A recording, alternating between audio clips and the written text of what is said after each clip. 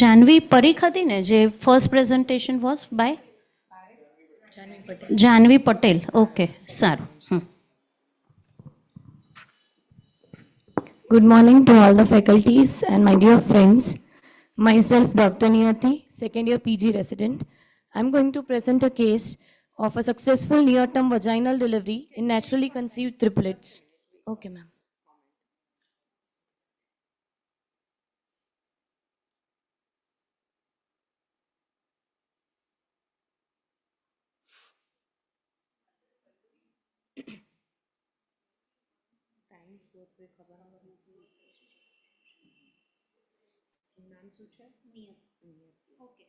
Okay, you can start now.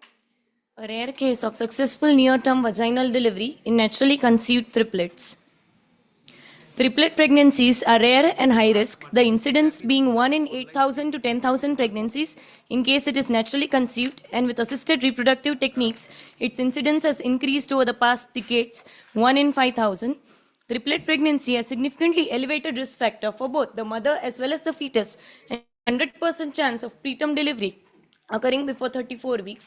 There are different types of triplets and how it happens. First one being fraternal triplets, that is when the three separate ovum getting fertilized by different sperms and each converting into a zygote. Then identical triplets in which one fertilized ovum will split into three embryos, and mixed triplets in which one ovum will split into identical twin and the separate ovum getting fertilized by different sperm and forming a zygote. Mode of delivery, mostly all triplets are delivered by lower cesarean section due to positioning issue and high risk fetal-maternal complications. My case presentation is a 23-year-old female with a GPAL score of G4P3L3, previous all FTND, with a period of gestation 36 weeks and 5 days, was admitted to the labor room in active phase of labor with triplet pregnancy on 22nd of June 2026, and her lab findings being with hemoglobin of 10.4 gram per deciliter, total counts 10,000 and platelet count 2 lakhs. She had only one documented scan, and on admission she was in active phase of labor, so we did not go for a scan. And in that scanning, roughly around 27 to 28 weeks with placentation which is trichorionic and triamniotic. And her per abdo and per vaginum findings were as follows. Abdomen was unduly enlarged with prominent stria gravidarum and linea nigra with symphysiofundal height of 46 centimeter. Multiple fetal parts were felt, and the fetal heart rates were located in different locations. For fetus A in the left upper quadrant, one in the right upper quadrant, another in the right lower quadrant, and uterine contractions were 3 to 4 contractions in 10 minutes, each lasting for 40 seconds. And per vaginum finding was 4 to 5 centimeter dilated cervix with 40 to 50% effacement. Show was present, membrane present, and no active leak present. Presenting part of the first baby was vertex, and station was -1, and pelvis was adequate. Mode of delivery, she had a late preterm vaginal delivery with all three babies delivered by vertex presentation with interdelivery interval of around 2 minutes between each, with NSAC birth of the third baby. And each of them had a baby weight of 1.9 kg for the first baby, second 1.8, and third also 1.86 kg. All three babies cried immediately after birth. EMSL done and patient had no postpartum complication. Placenta being trichorionic and triamniotic. And babies were kept in NICU and room air observation for 4 days and were discharged. This is a figure of the placentation that was trichorionic triamniotic, 3 placentation fused as a single unit, and the NSAC birth of the third baby. Placentation and chorionicity. The prognosis of any multifetal gestation will depend upon its placentation and chorionicity. When it is that is trichorionic and triamniotic, which is most common and which is most favorable for survival till long term, that is 3 different placentation and 3 different sac for the babies to develop. Then it is di-tri, that is dichorionic and triamniotic, means 2 placentation with 3 sac present, and monotri, that is a very high risk, single placentation with 3 different sac because of feto-fetal blood sharing, which includes twin-to-twin transfusion syndromes, and trap. Mono, that is only 1 sac and 1 placenta, extremely high risk for cord entanglement and early fetal demise. As I said earlier, it has a high risk of maternal and fetal complications, with maternal complications like structural anomalies, miscarriage, preterm labor, which is almost always in every case, hyperemesis gravidarum, severe anemia, postpartum hemorrhage, gestational hypertension, preeclampsia, gestational diabetes, and increased chance cesarean section. Then comes fetal complications, preterm birth, which is almost 100% true, less than 34 weeks mostly. Intrauterine growth retardation of the fetus, then twin-to-twin transition syndrome, wherein there is oligo in the donor twin and the recipient twin with polyhydramnios, then TAPS, that is twin anemia polycythemia syndrome, and TRAP, that is twin reverse arterial perfusion and fetal demise. Vaginal birth can be safe and effective for selected triplet pregnancies, specifically when the presenting part is vertex for the first baby. And key takeaways can be that is spontaneous triplets carry unique chorionicity, and depending upon the chorionicity, the prognosis can be determined. And vertex presentation is critical for giving a vaginal attempt, and optimized outcomes via multidisciplinary care. That is it. Can you compare the safe mode of delivery, cesarean versus normal delivery in a case of multifetal gestation, more than twin order, second order, like triplet and further? Ma'am, in case of a multifetal gestation, which is more than a twin order, I would say cesarean section is a more safer mode of delivery, because first thing, that the presentation of all the three babies might not be vertex. In my case, all the three were having cephalic presentation. But can it move while delivery? First is vertex, second is vertex, and then... Okay, fine, go ahead. If there are different presentations for all three, that is, if the first is vertex, but the other two could be in breech, then after coming head of the breech, it could be difficult to deliver. There might be chances of birth asphyxia and the fetal compromise. Secondly, if the presentation of the first baby is a breech or transverse, then we are more likely to go for a cesarean section, because in transverse lie there is no chance of a normal delivery, no progression of labor. And if the first is vertex followed by breech, still we can give a try with assisted vaginal breech delivery. Okay. But safer would be a cesarean section. Okay, in your case, you have said placenta was triamniotic and trichorionic. How have you diagnosed? Means in my case, it was a retrograde diagnosis after the case, that is after I delivered. That I saw the placenta, that the 3 units were fused, and during the delivery there were 3 different sacs for all the 3 babies, and the last birth was a complete N-sac birth, ma'am. So after that I found out that it was trichorionic and triamniotic. Before Okay. that I wasn't aware of Okay. its presentation. Okay. And you have said patient was para 4, gravida 4, para 3. So all the 3 were normal delivery. Yes, and this time she conceived spontaneously with the triplets. Yes, ma'am. Whether family history was there? No, ma'am, she did not have any family history. Okay. Thank you, ma'am.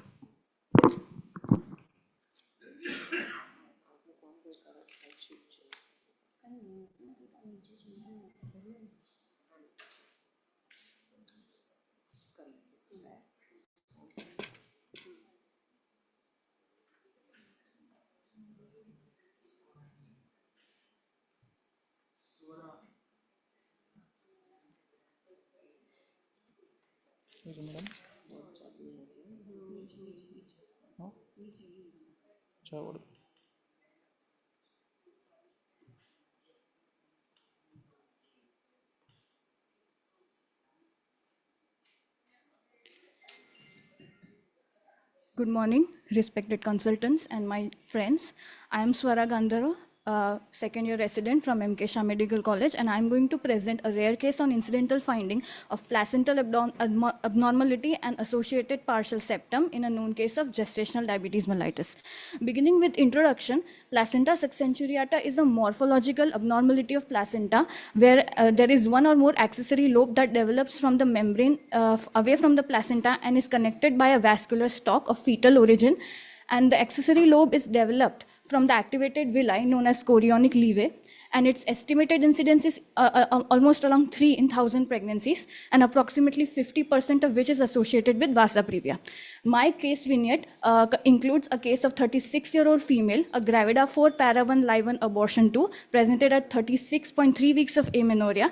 Her obstetric history was previous one female child delivered 4 years ago by full-term cesarean section in view of breech presentation, and she had a history of hypothyroidism since 4 years and was on tablet Thyronorm 50 microgram OD, also a known case of gestational diabetes mellitus in previous as well as current pregnancy, and she was on metformin 500 milligram OD.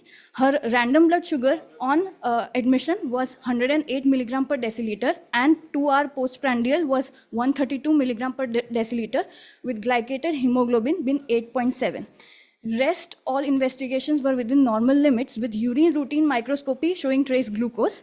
Her USG fetus on admission showed a gestational age of 36 weeks 5 days and an increased Likert suggestive of polyhydramnios with amniotic fluid index of 28 to 29 centimeter, with anterior placenta and transverse lie, an estimated fetal weight of 4.01 kg.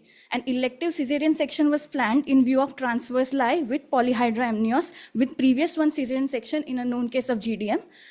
This case is a unique presentation of placenta subcenuriata in an elderly female which was undiagnosed even during periodic antenatal ultrasound, and also partial septate uterus, which was an intraoperative finding owing to the transverse lie of the fetus. Now, as we see in the image, this was photographed after the expulsion of placenta. We see accessory lobe which is connected to the main lobe by a vascular connection of fetal origin and an umbilical cord originating from the center of the main lobe. Hence, a thorough examination of cotyledons of placenta is necessary after the delivery to document this rare entity. The complications of this include risk of placental abruption, vasa previa, retained placenta, postpartum hemorrhage, infection and subinvolution of uterus. Also, in this case, there was no untoward complication to the mother as well as baby, which is much more commonly reported in cases.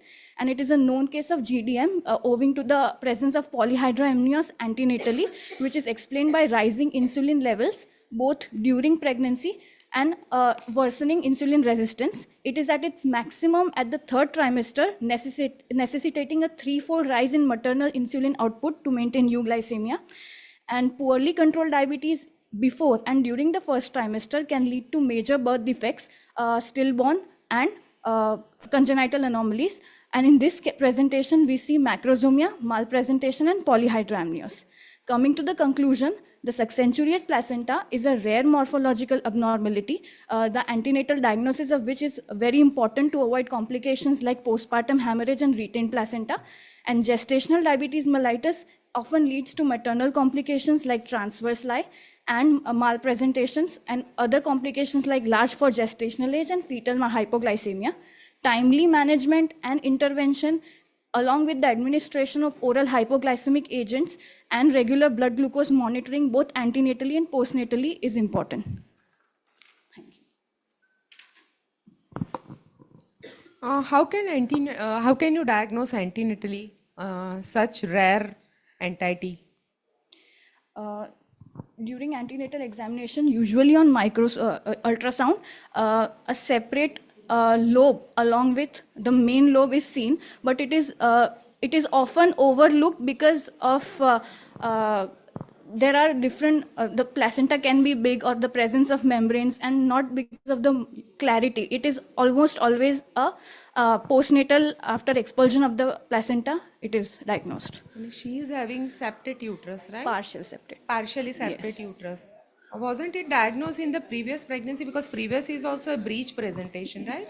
And cesarean was there. Cesarean So was it was done. diagnosed. So, what is the importance of just The patient came after 30 weeks to our hospital. So it was in her previous pregnancy, she had no other records of having partial uterus septum. So once we opted for elective cesarean, we after manual removal of the placenta, we saw that it was partially septate from inside. So after that is the examination. importance of checking the previous records, Yes, right? yeah. So high level of suspicion you can have. Okay, thank you.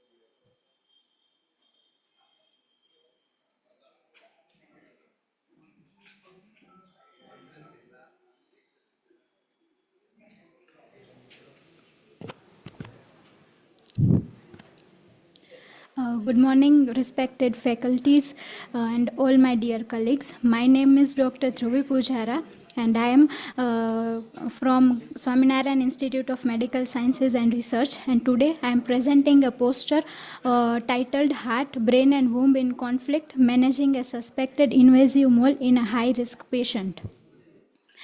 Let me take all of us through a clinical puzzle that very much astonished us of our medical and surgical team for taking decisions. Our patient, 34-year-old female, came with the complaint of 34-year-old female came with the complaint of 2 days of profuse vaginal bleeding followed by 1.5 month of amenorrhea. She has an obstetric history of gravida second, para 1, no abortion, and one live issue of previous history of lower segment cesarean section of live issue of male child 11 years old. It was a prolonged leaking previously, yes ma'am. Then she has a profound, then we conducted ultrasound. Ultrasound suggested ongoing abortion with yolk sac within and fetal pole within without cardiac activity present. And but the astonishing fact was that USG, the image showed extremely vascularity. Extreme vascularity more than 50%, extremely thinning the anterior wall, and this suggested us to go for further investigation of why the vascularity was present. Then we done MRI of the patient, which revealed 55 into 52 into 61 mm of mass with more than 50% anterior myometrial invasion, with which was extending to the bladder anteriorly and also involving the mesorectal fold, mesorectal fascia, which was involved. Yes ma'am. Then it also bladder was not involved, but mesorectal fascia was involved. It was posteriorly, yes ma'am. And then it also showed reactive right external iliac lymph node, which was abnormality of the lymph node. Then due to this to rule out the distant metastasis, we done NCCT of the patient, chest non-contrast. Then it was negative, no distant metastasis was found. But to rule out that abnormal lymph node pathology, we did PET scan of the patient, which revealed same findings, that it more than 50% of the myometrial invasion was present, and there was bilateral pelvic lymph nodes reactive. Then beta HCG level of the patients were also skyrocketed. It were 74,672. And also the past history of the patient was very significant. She was having rheumatic heart disease in 2023, and also she was followed by that she was also having stroke, which involved the left side of the parietal lobe and posterior superior temporal lobes. Followed by which she was on anticoagulation therapy. Since then she was on warfarin 4 mg and 3 mg alternatively. She was taking since 2023, and also she was taking tablet penicillin OD in the morning.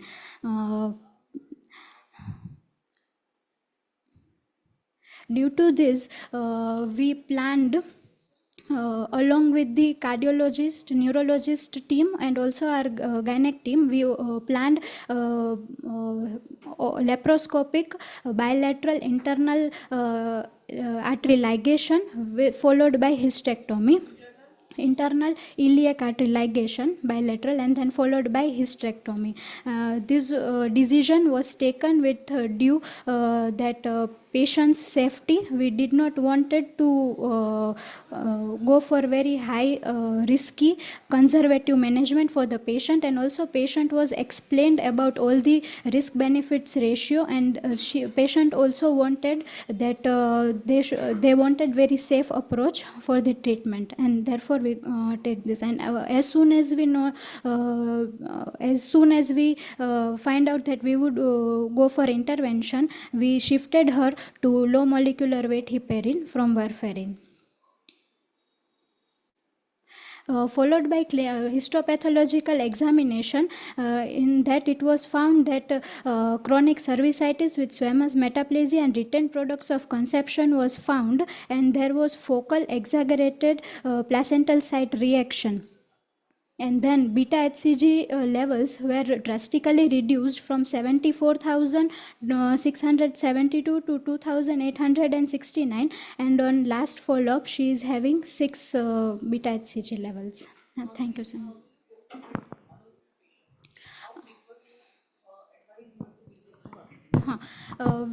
Every till 7 months, 6 to 7 months, every 15 days or every monthly we would follow up with beta HCG levels. So for and to 1 year we would follow up.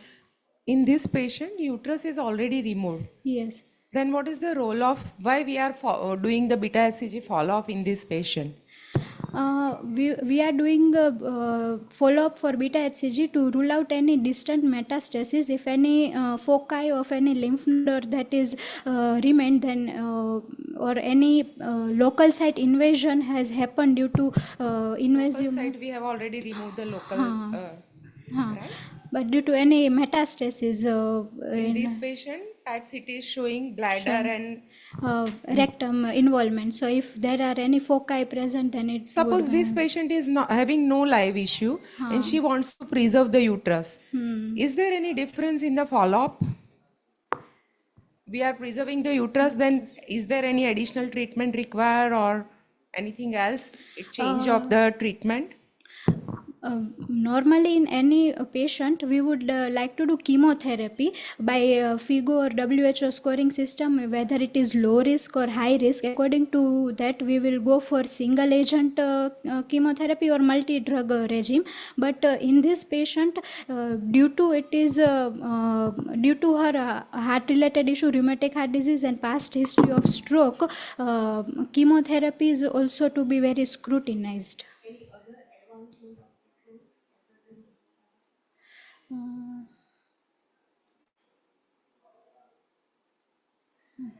Thank you, ma'am.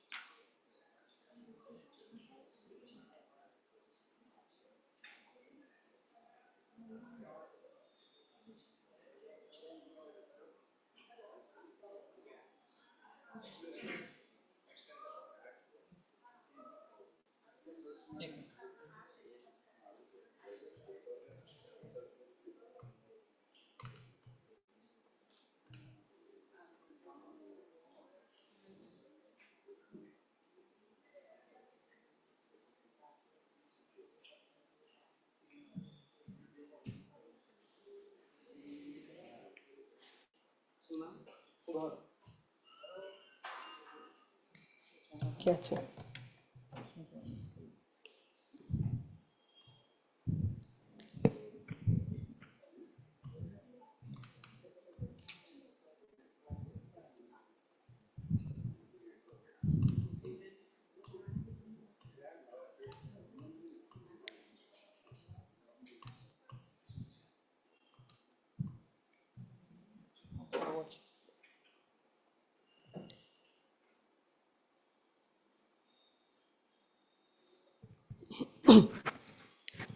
Good morning. respected judges, chairperson, and my dear colleagues. I am Dr. Gaurav Watukia from second year resident from GG Hospital and MP Shah Medical College, Jamnagar. To begin with the brief background, my case was a total abdominal hysterectomy with right salping oophorectomy for a giant uterine leiomyoma. The disease background: the uterine leiomyoma are benign proliferating nodules of the smooth muscle cell. In most cases, patients are asymptomatic. If symptoms present, it present with a heavy menstrual bleeding or pelvic pain, increased urinary frequency, constipation, or infertility. The diagnosis is mostly on the basis of the diagnostic imaging modalities. Then we move around the FIGO classification. So in FIGO classification, 0, 1 or 2 are the submucosal types shown in the image. Then intramural type, 100% intramural are type 4, and then the subserosal 6 and 7. Less than 15 intramural is the type 6 and type 7 pedunculated fibroid. In the large fibroid which submucosal or subserosal type, hybrid type 2, 5. Then we move into our case presentation. A 40-year-old female patient with past history of 2 normal vaginal delivery presented to GG hospital with the chimp complaint of heavy menses and lower abdomen since 6 months. On physical examination, mobile firm non-tender pelvic abdominal mass, 24-week size uterine mass was palpated. Lab finding was HB was very low, 7 gram. So we transfused 3 pint PCV before the pre-op. On USG, USG suggestive of well-defined solid heterogeneous hyperechoic fundal mass measuring 80 cross 40 or 9 centimeter. So we for further anatomical evaluation ureter we planned for CSCT. CT scan suggestive of massive heterogeneously enhancing soft tissue mass fundal origin measuring 80 cross 60 cross 8 centimeter with internal cystic and degenerative components. Ureteric status: a structurally displaced but a patent normal kidney with symmetrical contrast excretion. No evidence of hydronephrosis, and our lab report was RFT was also without normal limit. So hence classic well circumscribed contour indicates a benign subserous pedunculated fibroid with low malignant potential, leading to our provisional diagnosis of AUBL. Subserous. Then procedure execution. Our initial strategy was a plan for a total abdominal hysterectomy, but intraoperatively uterine size was the normal size with a normal left fallopian tube and ovary, but the massive size of 80 centimeter right-sided subserosal mass had severely distorted the local pelvic anatomy. The right fallopian tube and ovary were stretched extremely thin and compressed across the highly vascularized surface of the tumor. Ureteric tracing: the right retroperitoneal space were dissected early. The displaced right ureter was identified and traced down to the vesico-ureter junction to prevent clamping or thermal injury. And to safeguard against the tissue necrosis and right adnexal ischemia, we decided to total abdominal hysterectomy with a right salpingo oophorectomy.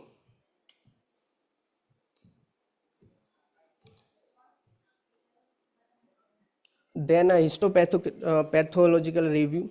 The gross examination of the resected specimen confirmed a massive subserosal mass measuring 80 cross 40 cross 9 centimeter. Cut section analysis revealed the classic interlacing bundles of smooth muscle fibers forming a characteristic walled arrangement. Hence the confirmation done through histopath.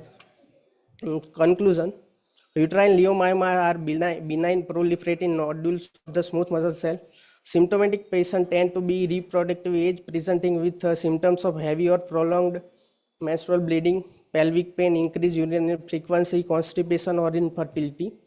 Surgical management can include a myomectomy for a woman who prefer to keep their fertility status, or a hysterectomy for the woman who not interested in the future pregnancy.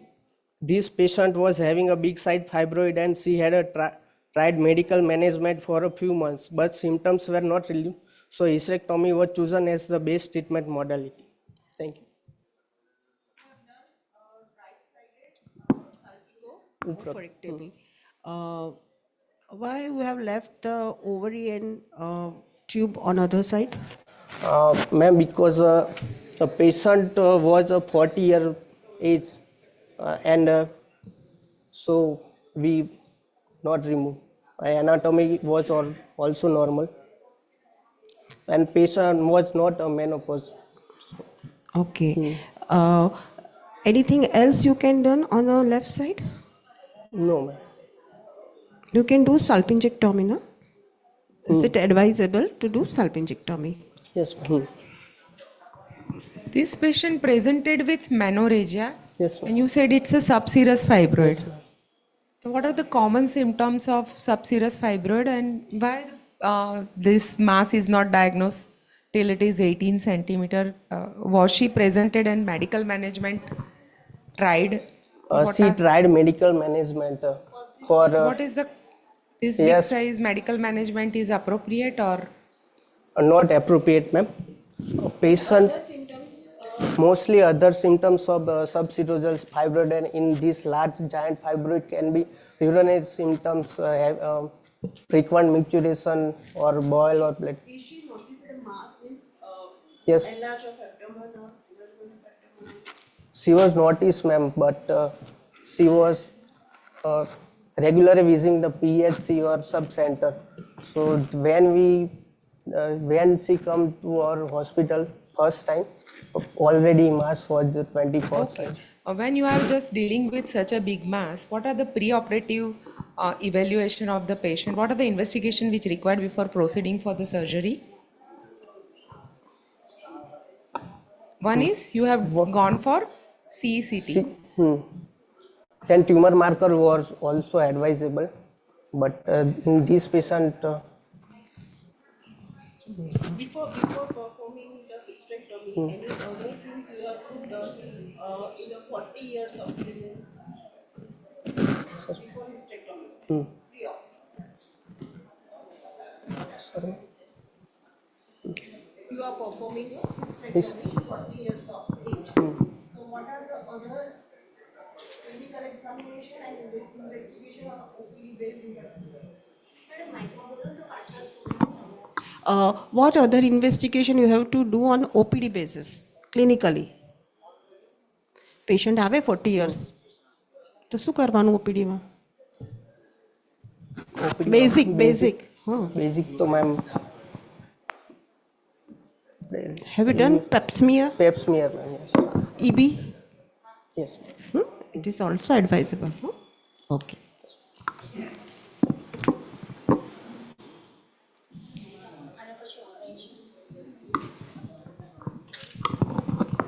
Good morning, everyone. One more just, Dr. Jalpa Bhatt is here with us. She is the professor at the MK Shah Medical College. Madam, please welcome.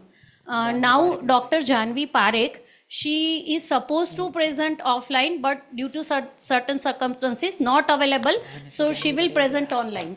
Madam, તમારા લિસ્ટમાં છે જાનવી પારેખ, એ online present કરી રહી છે. આ ત્રીજું sheet છે. આપણે એને she is ready તો અહીંયા એને present Online.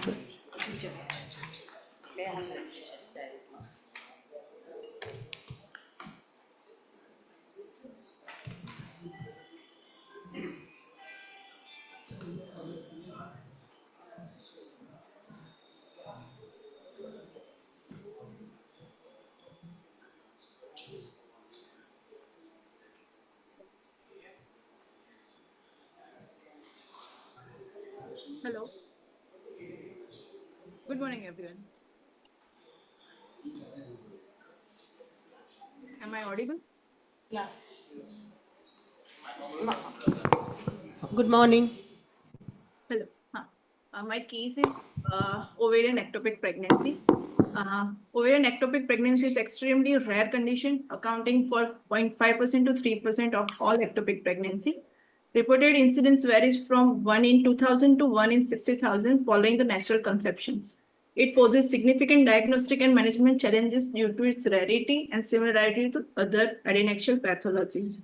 Ovarian ectopic pregnancy results from secondary implantation on the ovary, like extrafollicular, or from failure of the follicular extrusion, intrafollicular. The incidence increase because of the wider use of intrauterine devices where ovulatory assisted techniques such as IVF, in vitro fertilizations. There has been a recent increase in incidence of ovarian pregnancy due to better diagnostic modalities such as TVS and TVS transvaginal sonography and serum beta HCG estimations. My case is a 24-year-old UPT positive female, third gravida, previous 191 abortion with 6 weeks of gestation and followed by and came with a complaint of lower abdominal pain after sexual intercourse and history of 1.5 months. And there is no history of any vaginal bleeding or spotting at that time present. And she has no previous history of PID changes or use of any intrauterine devices. Her LMP was 27, 2025, which is normal, regular, previous 1 month ago. And past menstrual history was normal. On general examination, her temperature was febrile, pulse rate is 100, BP 100 by 72, RR is 16 to 18 per minute, or RS series normal. Or per abdominal examination shows a soft, mild abdominal distension plus tenderness present. Per speculum examination, cervix and vagina is healthy, no significant any discharge at that time. And per vaginal examination shows cervix was closed, uterus anteverted, normal in size, fornical tenderness present over the left side. And then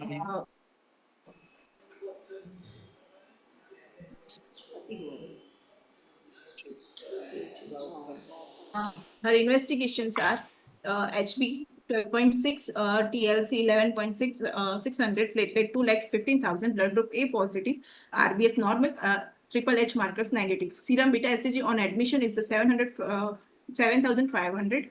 Her transvaginal USG shows thickened endometrial cavity, empty uterus, left-sided ovarian rupture, and hemoperitoneum with collection of 750 cc. And left adnexal echogenic mass around 1.6 into 1.2 into 1.4 centimeter adjacent to medial to the left ovary. Its CSAC is present and gestational age is 6 weeks plus 2 days. And there is no cardiac activity, and the right ovary and fallopian tube were normal.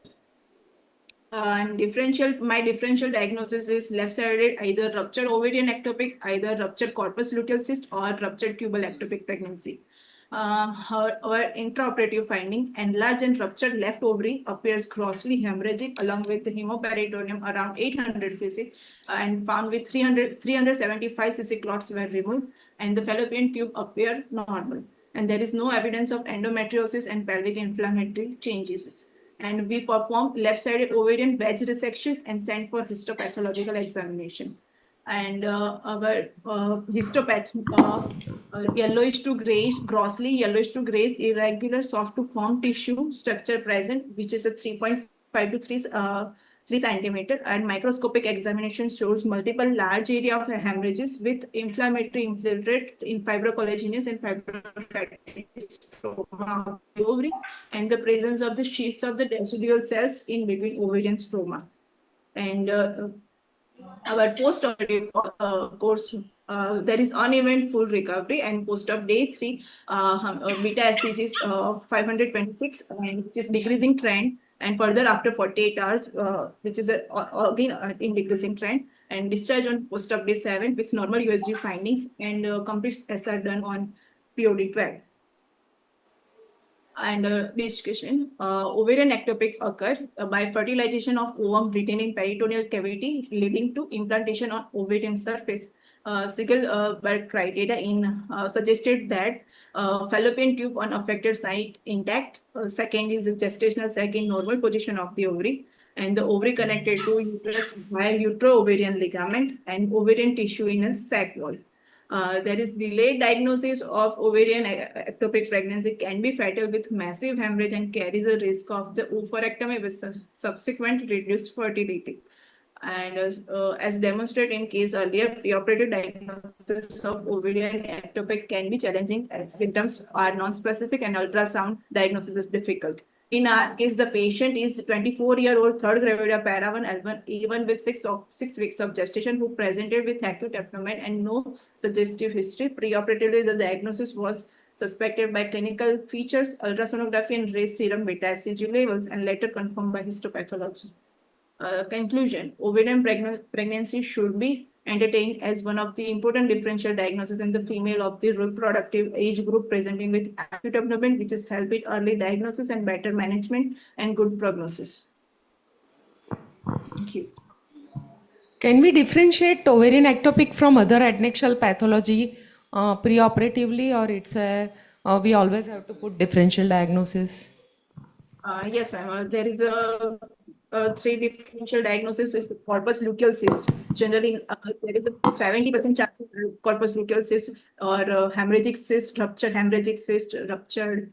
What are the TVS finding to confirm, means just to confirm our clinical diagnosis? The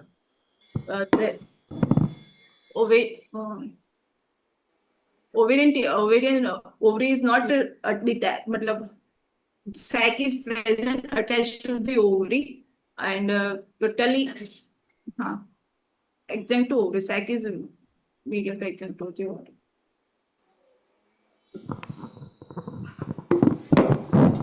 If it is unruptured, can we manage medically, or we have to go for operative management only? In this patient, it is ruptured, but Yes, suppose patient presents with unruptured ovarian ectopic pregnancy with beta HCG level of 7,000 something, which is present in this patient. Can we can we manage medically or not? This type of beta HCG, this raised beta HCG levels, we cannot do medical management. But if beta HCG levels are less than 1,500, we can treat by medical management. What is, Why did you remove the partial ovary? Yes, ma'am. Because it is a SAC is on. In this case, our case is extra follicular type, which is so that we can preserve her ovary by the vaginal section, or her age is 24 years, so that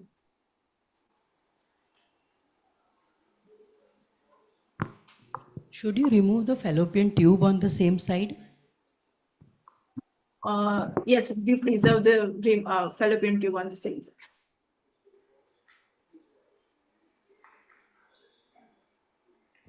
okay, fine.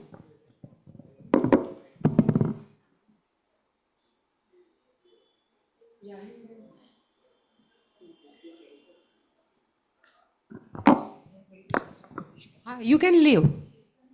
Thank Okay, you. ma'am. Thank you.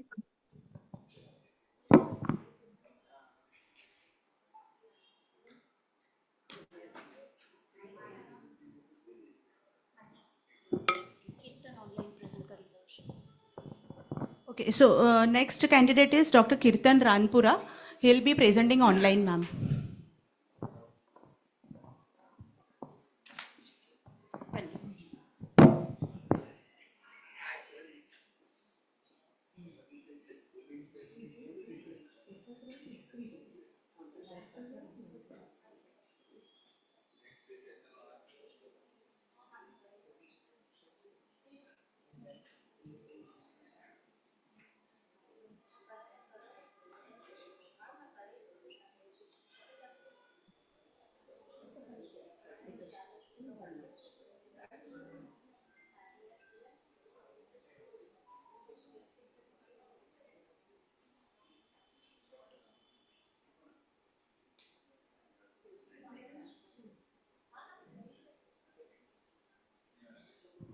Am I audible?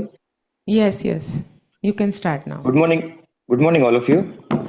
Myself, Dr. Kirtan Ranpura, second year PG resident from Adani Institute Medical College, Bhuj. My case is cesarean myomectomy in anterior wall lower uterine segment myoma with previous cesarean section. Traditionally, performing a myomectomy during cesarean section was strongly discouraged due to risk of intractable hemorrhage and risk of postoperative morbidity and emergency hysterectomy. However, modern censuses confirm that cesarean myomectomy is highly feasible and safe Hello? under optimal. Hello. Hello? Your PPT is not displayed on screen. We cannot see your presentation.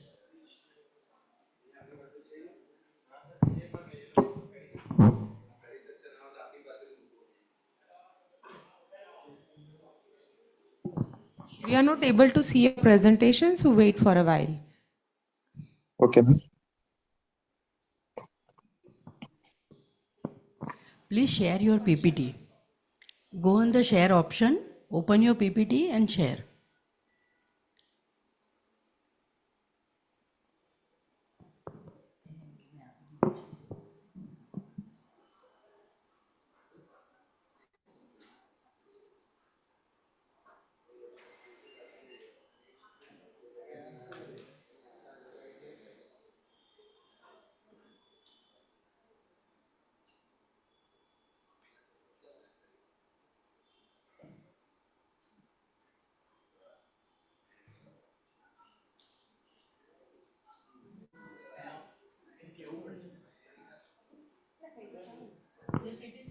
Hello?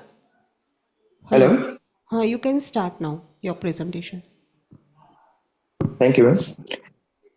Myself, Dr. Kirtan Ranpura, second year PG resident from Gujarat Adani Institute Medical College, Bhuj. My case is cesarean myomectomy in anterior wall uterine segment myoma with previous cesarean section. Change બી નથી થતો અહીંયાથી કરવું પડશે કદાચ અને થઈ શકે છે હા તને can you see the your presentation? Coordinate કરવું પડશે. Yes, ma'am, I can see. Okay, then go ahead. Traditionally, performing a myomectomy during cesarean section was strongly discouraged due to risk of intractable hemorrhage and increased postoperative morbidity and emergency hysterectomy. However, modern censuses confirm that cesarean myomectomy is highly feasible and safe under optimized patient criteria with systemic hemostasis. My case is 30-year-old female with G2P1 A0L1 with ops history of one male child 5 years ago with previous LSCS in view of oligohydramnios. Patient had no significant medical history. Patient had complained of abdominal pain since 6 hours. History of previous LSCS 5 years ago and had uneventful recovery. Patient was planned for emergency cesarean section because of patient had moderate to severe uterine contraction and progressive cervical dilatation of 2 to 3 centimeter. Surgical finding and technique. Patient shifted to emergency OT with spinal anesthesia given. Abdomen opening layer and opening peritoneal cavity in lower uterine segment. Intramural fibroid noted covering the lower segment. Fibroid was too large in size and completely covering the lower uterine segment. Baby delivery could not possible without removing a fibroid. Intra 1 point PCV was given to patient due to risk of blood loss during surgery. Fibroid held with two Alice forceps, separated from its base via traction and counter traction. Fibroid removed and sent for histopathy examination. Uterine incision kept and extended bilaterally. Amniotomy done. Thick MSL was present. Baby was in oblique position due to fibroid was in lower uterine segment. Single live male child delivered in vertex presentation by Vectis. Hemostasis protocol, proactive approach preparation with high-dose oxytocin infusion and robust multi-layer surgical approximation. On pathological examination, gross examination, ex vivo validation of being benign uterine leiomyoma presenting as solid, walled, well circumscribed, mass 12 into 10 into 6 centimeter with weight of 350 gram. On postoperative course, both cesarean section and myomectomy were completed without complication. Baby was kept along the mother in general ward and discharged after 48 hours of surgery. Postoperative day 11, patient had complained about one episode of fever. On examination, stitch line was healthy, no pus and no discharge. Patient was admitted and injectable antibiotic given. Since then, there is no episode of fever. Serial ultrasonography was done. It was 7 into 5 centimeter collection above the stitch line. It was it was not increasing in size, and conservative management done. On discussion, patient safety surgical outcome matches standard cesarean delivery in terms of hemoglobin changes when proper medical hemostasis is maintained. Surgical technique control of myometrial bed in multiple layer using figure of 8 observable suture prevent hematoma formation. On economic utility, eliminating the subsequent secondary abdominal surgery drastically reduce the patient risk of exposure and healthcare costs. Since since then, we get to know about the importance of routine ultra antenatal visit, and so that we could diagnose the fibroid in early cases, and we can do elective cesarean section for that, and intraoperative, and we can also use the intraoperative use of vasopressin and availability of blood products during this surgery. On conclusion, a 30-year-old female with previous cesarean section had done cesarean myomectomy with skilled surgical team. So cesarean myomectomy is highly visible and safe intervention for carefully selected uterine fibroid. You have done an emergency cesarean or elective? Yes, ma'am. We have done emergency cesarean section due to So you patient. find the myoma per op. Yes, ma'am. We find myoma intraoperatively Okay, during the intraoperative. So procedure. what uh, uh, uh, procedure you have to perform before the putting incision over the myoma? During Anything cesarean else? myomectomy, Uh, if we get to know myoma pre-operatively, we can do it's a better with. intraoperative. Intraoperative, what you have to do to prevent the bleeding? Firstly, we give the incision was kept and Any procedure? no, sir. We manage as as we done in cesarean section. Fibroid was removed, and during the delivery of Before baby, it before was before touching to the fibroid. maybe we can use vasopressin Any surgical intraoperative due procedure? to Any surgical procedure? maybe we can use JSEP incision to prevent any blood loss or something Huh. intraoperative. So how will you prevent the intraoperative blood loss? We manage with robust hemostasis with observable suture and figure of 8 incision whenever it's like. Suppose this patient is diagnosed this myoma on the incision side pre-operatively. What could be your line of management? How will you how you can proceed? What are the We investigations which will you advise, and how will you draw a plan of management? we can plan the elective cesarean section if we know diagnose about early during pre-operatively, and What is the during the checklist when you are pre-operatively diagnosed and you have planned the myomectomy, cesarean myomectomy? What are the investigations which you advise, or anything you keep ready?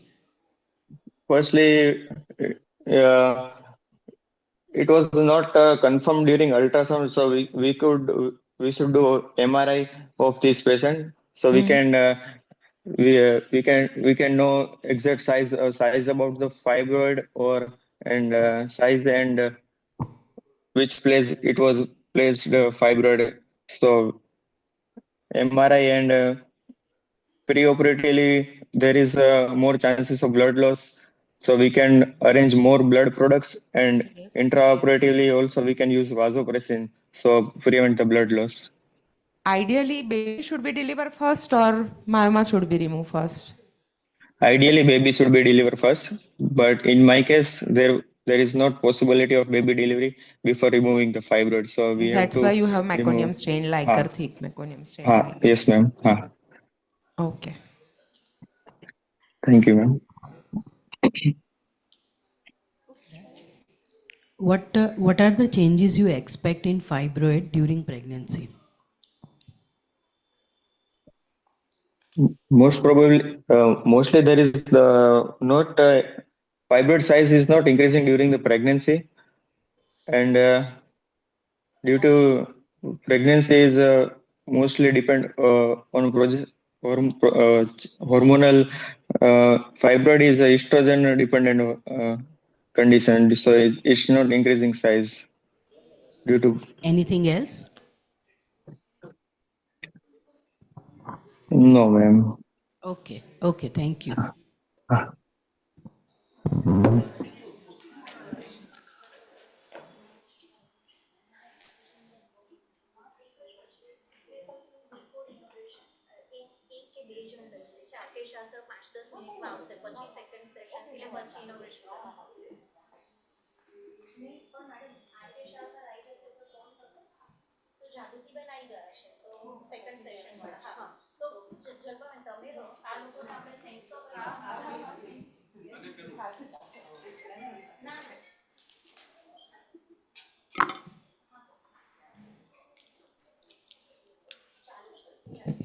Thank you very much, madam, coming early and helping us out to judge these presentations. Thank you so much. So now I would request Hemant sir to please come and felicitate the judges.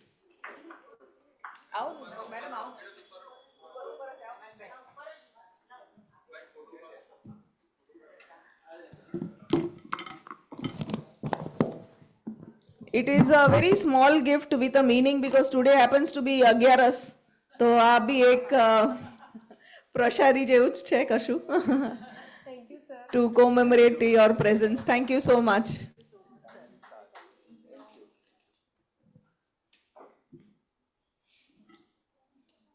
Plants. एक જ minute madam. We still have one more gift for you, madam. I would request Kruti madam to please do the honors.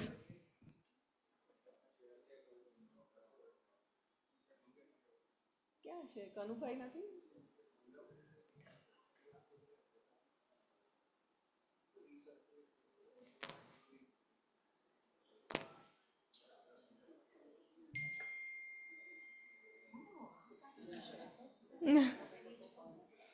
Yes. બસ બે જ જોશે. Yes. હા.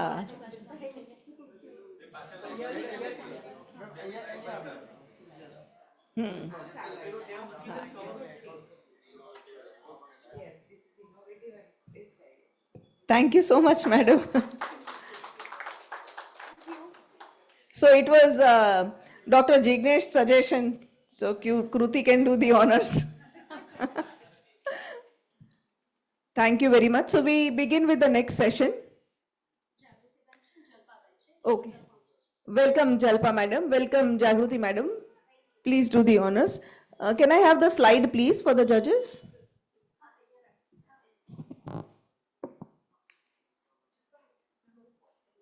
Judges, slide.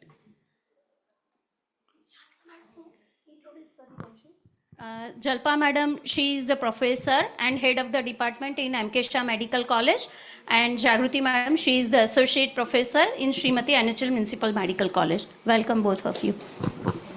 Thank you.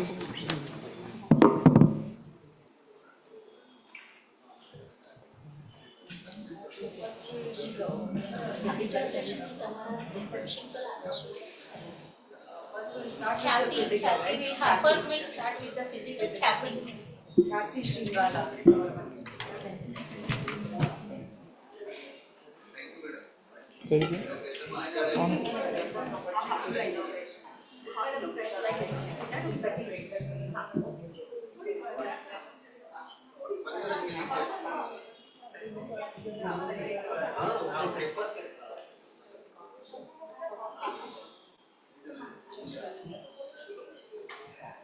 Good morning, sir and ma'am. I am Dr. Khyati Shingala, first year OBGYN resident from Swaminarayan Medical Institute and Research. Today, I am here to present a poster presentation on topic ovarian torsion. twisted but salvaged. Successful ovarian conservation in adnexal torsion. A rare familial presentation managed with conservative laparoscopic detorsion and oophoropraxis. A 10-year-old girl presented with a complaint of right lumbar pain fossa since 2 days.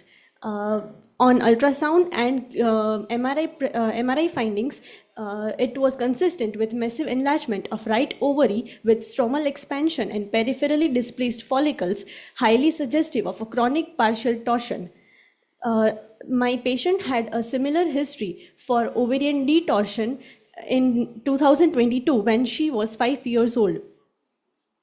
She also had a familial history of her mother presenting with bilateral oophorectomy at the age of 12 years and 26 years, respectively. On our investigations of tumor markers were normal, CA of 2.02, CA 99 2.64, AFP less than 2 and beta HCG levels less than 2.3, CA 125 with 13.5.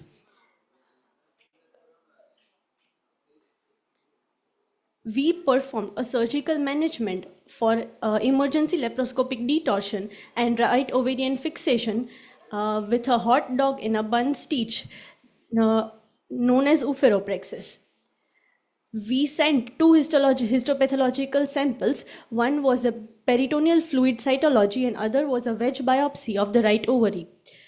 Histopathology of fluid cytology resembled scatteredly arranged lymphocytes and few macrophages in proteinaceous background. No malignant cells were seen. Histopathology of a wedge biopsy from right ovary were consistent with hemorrhagic corpus luteal cyst and necrosis and inflammatory infiltrates. USG findings on post-op day 7 showed normal ovaries and ADL levels of the peritoneal fluids were found to be 3.51. Conclusion: the case highlights the importance of considering familial predisposition in pediatric patients presenting with recurrent ovarian torsion. While oophorectomy is often performed in chronic or recurrent cases, conservative management with detorsion and ovarian fixation is feasible and essential for future reproductive potential in adolescents, provided the ovary remains viable. Early diagnosis and intervention are paramount to preserving ovarian function, especially in young patients with a suspected inherited predisposition. Thank you, ma'am.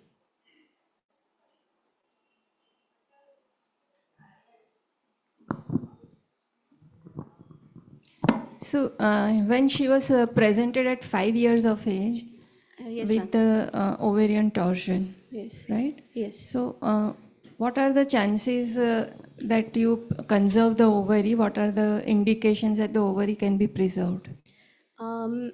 Usually, ma'am, the diagnostic approach is the laparoscopy to judge whether the ovary is viable or not. Only the torsion or the USG findings of absent or abnormal Doppler findings are not consistent to decide whether the ovary can be salvaged or not. At the age of 5 years, the girl did not came to our institute. We have the history after the current case, right? Like at the presentation of 11 years, on examination, like on laparoscopy, the ovary had hemorrhagic appearance, grossly enlarged, but on detorsion and waiting for 15 minutes intraoperatively, the ovary was seen to be viable, and so we decided to fix the ovary on the right side. Okay. What are the steps that you perform during surgery? Firstly, we prepare the patient preoperatively by considering in blood investigations, tumor markers. Important steps. After the patient is on OT table, we perform painting and draping. We insert a 5 mm, 10 mm port on the supraumbilical incision and 2 side ports on the left side. Then we insert the... Tell me the intraoperative finding. I want to know the position of the other ovary. Yes, ma'am. This is the image which shows the position of the left ovary, which was fixed in 2022. And on that side, that is the right ovary, which is shown post-operatively after the detorsion was performed. Yes. So the previous detorsion was successful. Yes, ma'am. Okay. Anything else we can suggest to the patient? Suppose she might have torsion in spite of your surgery, Yes, ma'am. or maybe at the age of 5 years. Anything else could have been advised? Ma'am, usually we advise oophoropraxis, like early advance. We cannot suggest oophorectomy because the age is very less and we need to conserve her reproductive functions.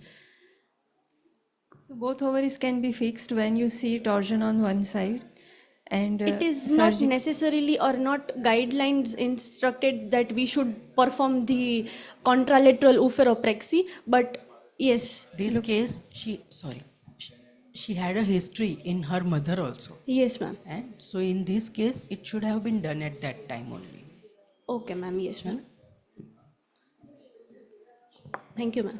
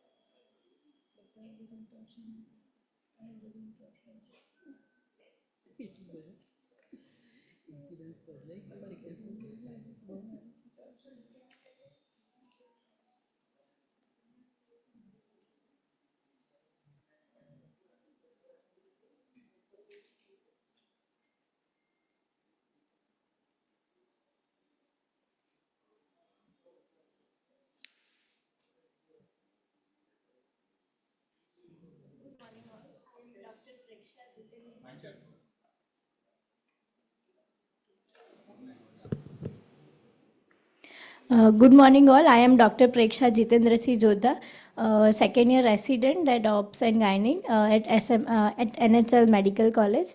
I am presenting a case of ovarian torsion, a gynecological emergency, and a case report.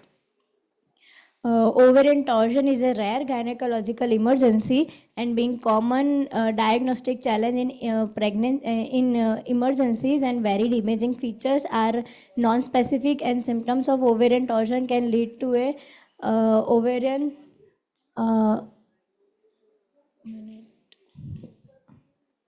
થોડુંક હા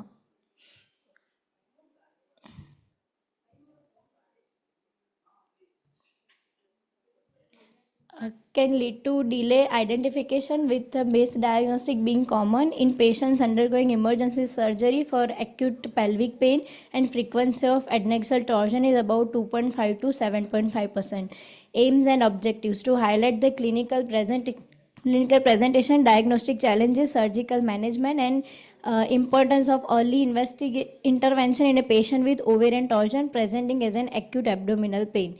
Case presentation, my patient is 30-year-old woman presenting with the right sided flank pain and lower abdomen since 2 days, and clinical examination revealed right iliac fossa tenderness with guarding rigidity and ultrasonographic presenting that 9 by 7 by 9 centimeter sized cyst with absent vascularity suggestive of ovarian torsion. Emergency laparotomy revealed that background is ovarian cyst torsion is a complete or partial torsion of the ovarian vascular pedicles which causes obstructs the blood flow, and ovarian torsion can occur at any age with the greatest incidence of ovarian torsion occurs in right side. This caused by the larger utero-ovarian ligaments, and diagnosis of the ovarian torsion is difficult because of the clinical parameters is low sensitivity and specificity. And abdominal pain is reported in most patients with the ovarian cyst torsion. My conclusion is ovarian cyst torsion is ovarian cyst torsion can occur at any age. Therefore, a high index of suspicious coupled with the radiographic evidence and adequate clinical presentation reduce the morbidity and complications of the disease. Rapid diagnosis and surgical interventions are the keys to recovery.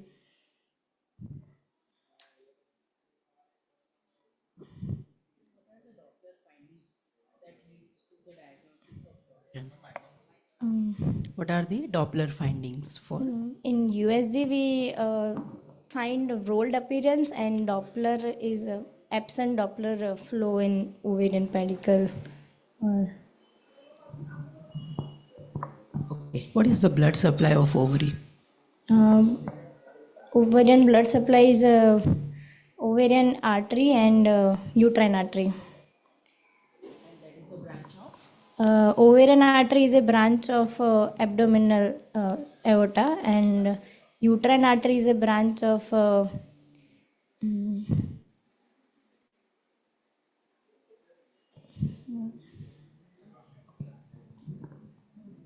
thank you, ma'am.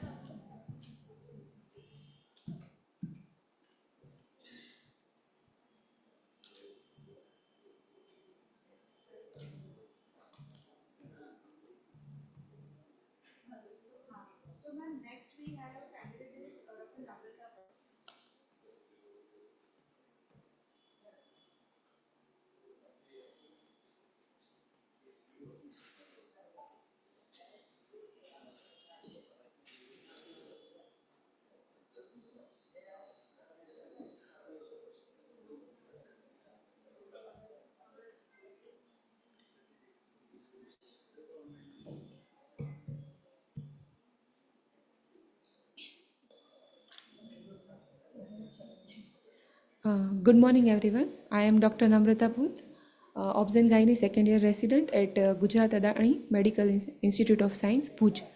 And I am presenting the case of ovarian ectopic pregnancy.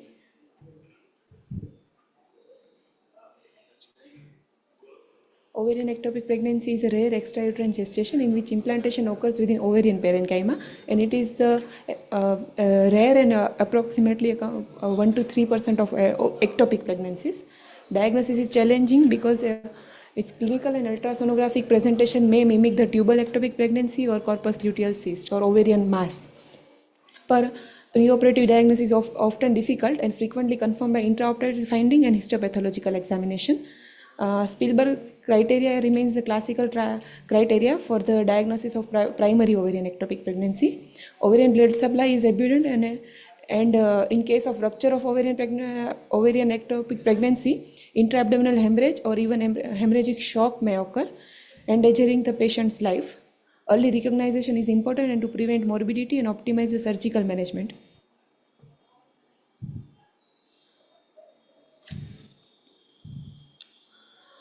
My case is a 27-year-old female, G3, P1, E1, L1, came for a routine antenatal visit with 3 months of amenorrhea and home UPT positive with no significant presenting complaints. She had past history of a left tubal ectopic pregnancy managed by left salpingectomy. Per abdomen, approximately 8-week size mass was present in lower abdominal, which was firm and non-tender. Per vaginal, mild bulky uterus with right fornicial fullness, and left fornicis was clear and non-tender. Patient was vitally stable. Her investigations were within normal range. Her USG suggested of live extrauterine pregnancy of approximately 11 weeks. For a management, we took patient for exploratory laparotomy with all pre-op preparation. On intra-op, right unruptured ovarian ectopic pregnancy was present, which was approximately 12 week size. An ectopic mass was dissected and removed along with the right tube and ovary. Specimen was sent for histopathological examination. Intra-op minimal blood loss was present, and patient remained hemodynamically stable and shifted to ward. And histopathological examination confirmed the primary ovarian ectopic pregnancy. Patient was discharged after 5 days of hospital stay and no post-operative complication. This was the intra-op images, which shows the 12-week size fetus and ovary.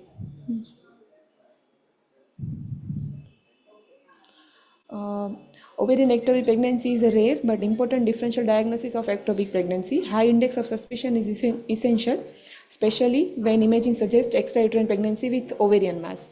Ultrasonography may not always establish the exact site of implantation. Intraoperative evaluation and histopathology play crucial role in diagnosis. Spielberg criteria is age, gestational sac is located in the ovary. Ectopic pregnancy attached to the uterus by ovarian ligament. Fallopian tube is intact and separate from the ovary. Ovarian tissue is demonstrated in gestational sac wall on histology. Early diagnosis and timely surgical management can result in favorable outcome. This case highlights the importance of recognizing ovarian ectopic pregnancy as rare but significant differential diagnosis of extrauterine gestation. Despite advances in ultrasonography, per-operative diagnosis remains the challenging. Prompt recognition, meticulous surgical management, considering the highly vascular ovarian tissue, and histopathological confirm essential for the achieving favorable maternal outcome and preventing potentially life-threatening complications. Early intervention remains the cornerstone of successful management. Multidisciplinary approach involving accurate radiological assessment, surgical expertise, and pathological confirmation is essential for optimal patient care. Preserving maternal safety through timely intervention should remain the primary goal, while fertility preserving strategies should be considered whenever clinically feasible.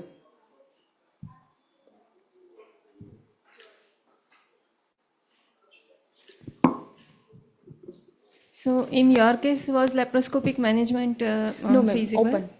It was done open. Oh. So do you think it is feasible to operate an ovarian ectopic laparoscopically? Yes, it is, but in my case, it was a 12-week large gestation, and at that time, we didn't had a laparoscopy at our institute. And conserving ovary, what do you think in an ovarian ectopic? Can we conserve ovary?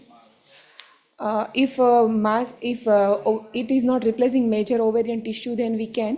But in my case, it was a very large size gestation, and it was replacing very much tissue of the ovary. So what do you think, operatively you could find a reason why she had repeated ectopic? She had a previous history? Yes. And this is the second ectopic? Yes. So could you find a reason? What are the causes why recurrence occurs in? No, there was not significant. So what do you think, what are the reasons why ectopic recurs? It can be due to PID and IUCD. Endometriosis are... Okay.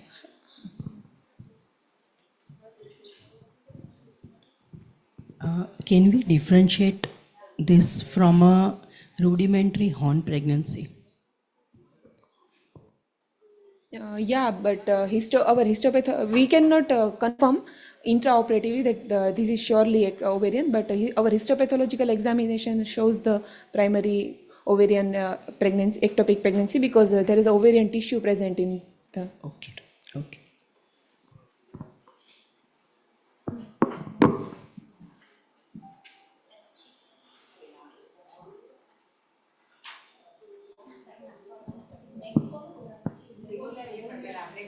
हमने invite कर दी हाँ We also have the third judge with us, Dr. Sheetal Mehta. She is the professor in Srimati Anachal Municipal Medical College and Shadaban Hospital. Welcome. Next student is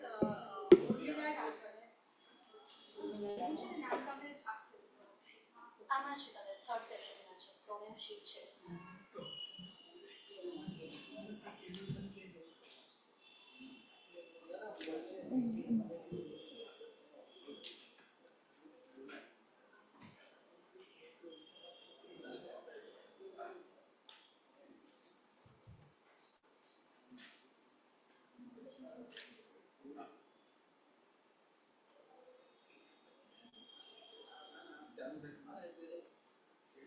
Madam, Dr. Pratisha wants to comment on the ovarian ectopic. Yes, please, sir. Before this, let's start.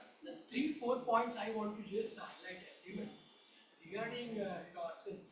It's very important that the time duration from the pain started and patient taken for surgery is very crucial. If it is more than 6 to 8 hours, then believe me, you are losing a case of saving your ovary. That is the message I want to give, because lot of times, you waste the time in lot of things, sonography, senior's opinion, this, and when you lose the time, ultimately what you get is the necrosed ovary.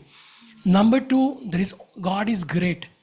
Always, untwist it and see that it becomes pink. If it becomes pink, then with explained risk of second laparoscopy also, you can save the ovary, because ultimately a young patient, you don't want to, just remove the ovary. That is the one thing.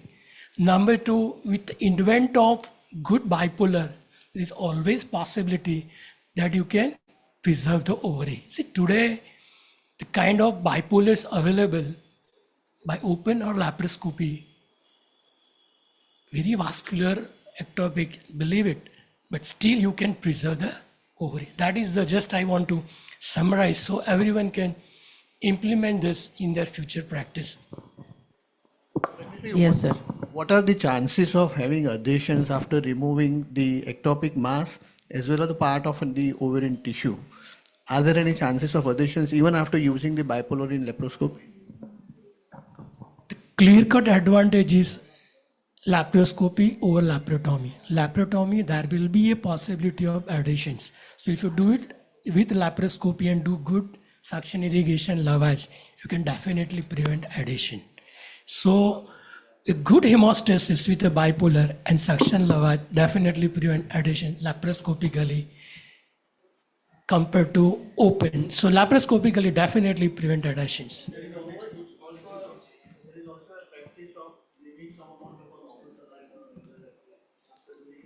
Yeah, that also you can do it. Keeping a normal saline may also help in preventing adhesions.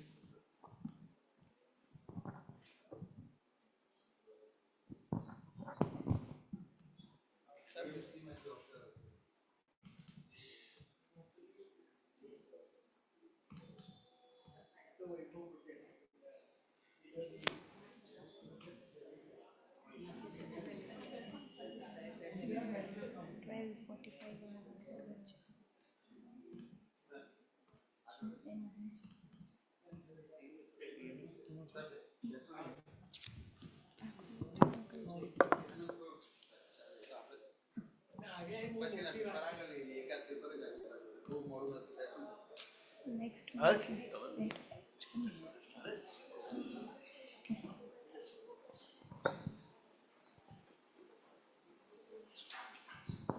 Good morning, everyone. I'm Dr. Urmila Dangar, second year resident from BJ Medical College. I'm presenting the paper presentation for observational study on approach to the management of high-risk pregnancy in low resource setting and peripheral areas under guidance of Dr. Hina Ma'am of additional professor and head of unit of BJ Medical College. Abstract is high-risk pregnancy contributes significantly to maternal and perinatal morbidity and mortality, particularly in low resource setting, where access to the specialist care, diagnostic facility, blood banks, and neonatal intensive care is limited. Early identification, risk stratification, timely stabilization, and appropriate referral are the cornerstone of management. This paper discusses practical approach to the management of high-risk pregnancy in periphery healthcare facility using evidence-based and resource-appropriate strategies. Introduction. High-risk pregnancy refers to any pregnancy in which the mother, fetus, or both have increased risk of adverse outcome before, during, and after delivery. In low-resource setting and peripheral healthcare facility, management is challenging because of limited infrastructure, shortage of skilled personnel, inadequate laboratory support, delayed referrals, and transportation barrier. In India, annual maternal death is 24,097 per annum, 1 lakh live births, and major causes include hypertensive disorder, obstetric hemorrhage, anemia, sepsis, diabetes, heart disease, and previous cesarean section and multiple pregnancy.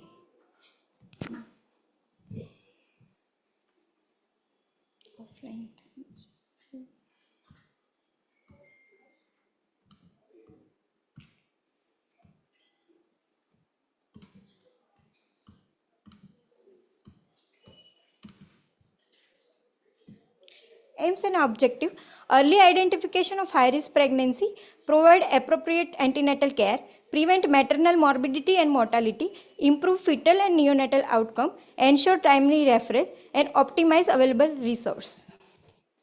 Methodology: prospective and retrospective study conducted in Department of Gynecology at Sub-District Hospital Mahua, Bhavnagar, under guidance of Dr. Neil Shah, MS OBGY at General Hospital Mahua over 1.5 months. Inclusion criteria: antenatal OPD and IPD patient willing to participate, and screen for HB, DIPSI, viral marker, and other lab investigations. Result: total screen woman screen woman is 1,600. Total high risk factor is 214. This is the total number of risk factor. Not necessary to total number of high risk pregnant women, because the one woman have more than one risk factor. In this, high risk factors are anemia, multigravida, hypertension, gestational diabetes, elderly gravida, low BMI, PPH, placenta previa, APH, previous 2 LSES, previous 3 LSES, HIV, HBS is positive, cardiac disease, and previous ectopic. These are the number of real cases I find on peripheral area. This is graph of distribution of high risk pregnancy factors. The primary focus of our management strategy was on three most prevalent and preventable high-risk conditions: anemia, hypertensive disorder, and gestational diabetes. Special attention was given to the identified women with obstetric risk factors such as a previous cesarean section, placenta previa, antepartum hemorrhage, postpartum hemorrhage, cardiac disease, and ectopic pregnancy for early referral to higher center while ensuring regular antenatal follow-up and delivery planning. Approach to the management: first one is anemia. Classification of anemia is mild, moderate, severe, as shows in a table. And I find this patient mild anemia was 27 patient, moderate is 61, and severe is 14.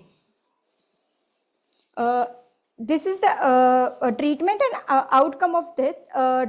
Trimester-wise patient number are there, and in treatment, oral iron therapy has number of patient is 44. Intravenous iron sucrose and ferric carboxymaltose has 46 patients, and referred to higher center for severe anemia and blood transfusion are 12. Total 102 patient, and outcome is there. HB improved by 1 gram per DL is 78 patient. No significant improvement is 14 patient, and referred or lost to follow up are 10 patients. PH management. PH management has preeclampsia. I classify as preeclampsia, chronic hypertension, and chronic hypertension with superimposed preeclampsia. There are a pre-eclamptic patient has 17, chronic hypertension patient has 6, and chronic hypertension with superimposed preeclampsia. Management part is this: pre-eclamptic 17 patient has at periphery we monitor BP, urine protein, and manage with antihypertensive like labetalol, nifedipine, and fetal surveillance, MGSO4 when indicated, and corticosteroid if less than 4 weeks. And the 6 severe cases referred to higher center, and outcome of this is 16 recover without major complication. 1 developed severe preeclampsia requiring emergency delivery. In chronic hypertension, I find 6 patients in this continue antihypertensive therapy, regular ANC and serial BP monitoring, and fetal growth surveillance. 1 referred for uncontrolled BP, and or mother remains stable. Chronic hypertension with superimposed preeclampsia has 3 patients. In this, hospital management, MGSO4 and prophylaxis treatment, and antihypertensive, and close maternal and fetal monitoring, stabilization, and refer to higher center because all 3 are severe cases, and we refer to tertiary care, and 2 stabilize after referral but require emergency cesarean section. The PPH management, among 5 patients, 4 patients has multigravida and uterine atony is leading cause. The outcome is successfully managed at peripheral center with oxytocin, misoprost, and carboprost are 3 patients. Referred to tertiary center as 2, and maternal mortality is 0. GDM management, we screen patient as based on DIPSI. The diagnosis, the GDM has 8 patients, and over diabetes and pregnancy 2 patients. Total I find 10 patients, and management and outcome is control with diet alone is 5 patients, require insulin 5 patients, and refer to tertiary center is 2 patients. Maternal mortality is 0, good maternal and neonatal outcome. Other high-risk pregnancy like HIV, HBsAg, APH, placenta previa, previous 2 CS, previous 3 CS, ectopic pregnancy are referred to tertiary care center because low resource setting. And clinical relevance of this study highlight that early identification and protocol-based management of high-risk pregnancy at peripheral and low resource setting healthcare facility can significantly improve maternal and fetal outcome. Anemia, hypertensive disorder, and GDM and multigravidity is constitute majority of high risk condition encounter. Timely antenatal screening, risk stratification, appropriate management, and nutritional counseling, refer to complicated cases, and regular follow-up enable effective management of most women at peripheral level, while ensuring that those requiring higher level care were referred promptly. The finding emphasized that strengthening primary healthcare service and adhering to the standard obstetric guideline can reduce the preventable maternal and neonatal complication even in a low resource setting.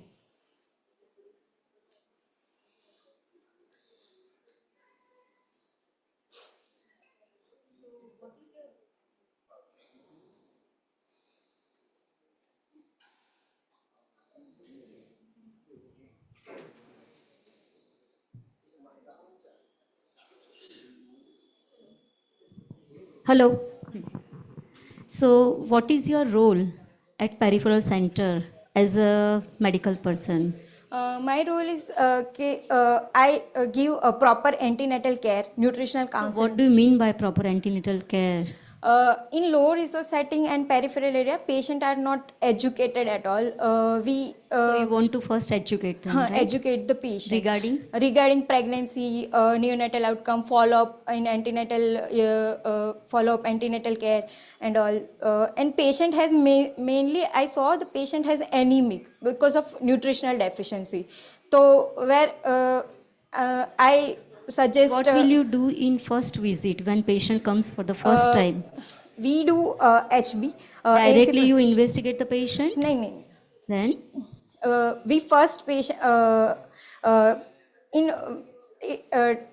first we educate the patient about pregnancy and all. History and examination has examination also role? And then right? investigation HB and so don't every time emphasize the investigation. Yes. From history and examination you can have so many things that you can diagnose high risk pregnancy. from history and examination, right? And then go for investigation. Okay.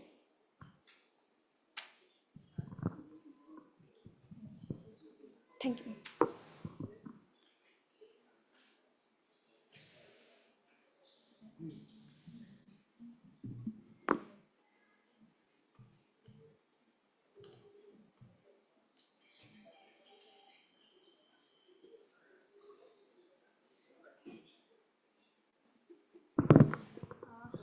Now Dr. R.K. Shah sir has already arrived, so we will have a break in this presentation.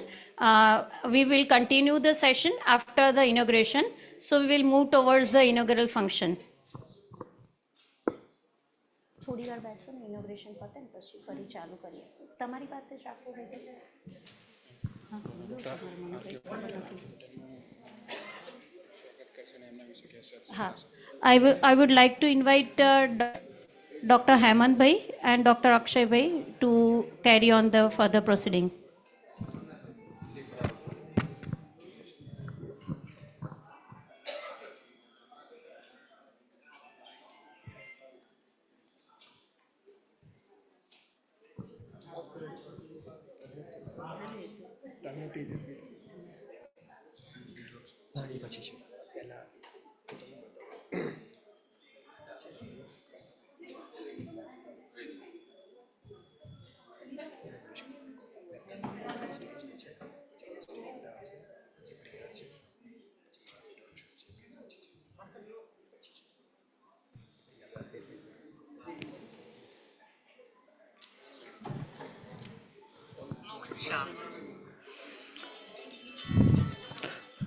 Good morning, everybody. On behalf of SUGO, we are welcoming all our dear PG students as well as practicing gynecologists for this first ever clinical research conference of papers, posters, and reels by all our dear colleagues. And the way we are seeing the enthusiastic participation, it is a very heartwarming conference that is occurring right now at Ahmedabad.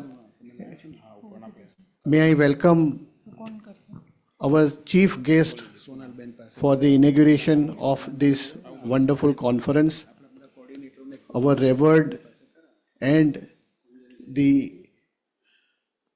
like a friend, philosopher and guide to all of us, our dear Dr. R.K. Shah Sahib. And I would request our President of SOGUK, Dr. Alpesh Gandhi, to guide Dr. R.K. Shah Sahib on stage.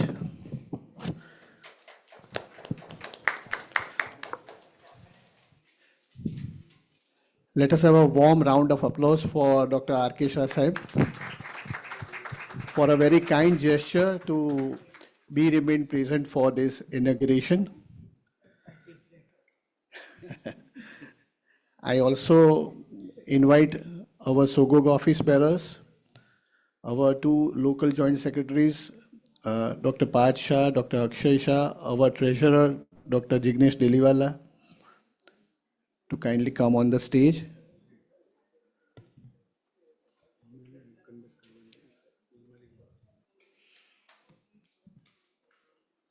And to conduct the further proceedings of this inauguration, I would invite Dr. Himali to carry on the further proceedings of our ceremony. Thank you.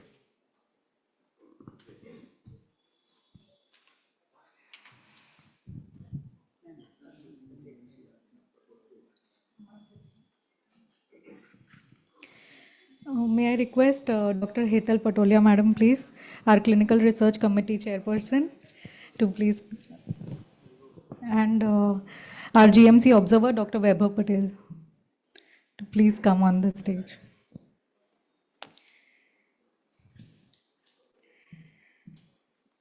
Now imagine if one day someone proposed building a highway to the moon. Most of us would smile, right? Because I think all of us will think it's impossible. Can we create a highway to the moon right now? Not as of now.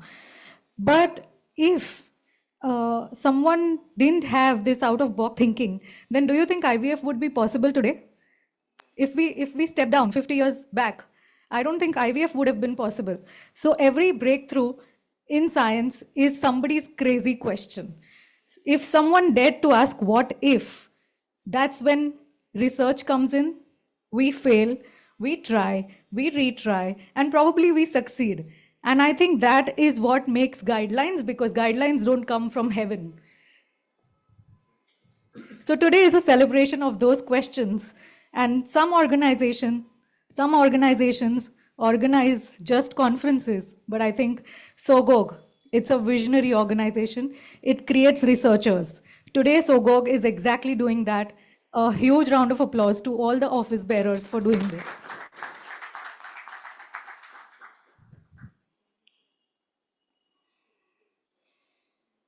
On behalf of the Clinical Research Committee and the organizing team, I extend our heartfelt welcome to all our distinguished dignitaries on the dais.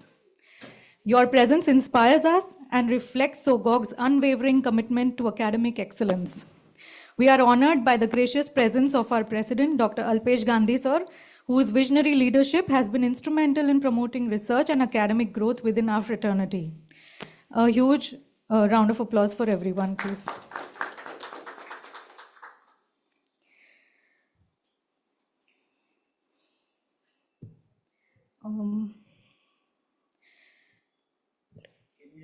Yeah, I think we'll begin with a prayer. या कुन्देन्दु तुषारहार धवला या शुभ्रवस्त्रान्विता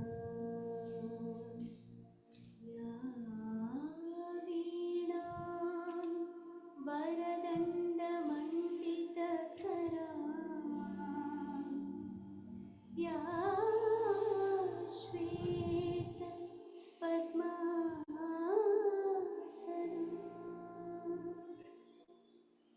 या ब्रह्माच्युत Shankar प्रभृतिभिः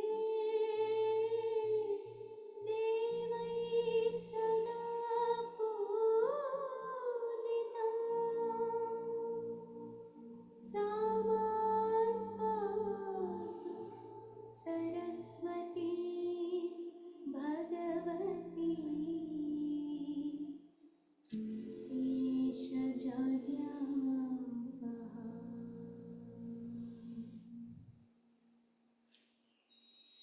Thank you. May I request all our dignitaries to please step up for the for lighting the lamp.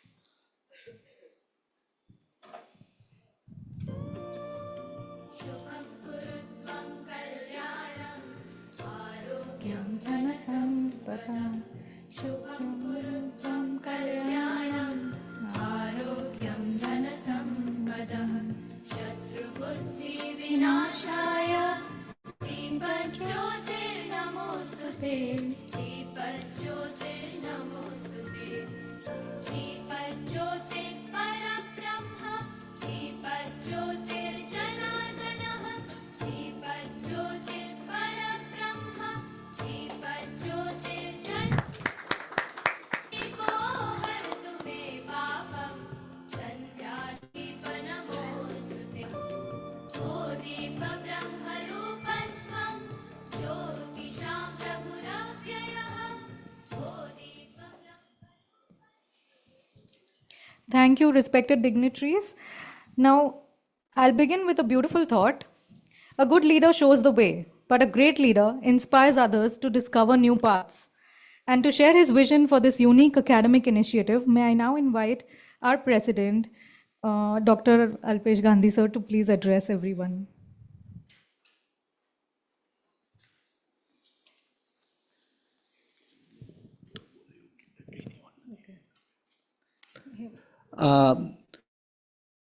Whatever the details regarding this clinical research conference that has to be conveyed to all our dear colleagues and friends. I think it will be most appropriate to listen about the kind of an efforts and the dedication that has gone into organizing this conference from our dear President, Dr. Alpesh Gandhi himself. So I would invite Dr. Alpesh Gandhi to give the kind of a details that has gone in preparation for this digital, in fact, a hybrid SOGO Clinical Research Conference. Dr. Alpesh Gandhi.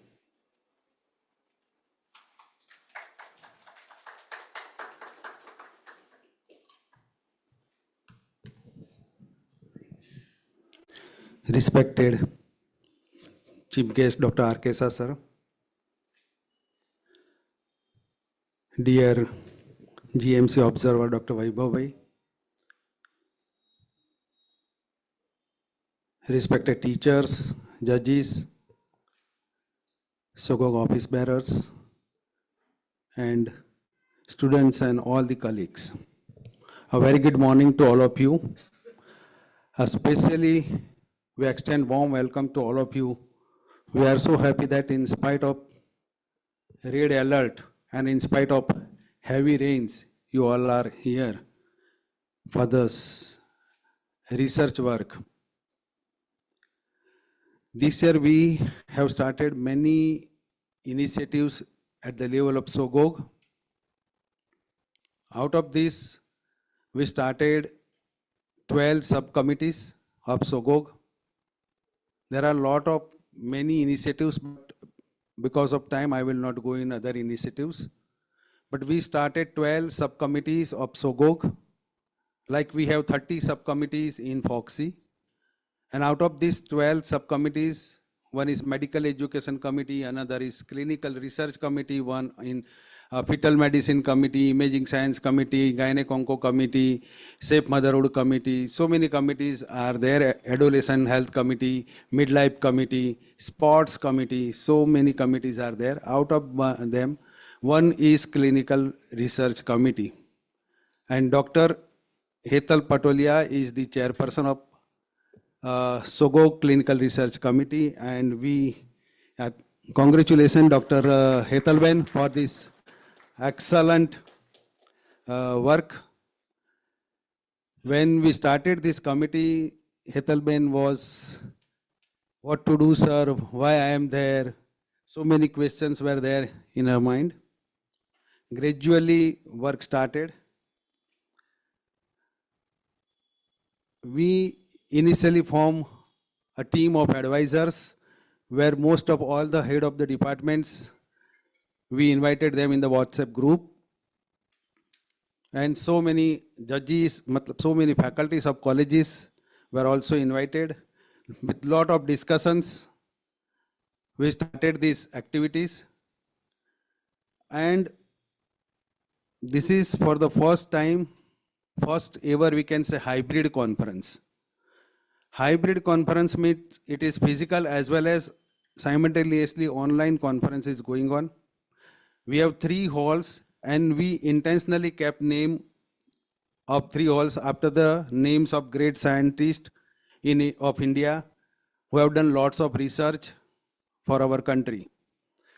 Dr. Vikram Sarabhai, Dr. Homi Bhabha Hall and Dr. APJ Abdul Kalam Hall.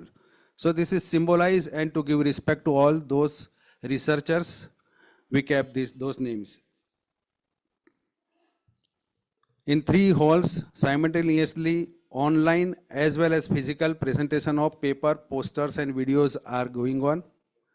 For this is the exclusive dedicated conference, and here in this conference there is no talks, no keynote address, no panels, no orations.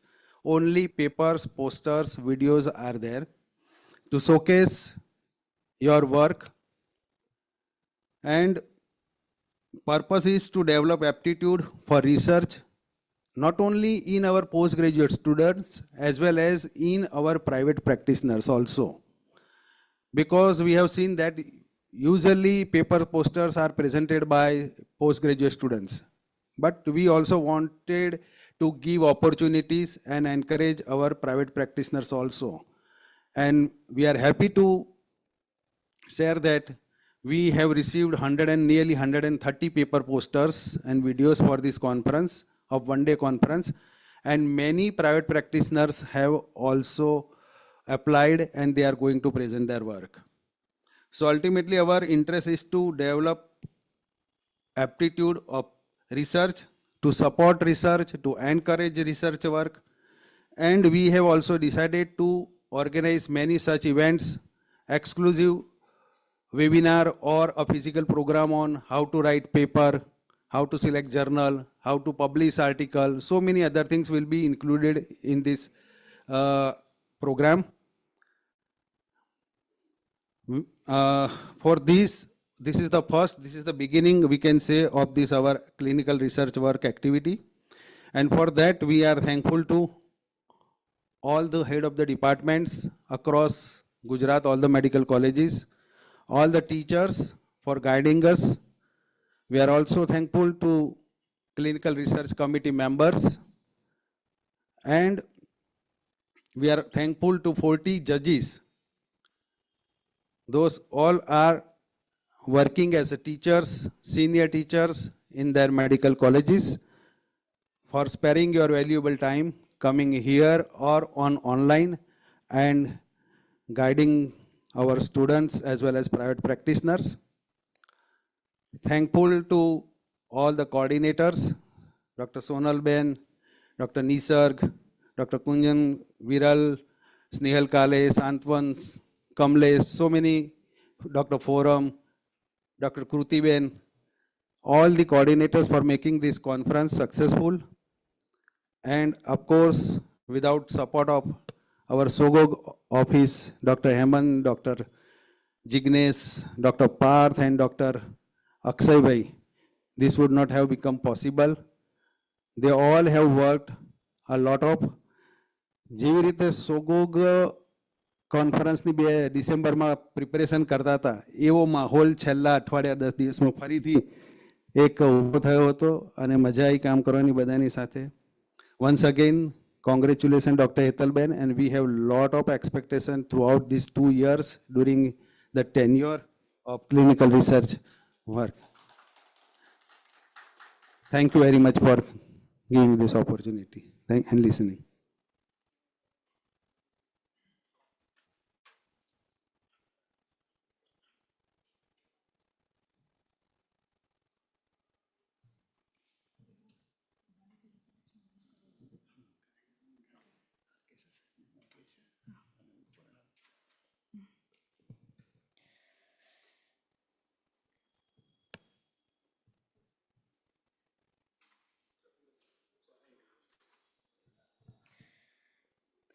I have the honor of calling upon Dr. Akshay Shah sir.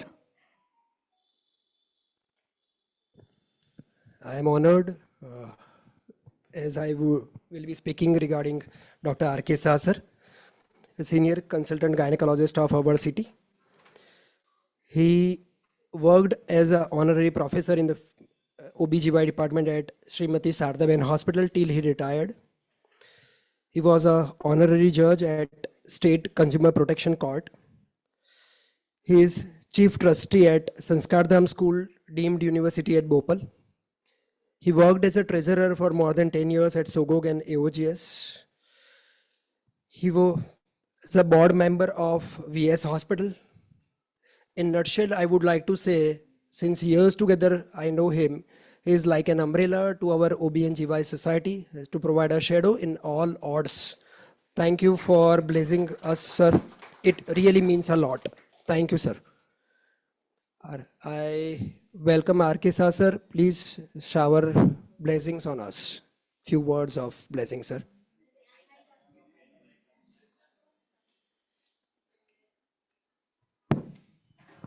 Before Dr. R.K. Shah Sahib showers the blessings on us, I would request the President of Sogog, Dr. Alpesh Gandhi, to felicitate Dr. R.K. Shah Sahib with a bouquet. Manu bhai.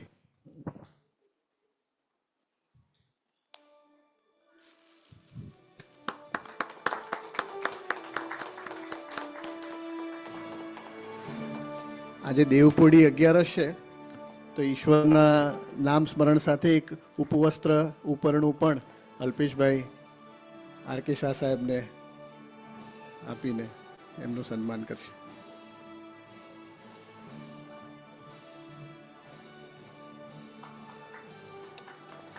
Thank you.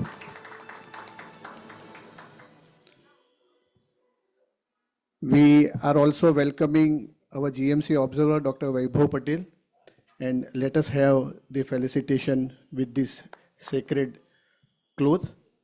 Dr. Kunjan, please felicitate our GMC observer, Dr. Vaibhav Patel.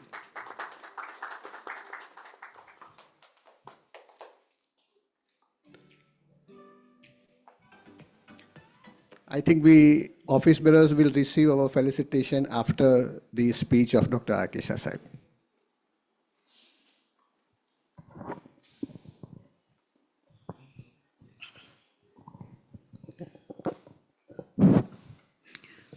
President Dr. Alpesh Bhai and all my colleagues sitting on the dais and those who are present in this audience and those who are far away listening to us from the respective places. It is a great pleasure for me to be with you. I always like to be with you every time, and I feel honored that you have invited me for this particular occasion. Managing committee of SOGOG has taken a lot of pains to see that this conference becomes successful, and they have organized in such a nice way, particularly the research aspect which was neglected for so many years has been a subject, and I congratulate those people who have brought this idea. So that is about our conference. I'm very pleased to be with you. If I talk something about SOGOG, I will be able to enlighten you how SOGOG came into being. SOGOG somewhere in 1984 or something, I don't remember exactly the exact date, but my revered teacher, Dr. Nadkarni, કઈ 75માં conference થઈ. અચ્છા, એટલે it is before that. અચ્છા, so the idea of forming SOGOG was very particular because two societies in India were dominating. One is Bombay and another is Calcutta. So all those people, except Dr. Senior Uncle Isariya, there was nobody from Gujarat who became the president of FOXI. So Dr. Nadkarni got an idea, okay, why not to unite all the people in the state of Gujarat? There were 4 societies at that time: Ahmedabad, Baroda, Surat, and Jamnagar. So everybody liked the idea. And let me tell you that I had the honor to become treasurer, first treasurer of SOGOG.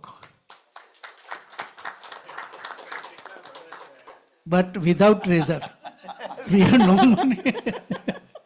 We had no money, but I was treasurer. I continued for so many years till somebody took over. But the idea was so nice. They had organized societies of Gujarat at that time and other societies which came up afterwards. The idea was liked by certain states of India. Hyderabad, they got an initiative from us. They asked, how do you form this and all these things? Like 2-3 societies in other states, they followed us.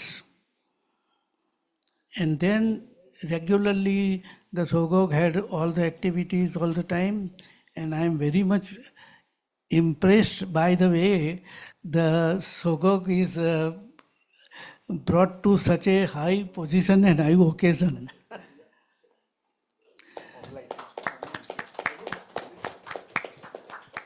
I will tell a few words about how we practiced in early 60s.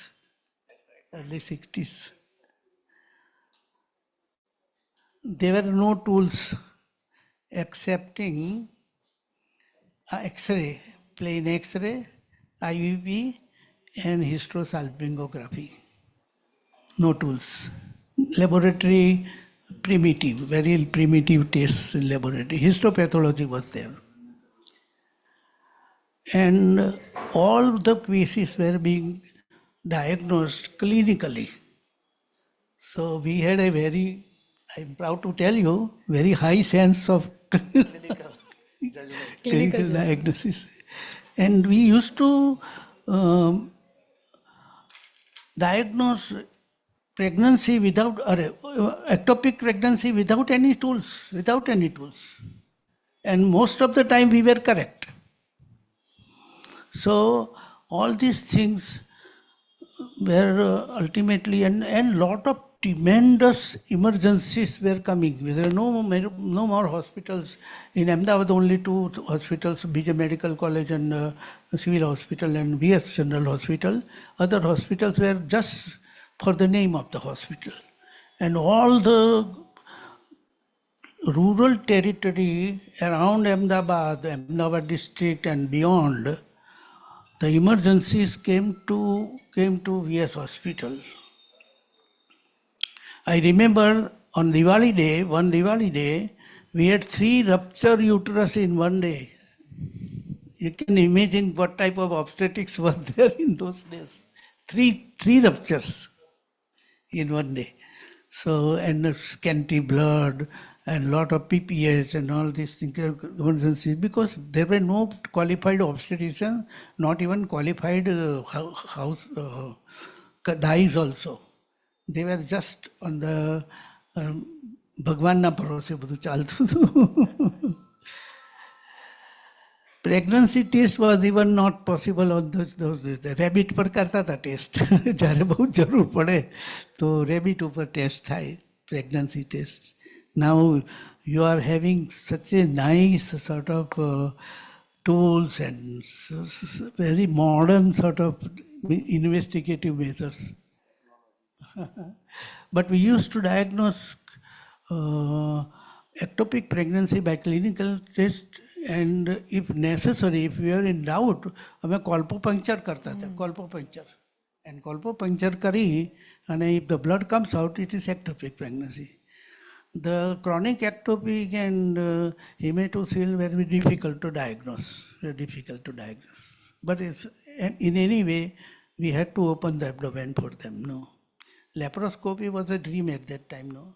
We used to read in the textbook only. But we are so happy to see these things. I have given up my practice since last 15 years. And last 20 years I have been without obstetrics because obstetrics is so straining, no? So first I gave up obstetrics, and then I gave up gynecology. But I feel so happy these days, and I try to meet our colleagues, and મને બહુ આનંદ થાય છે બધાને મળીને. And I am just having so many social activities that I have performed, and rest in the house. હવે ઘણા ખરા નામ પણ ભૂલી ગયા છે. That will happen to everybody, no? Every time. If you give up something, even cycle ચલાવવાની ભૂલી ગયા હોઈએ, પણ પછી બેસી એટલે આવડી જાય પછી. બરાબર? ચલો, thank you very much for calling me over here. And all organizers, I wish you all the best. And the conference is in the middle of the way. Thanks to all the delegates, and I wish you all the success. Thank you very much. On behalf of SOGOG, immense gratitude, sir. Your words actually improve lives, and that is the purpose of this entire meet. May I request Dr. Pragnesh Shah, sir, to now felicitate our very own Dr. Alpesh Shah, sir.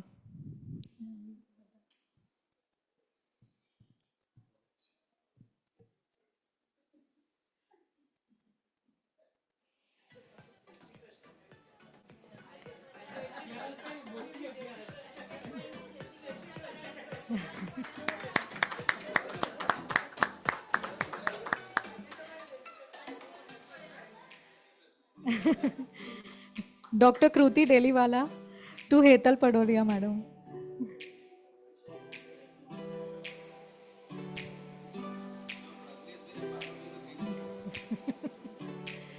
Thank, thank you so much, Parul sir, Pragnesh sir, for being with us, guiding us always. May I request Dr. Sonal madam to please felicitate Dr. Hemant Bhatt sir.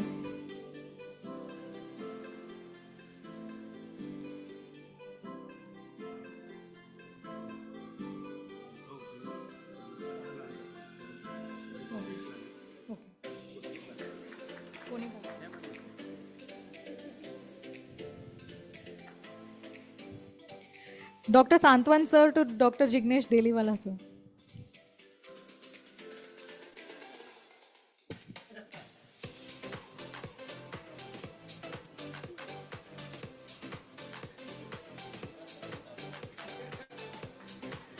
अरे बाबा. Dr. Neerav Patel.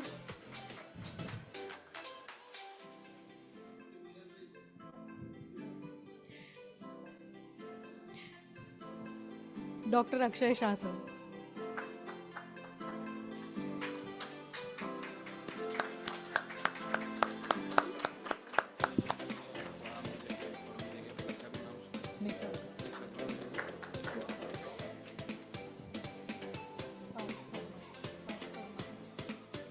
Dr. Nisarg Patel to Dr. Parth Shah sir.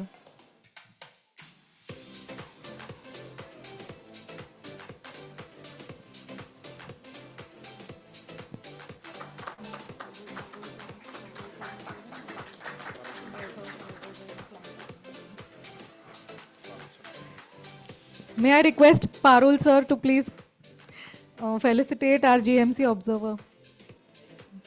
No, with a plant. Special bouquet, sir. Special.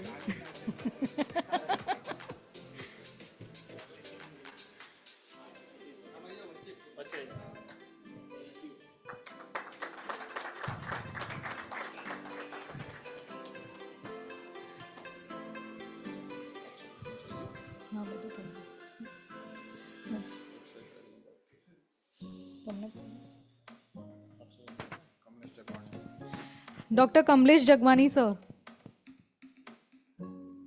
to felicitate Dr. Akshay Shah sir.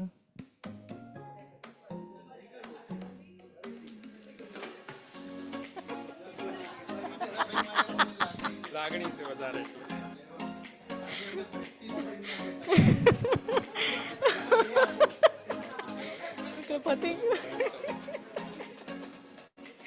The journey of knowledge never truly ends. So every new discovery reveals another destination. May I request Dr. Hetal Patolia ma'am and Dr. Pacha sir to please join us for the vote of thanks.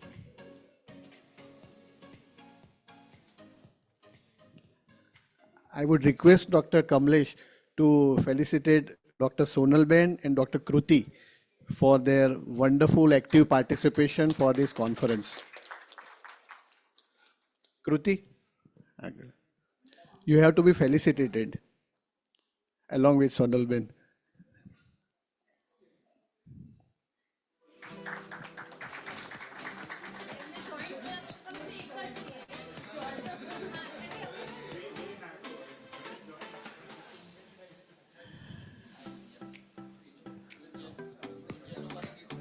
I would request Dr. Jignesh Dediwala to felicitate Dr. Kunjan for arranging all this logistics. Please come, Kunjan.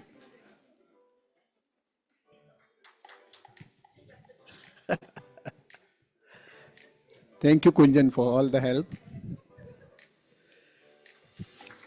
And last but not the least, let us thank the anchor of this whole of the inauguration ceremony, Dr. Himali, and I would request the President of SUGUB, Dr. Alpesh Gandhi, to felicitate Dr. Himali.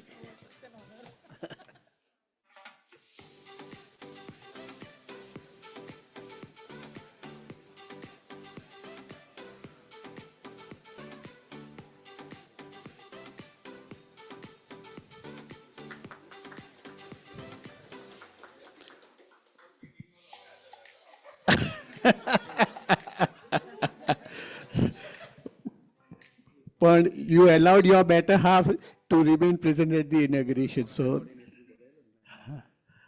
uh, I would request first Nisarg, Santwan, and Viral. All were very, very helpful as coordinators for this conference. Please come forward, please. And let us felicitate all of them, please.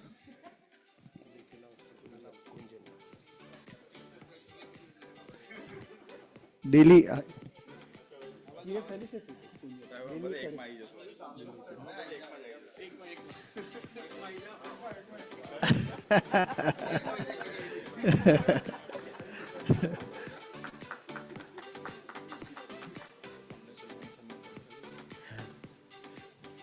Jaggu stage पर आ जाओ आ जाओ आ जाओ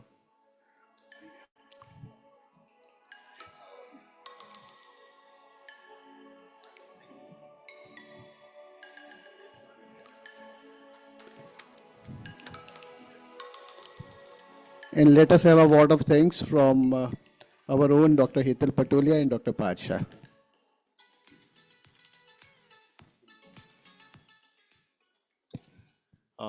So this was really very good conference and we are going to proceed with the same. When we started, we thought કે થોડા ઝરમર જેવા વરસાદ પડશે 50, 60 or 70 paper poster આવશે. But we had 130 paper poster registration. So that is tremendous. And we are thankful to all the coordinator, ખાસ કરીને અક્ષયભાઈને Hetal madam બધા જ પ્રોફેસરોને રિમાઇન્ડર આપી અને એમની પાસેથી પેપર પોસ્ટર માટે અમે લીધેલું છે. Also, for the first time, because now people are more and more active on social media, we have incorporated Reels presentation, Reels as a presentation. And we have good number of Reels which are coming.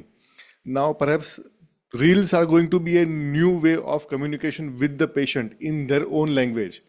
So we have a new attraction of Reel.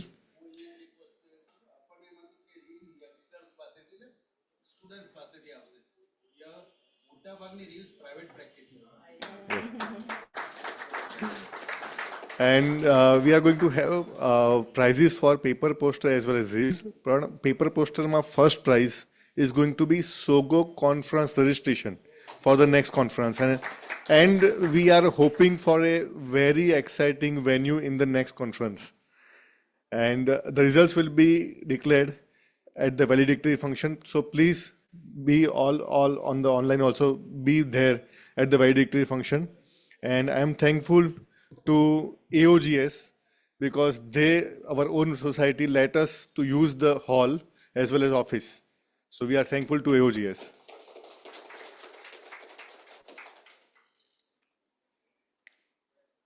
Our sincere thanks, first of all, to our President, Dr. Alpesh Gandhi, sir, for his visionary leadership and unwavering encouragement in promoting a culture of research within SOGOG. This was such a novel idea. When he said, I am the committee chairperson of this committee, I did not know what it means also. So this was a novel thing, that a research for that, a committee, and that too, he started off with a conference straight away. I was like, sir, pehla apne thoduk shikhdaviye, kaik nanu kariye. But he said, no, we start with a conference. So I was not at all sure how this will go, but this has been such a wonderful experience and such a success with active participation from so many people. We are equally grateful to our respected office bearers and members of the executive committee for their constant support and guidance. We extend our deepest appreciation to all our distinguished chief guests, dignitaries, and speakers who have graced this occasion.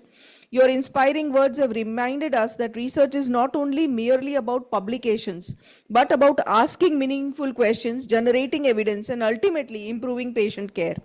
A special word of thanks to the members of the Clinical Research Committee. All of them have been very busy in their respective fields. They are all HODs of various medical colleges, and still at every meeting they have been present. They have given us their valuable inputs and guidance, and they have encouraged all their students to participate in this conference.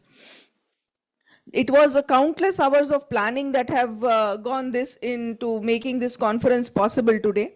We are also grateful to all our faculty members, judges, moderators, and mentors for generously sharing their knowledge and encouraging young clinicians to develop scientific thinking and confidence in their research. To all the delegates, practicing obstetrician, gynecologists, and postgraduate students, thank you. Thank you for your enthusiastic participation. Your presence reflects a shared commitment to evidence-based practice and lifelong learning. We also acknowledge our sponsors, technical teams, and the SOGOG office staff for their invaluable support behind the scenes. Without your efforts, today's event would not have been possible at all. As we move forward with the scientific sessions, paper presentations, posters, videos, and reels, patient education reels, let us make the most of this opportunity to learn, collaborate, and inspire one another. With these words, I once again extend my sincere gratitude to each one of you for being a part of this conference. Thank you all.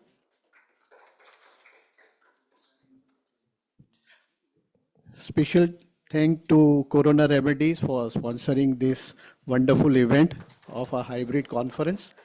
And very, very special thank to our AOGS President Dr. Munjal Pandya and the Secretary Dr. Aarti Gupte and whole of the managing committee meeting, where it was decided to allow SOGOG to use this AOGS hall without any charges.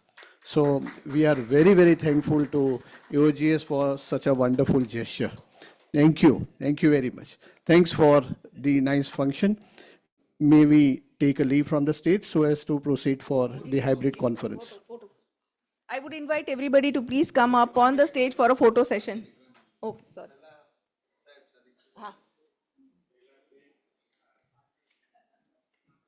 After the photo session, we welcome you all on the floor above for breakfast and some refreshments, please.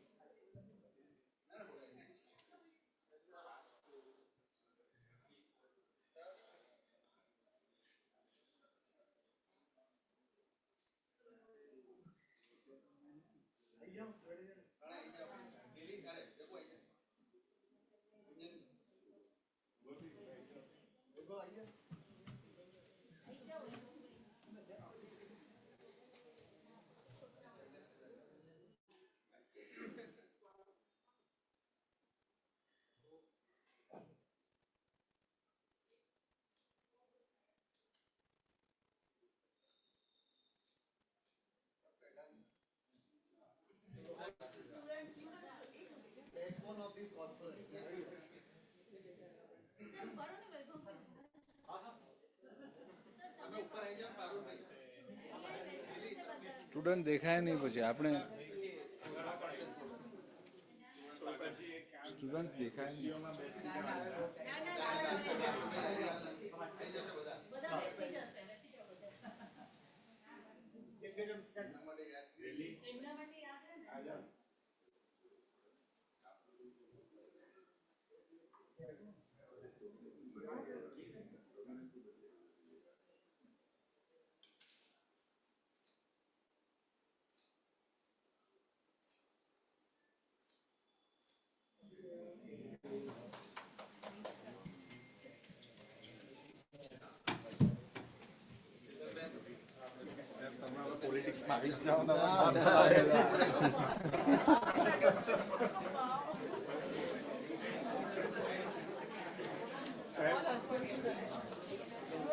So continuing with the session, I would request the judges to please come on dais.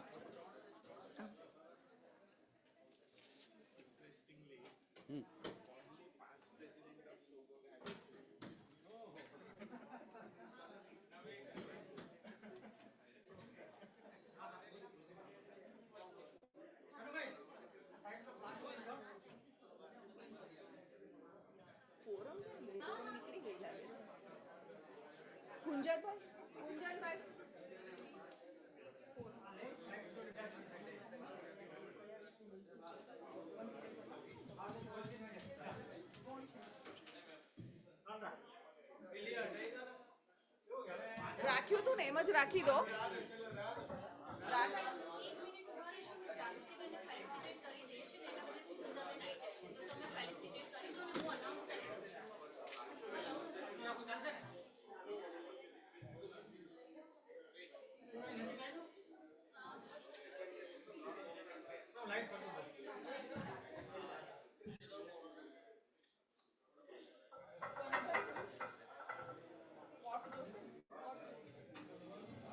Twinkle એક pot લાવ બેટા, એક pot.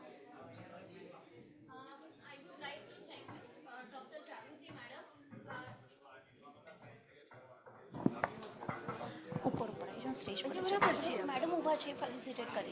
I would like to thank Dr. Jagruti madam for her valuable input for as a judge.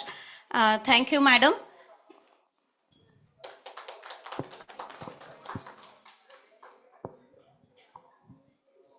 And we will further move towards the remaining session. And for this, I would like to invite Dr. Sugandha madam. She is also the associate professor at Vijay Medical College, along with Dr. Sheetalban and Dr. Jalpaban.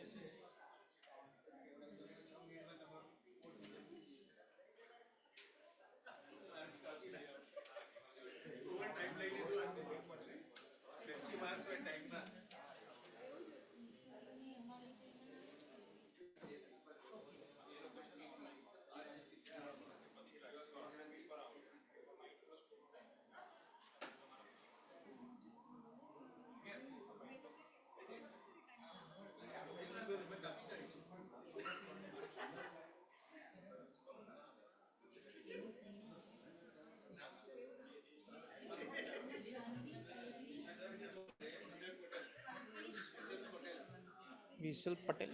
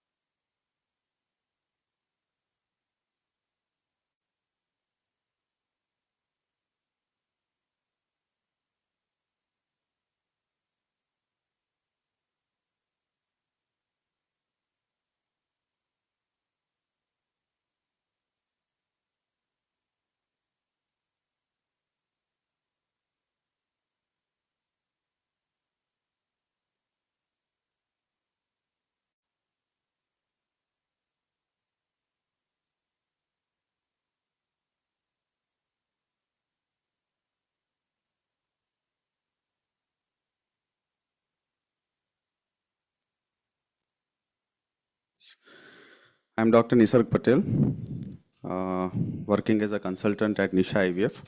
I'll be presenting a study, a small study, but that's a different study. It's association of double-stranded sperm DNA fragmentation with previous two first trimester spontaneous or missed abortion. It's a prospective, a small study that we have. It's a study, a small study of a larger group that I am going to present, and it is a cross-sectional analytical study. So in the background, practically what we see is that generally RPL, in case of RPL, we generally investigate more of female parameters, but then the male parameters are under investigated in a routine scenario. When the semen analysis is normal, then usually we avoid further investigation in case of male factors. So here, the importance of ds-DNA fragmentation enters. The mechanism is here. The single-stranded nicks generally, it is repaired by oocyte after fertilization, but double-stranded, it is difficult. So unrepaired breaks, that causes early embryonic arrest. Mainly, the causes are oxidative stress and abortive apoptosis. So aim and objective of the study, that is to measure sperm ds-DNA fragmentation in male partners of couples with more or equal to 2 unexplained first trimester pregnancy losses, determine whether proportion cross a clinically meaningful DS-SDF threshold, which is more or equal to 30%, correlate DS-SDF with conventional semen parameters, motility, morphology, and the age, and build baseline phenotype data ahead of a planned IVF with NIPGT correlations study. That is what we are doing actually. This is a small portion of that study only. So how we have run this study? We have selected 50 couples, cross-sectional observational design, included more or 2 prior unexplained losses, pregnancy losses, and we have done it with sperm chromatin dispersion test assay. Male partners underwent standard WHO criteria semen analysis manual 2021 alongside dedicated DNA fragmentation testing. Couples with known maternal thrombophilia, uterine anomalies, or parental karyotype abnormalities were excluded to isolate the male factor questions. Pregnancy outcomes were not tracked at this stage. That correlation is planned for the next phase. Now here you see, out of 50 patients, 58% were observed with DS-FDA, that is double-stranded fragmentation, and 42% were observed with less than 30% threshold. So almost 30.5% patients were having DS-SDF. If you see other studies, if you compare this study with other studies, that Kumar in 2024, Tarozi in 2023, it is almost similar. If you compare this with other parameters of semen, you see more than 30 patients with more than 30% double-stranded fragmentation, motility is also reduced, whereas in less than 30%, motility is little higher. In case of morphology also, morphological parameters are reduced in more fragmented DNA sperm than the lesser fragmented. And the mean age is also lesser here. This is a dramatic observation that we have seen, that the mean age is less than the less in case of more fragmented sperms. So the relationship, if we consider statistical analysis, R value is minus 0.73 in case of progressive motility and minus 0.61 in case of normal morphology. So this suggests that inversely DSDNA fragmentation is inversely proportional to the progressive motility. So again, normal semen, is it actually normal?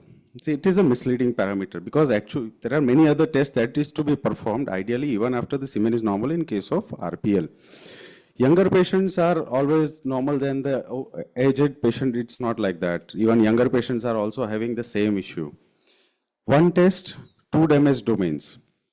So in case of DSDNA fragmentation, you see even the motility is also poor, the morphologies are also poor. So there are 2 or 3 multiple parameters you can observe. The further investigations are always required in case of RPL, not only if you see normal semen analysis. Here, what are the limitations that we have observed? What we did well was with unexplained RPL couple, we have focused in that. We have paired conventional semen analysis with DNA fragmentation, and we have cut off line. We have kept it fixed, 30%. That's it. And so that is easier. But then what we have not answered yet is no fertile control groups were there here at present. Pregnancy outcomes yet to be observed. Small sample and single essay platform in case of DSSDF.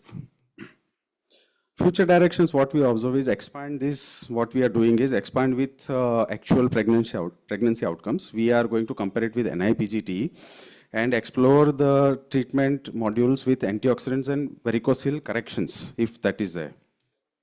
So take home message with this is that in case of 50 couples with unexplained RPL, more than half of male partners had elevated sperm DNA fragmentation, which correlated strongly with poor motility and morphology, even when standard semen analysis looked reassuring. RPL evaluation that stops at the maternal side and at a basic semenogram for the male partner may be leaving a treatable contributor undiagnosed parameter. Looking at both partners, we are still missing. So this can be a missing piece if at all we see in the future. These are the references that we have took. Thank you. Thank you. So by which parameter, by which semen analysis you will be redirected to do this dsDNA fragmentation test? So yeah, right now we are doing AI-based CASA system with CASA, computer analysis, semen analysis, and along with that, we used to do single-stranded fragmentation. But then nowadays, newer studies are there. All the semen analysis. Not all patients. Not all patients. So in case of previous history of these abortions are there.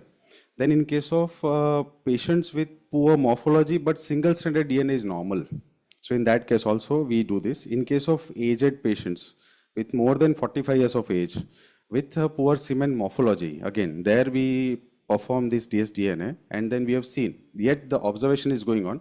Right now we have collected 50 cases with more than 2 first trimester abortions. And we have seen that the correlation is little stronger, not in otherwise, not like, let's say, if we have observed in case of more than 45 years of patients, we have observed that the dsDNA is not strongly affiliated with them at present. The study is a little small, but still that is not there. Again, if you see in case of poor morphology, like 1% or 2% morphology only, with single-stranded DNA fragmentation normal. In that cases also, we have seen that dsDNA double-stranded fragmentations are seen. But again, it is not still correlated, so we are still going on with the study. What about any medical disease correlating with semen analysis? Do you find any correlation of We have not studied yet those medical diseases at present with semen parameters, particularly with dsDNA, because again, this dsDNA is little costlier, so not all the patients, they agree to go ahead with Sorry. What is the cost of this? So it for us it is 15,000, and for the patient we charge 20,000. So in these studies who got agreed with the same, we charge 15 only. Very nice study actually. And it has got vast possibilities, I think, that to Yes, study which medicine help us, or whether Yes, ma'am. performing IUI in such patient prevents Yes, abortions. yes. And there is a vast scope. Also, we can compare with the normal parameters also, Yes. normal semen parameters, whether might be that explain a full-term normal delivery followed by multiple abortions. Correct. Right? Yes. Rather than. So vast Yes. possibilities are present in this study. Very nice. Congratulations. Thank you. Thank you. Thank you.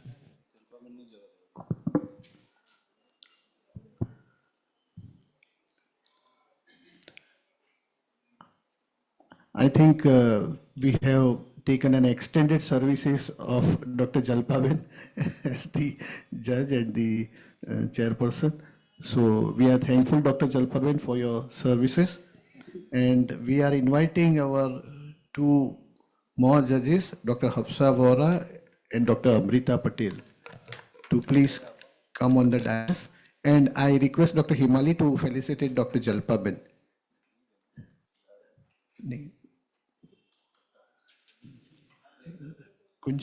Kunjan, felicitate Dr. Jalpaben along with Dr. Himali.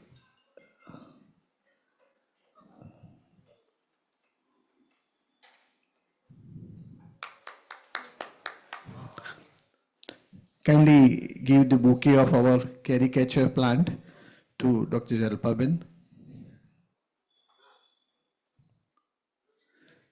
Thank you, ma'am. Thanks a lot. I request Dr. Hafsa Vora and Dr. Amrita Patel to please come on the dais. And Manu bhai, kindly arrange one chair over the stage.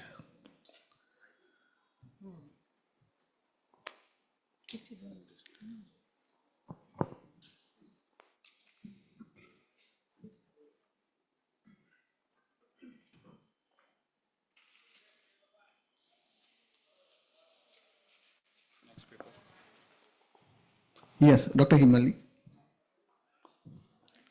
It's your presentation now.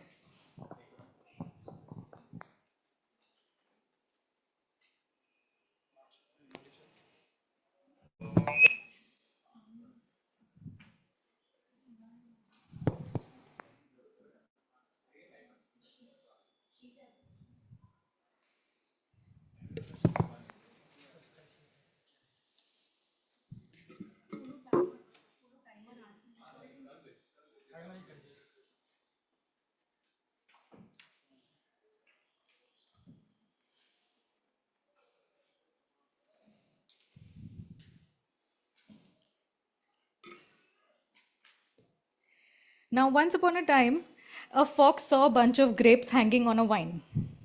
He jumped once, he jumped again, and we know this story. He could not reach them. Finally, he walked away saying, the grapes are sour anyway. Now, we all know the moral of the story. When we cannot reach an answer, sometimes we create an explanation that makes us feel more comfortable. And we just want to walk away. So in reproductive medicine also, we may unknowingly face such moments. And where, I can give you examples where the woman is ovulating, the tubes are patent, ovarian reserve appears satisfactory, semen analysis falls within accepted reference range, and yet pregnancy doesn't happen. So after months of evaluation, we place the couple under one large and convenient label, which is unexplained infertility. But let us ask ourselves honestly, is infertility truly unexplained? Or have we simply just been unable to reach an explanation with the tools that we are currently using? Perhaps the lesson is not the grapes were sour. Perhaps the lesson is this fox needed a better tool, didn't he? So perhaps in unexplained infertility, we too need a better tool. Routine semen analysis tells us about concentration, motility, and percentage of normal forms. But morphology is not merely a binary story of normal versus abnormal.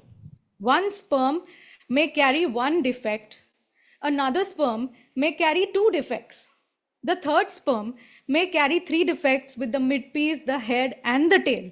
So the question is not how many abnormalities, the question is not how many abnormal sperms are present, but the deeper question is, how many abnormalities does each abnormal sperm have? And that is where teratozoospermia index becomes relevant, TZI. And when morphology is evaluated using artificial intelligence, we move from subjective visual estimation towards a greater objectivity, consistency, and detail. And we might reach our grapes. At our hospital, we evaluated 100 couples who had been classified as unexplained infertility. We decided not to walk away from the grapes. We decided to look higher, to look closer, to look deeper. And what we found raises an important possibility. What if unexplained infertility is sometimes an under-recognized male factor? So today, through this paper, we explore whether the AI-based TZI can help us reach an explanation that conventional semen assessment may be missing. Because in science, when the answer is out of reach, we should not label the grapes sour, we should build a better ladder. So that is my presentation on artificial intelligence-based teratozoospermia index in unexplained infertility, an analytical study of 100 couples. I am Dr. Himali Maniar Patel, Director at Nisha Women's Hospital and IVF Center in Bhopal, Ahmedabad. What we are going to go through is there's going to be an introduction on a rationale, aims and objectives, materials and methods, AI model architecture, results and statistical analysis, discussion, limitations, and conclusion. So unexplained infertility basically accounts for 15 to 30% of infertile couples. And via TZI, sperm morphology reflects the mean number of abnormalities per spermatozoa, head, neck, mid-piece, tail, and it correlates with the fertilizing capacity. And manual grading sometimes has poor inter-observer reproducibility. That's where AI comes in. Now, why AI-based TZI? So, like I said, conventional TZI, it is time-intensive, highly subjective. AI-assisted platforms like X1 Pro, they give outputs against WHO strict criteria with ICC values consistently above 0.85. So these values generally, if they are nearing 1, they are considered to be very good. If they are less than 0.5, they are not considered to be good. Unexplained infertility couples often have normal standard semen parameters according to WHO. And AI-based TZI may unmask subtle morphological contributions missed on routine seminograms. Deep learning classifiers like CNN technology, it improves the ART sperm selection. So our aim was to evaluate the diagnostic utility of an AI-based TZI index, TZI, in male partners of couples diagnosed with unexplained infertility using a cross-sectional analytical design in 100 couples. Our objectives were to determine the proportion of male partners. First, we determine whether they are normal, they are borderline, or abnormal. Correlate the AI CASA TZI values with the conventional sperm parameters. Perform a statistical comparison of these seminal parameters across the 3 categories and assess the potential diagnostic utility of AI CASA TZI as an adjunct marker in couples with otherwise unexplained infertility. The materials and methods, like I said, the design is a cross-sectional analytical study in an infertility clinic, 100 couples with unexplained infertility in a duration of 1 year. We included couples having more than 1 year of unexplained infertility who had normal ovulation, tubal patency, and standard WHO semen parameters. Excluded were the ones whose male factors we already knew were varicocele or genital tract infection. And semen samples were collected after 2 to 5 days of abstinence and analyzed within 1 hour, which is the basic guideline. The results that we got 29% of our couples were having TZI of more than 2, which is considered abnormal, and a mean AI CASA TZI of 1.78. So 72% of male partners in couples with unexplained infertility showed a TZI of more than 1.6. Now 1.6 is the cutoff, so borderline or more abnormal. So more than 1.6, 72% male partners, they were the results despite normal WHO seminograms. This finding suggests subtle morphological defects undetected by manual assessment, which may contribute to the unexplained infertility. So these are our results. Abnormal were 29%, normal were 37%, and borderline were 34%. When we graphically represented that, we saw progressive motility, concentration, and normal morphology decline as the TZI increases. So here we've plotted with TZI less than 1.6, where the motility, the concentration, and the normal morphology are good enough, but with increasing TZI, they all start deteriorating. All three seminal parameters showed a significant stepwise decline with increasing TZI category, and no significant age difference was observed amongst the TZI groups, suggesting TZI evaluation is independent of male age in this cohort. 63% of male partners showed borderline or abnormal AI CASA TZI, that is more than 1.6, despite normal conventional seminograms. It reflects the average burden of multiple defects per abnormal sperm, strong inverse correlation between AI CASA TZI and progressive motility, and AI CASA platforms address the substantial inter-observer variability. When it is more than 2 abnormal, so elevated TZI, it has been associated with reduced IUI and IVF fertilization rates as observed in the previous cohort. Sorry, I'll just conclude it with 1 minute more. So our conclusion was that a substantial proportion, 63% of borderline to abnormal morphology was seen, and AI CASA TZI stratification may serve as a reproductive adjunct diagnostic tool warranting prospective validation with pregnancy outcome follow-up, which we could not do, which we haven't done so far. We'll do it in the future. These are our references, and thank you for a patient hearing. Thank you so much.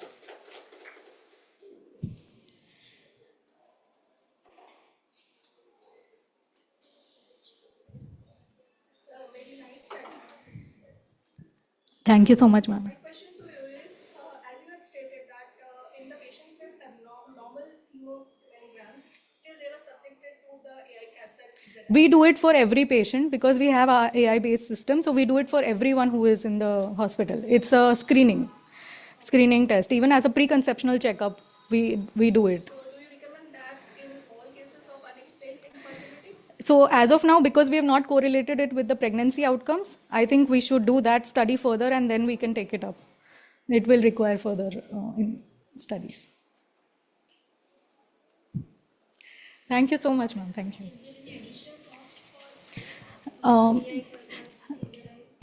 So our routine seminograms, of course, they are a little inexpensive. This adds up to the cost. But when people are suffering from unexplained infertility, I don't think people will mind spending. And generally people don't because they already have failures in IUI or something like that. And that's when people want to know why they are not being able to conceive. So just maybe adding up 2,000 rupees should not be a problem. Thank you so much.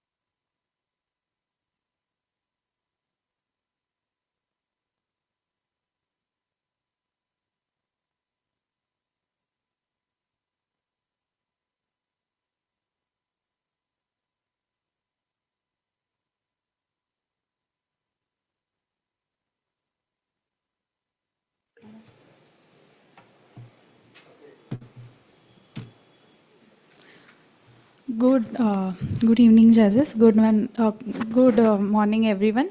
I am Janvi Chudasma from NHL Medical College. Here I am present.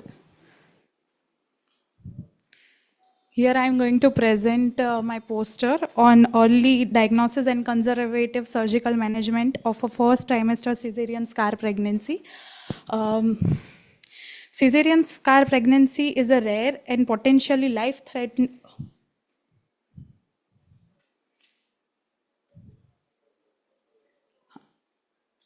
Okay, cesarean scar pregnancy is a rare and potentially life-threatening form of ectopic pregnancy in which the gestational sac implants within a previous cesarean scar.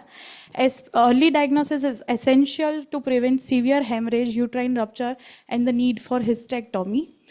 Here is a case report. A 34-year-old woman, 7th gravida, previous 2 CS, and a history of 4 abortion, presented at 2 month of 2 month 20 days of amenorrhea with complaint of abdominal pain since 2 weeks.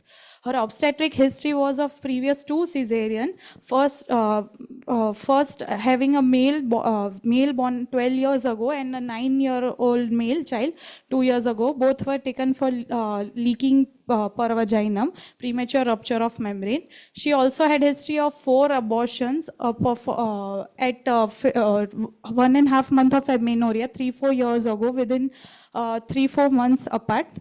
She had no significant past history or familial history. Her per abdominal examination was soft transverse scar of cesarean section was seen. On examination per vaginally, uterus was anteverted, 10 to 12 week size, and both fornices were clear. Investigations were hemoglobin was 11 gram%, platelet counts and WBCs were normal. She was O positive and her rest all investigations were normal. Her USG suggested single intrauterine fetus, cardiac activity present, fundal and endometrial cavities appeared empty, cervical canal was empty, fetus location was towards lower anterior uterine wall, 11 to 12 week size, heterogeneous posterior placenta was seen, bridging vessels were seen near uterus and bladder, which was suggestive of a scar ectopic. Her outcome following counseling about the risk and treatment options, patient underwent suction evacuation under general anesthesia. 2 units of PCV were given and were transfused peri-operatively. As family was complete, she was counseled and tubal ligation was done laparoscopically. The procedure was uneventful and the patient remained hemodynamically stable throughout the post-operative period. Histopathological examination suggested of evacuated products of conception. She recovered well and was discharged with advice for regular follow-ups. Complications of cesarean scar pregnancy. Cesarean scar pregnancy can lead to massive hemorrhage. It can lead to spontaneous miscarriages, and if the pregnancy continues, it can lead to placenta accreta syndrome. Patient may require hysterectomy in future, which may render patient infertile for future, and in conclusion of this is cesarean scar pregnancy should be suspected in early pregnancy among women with history of previous cesarean deliveries with pain and bleeding. Timely ultrasound diagnosis and individual management can prevent catastrophic maternal morbidity with patient safety. This case highlights the importance of early recognition of pregnancy.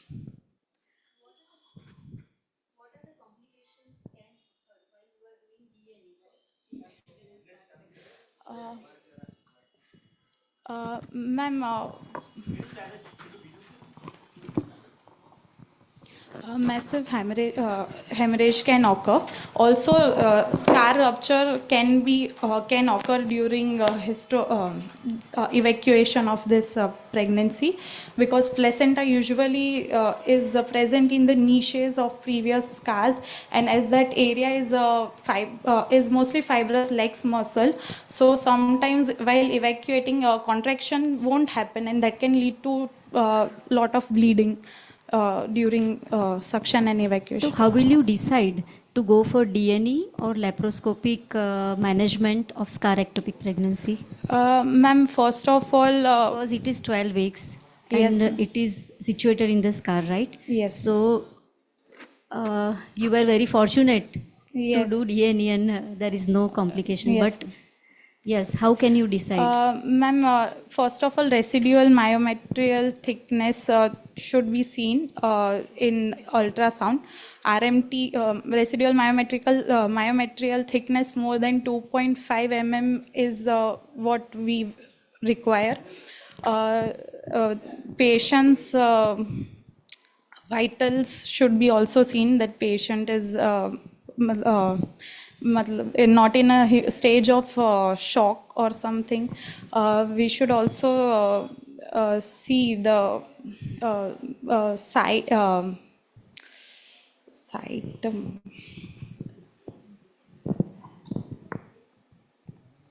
What was the laparoscopic finding while you performed tubal ligation? Ma'am, when we performed salmon colored the ecchymosis kind of picture was seen near the lower uterine segment, and rest there was no fluid or any collection, or the scar site was intact, no any perforation. How will you differentiate it with abortion? Inevitable abortion. Scars, so yes, cesarean scar pregnancy and abortion. Ma'am, in abortion, first,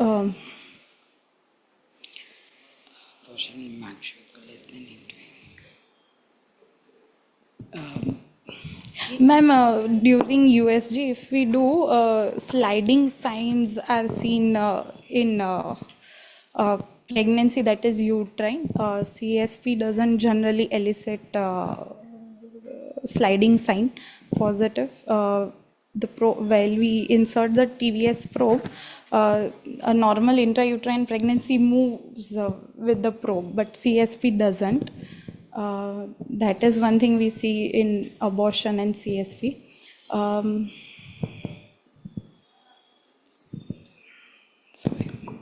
Did she have bleeding? Ma'am, vaginal bleeding આ પેશન્ટમાં નહોતું, but generally patient present, sometimes patient come asymptomatic, બાકી abdominal pain અને vaginal bleeding સાથે cesarean scar પ્રેગ્નન્સીના patients generally present કરે. You said na 2 units of PCV were transfused. Was there any blood loss during Ma'am, procedure? during suction evacuation, bleeding was present. Okay, are there any measures which can be taken pre-operatively to reduce the blood loss? એટલે combined medical treatment ઘણીવાર આપીએ છીએ suction evacuation સાથે. KCL બી આપીએ છીએ into the G sac region. બીજું આપણે મેથોટ્રેક્ઝેટ પણ આપીએ છીએ, અને ઘણીવાર આપણે લેપ્રોસ્કોપી કે એવું પ્લાન કરીએ ને તો વેસોપ્રેસિન પણ આપીએ છીએ.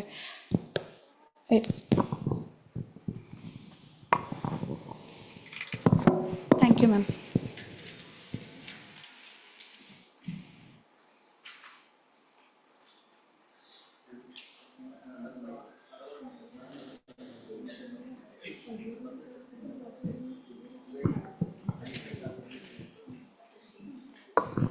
We are thankful to Dr. Sugandhaben and Dr. Sheetal for rendering their services as judges and the chairpersons.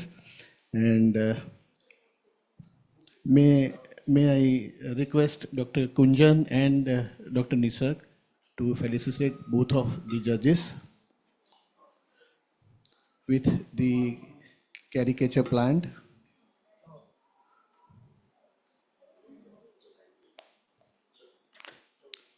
Please be on the stage.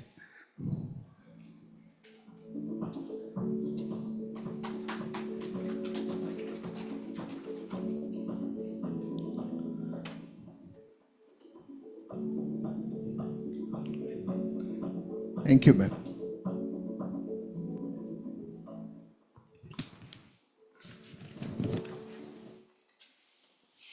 May I request Dr. Gununbhai to please be on the stage for your sacred duty as the judge of this session.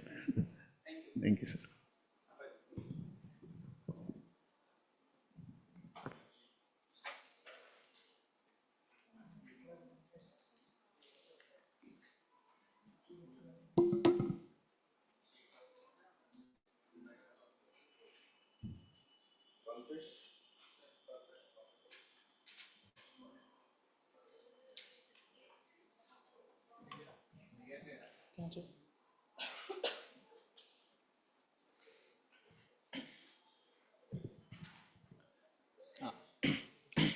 Good morning to everyone.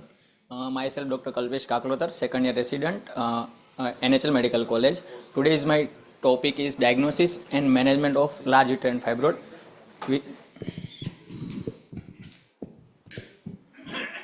which is mimicking like a borderline tumor of a single smooth muscle tumor, uncertain to malignant potential, with the under the guidance of Dr. Pushpam, Kruti ma'am and Dr. Ayush ma'am. First of all, difference between the normal uterine fibroid and large uterine fibroid, which is mimicking like a stump.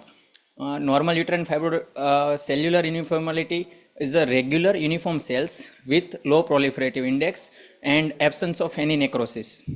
But in like a malignant condition, it's a borderline pathology between the benign and malignant, and it is have abnormal shape with nuclear atypia and significant necrosis present.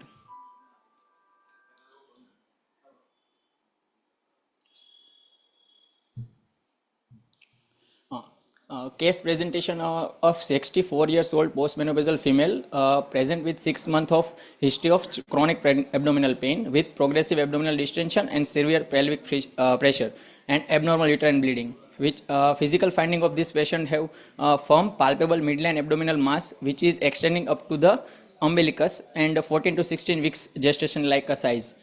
And investigation finding suggestive of 11.4 into 18.2 into 18 centimeter mass present into the midline part. Surgical intervention and resections pre-operatively, mainly a large uterine fibroid have a more vascularity, so pre-operative care main aim is a decreased vascular supply with the help of the GnRH agonist, GnRH antagonist. Then after OT plan resection approach, open abdominal hysterectomy with the bilateral salpingo-oophorectomy which was performed carefully, exert the mass, and hemostatic measure manage the massive vaginal vault bleeding through direct and critical ligation of the left internal iliac artery and clipping the minor pelvic vessels. After the resect the specimen, it is sent to the pathology. Exactly 1075 gram, 1 kg around specimen sent to the histopathology, and microscopic findings suggestive of spindle cell smooth muscle with cell atypia and high mitotic rate. Atypical indicators which is suggestive that it's a borderline tumor with tumor tissue cell necrosis, and definitive diagnosis made with the help of the tumor proliferative immunohistochemistry markers which is Ki67. And conclusion of this study, diagnostic awareness, which is a fast growing uterine mass in postmenopausal patients, should prompt a high index of clinical suspicions for rare borderline tumor like a stump. And hemostatic control, early vascular ligation, especially the internal iliac artery, are critical life-saving maneuvers when pelvic anatomy is severely disordered.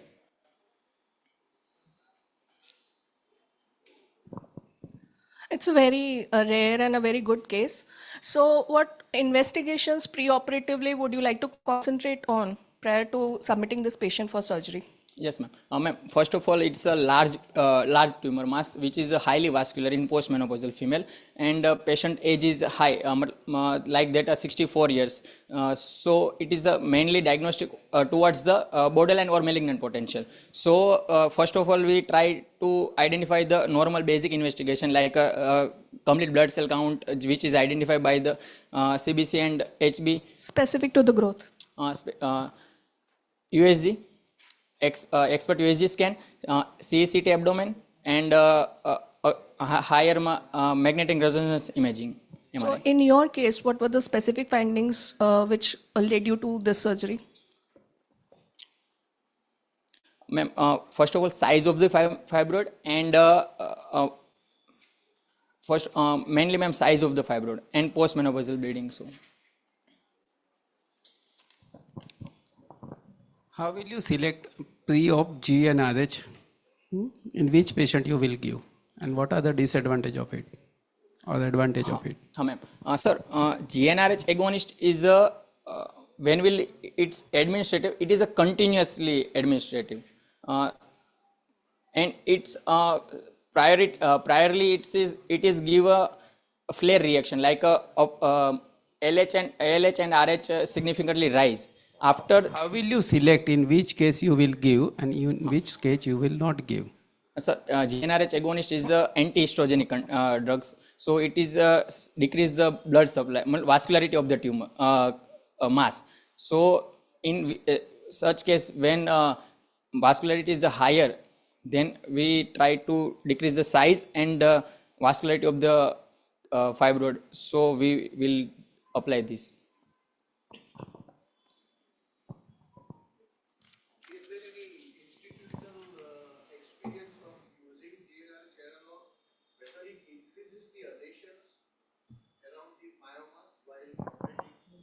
Sir, in such case, we will use in this case in our institute, but not such adhesions. Does decrease the vascular. Yes, sir. But there are reports that it also increases the adhesions also around the mass.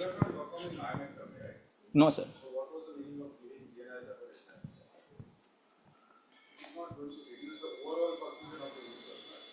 Yes, sir. It may reduce the size because of the decreased vascularity along with the use of GnRH analogs. Yes. At least 3 months. At least 3 months. Sometimes 6 months. It does decreases the size. See, after all, when you are using GnRH analog, the main effect is.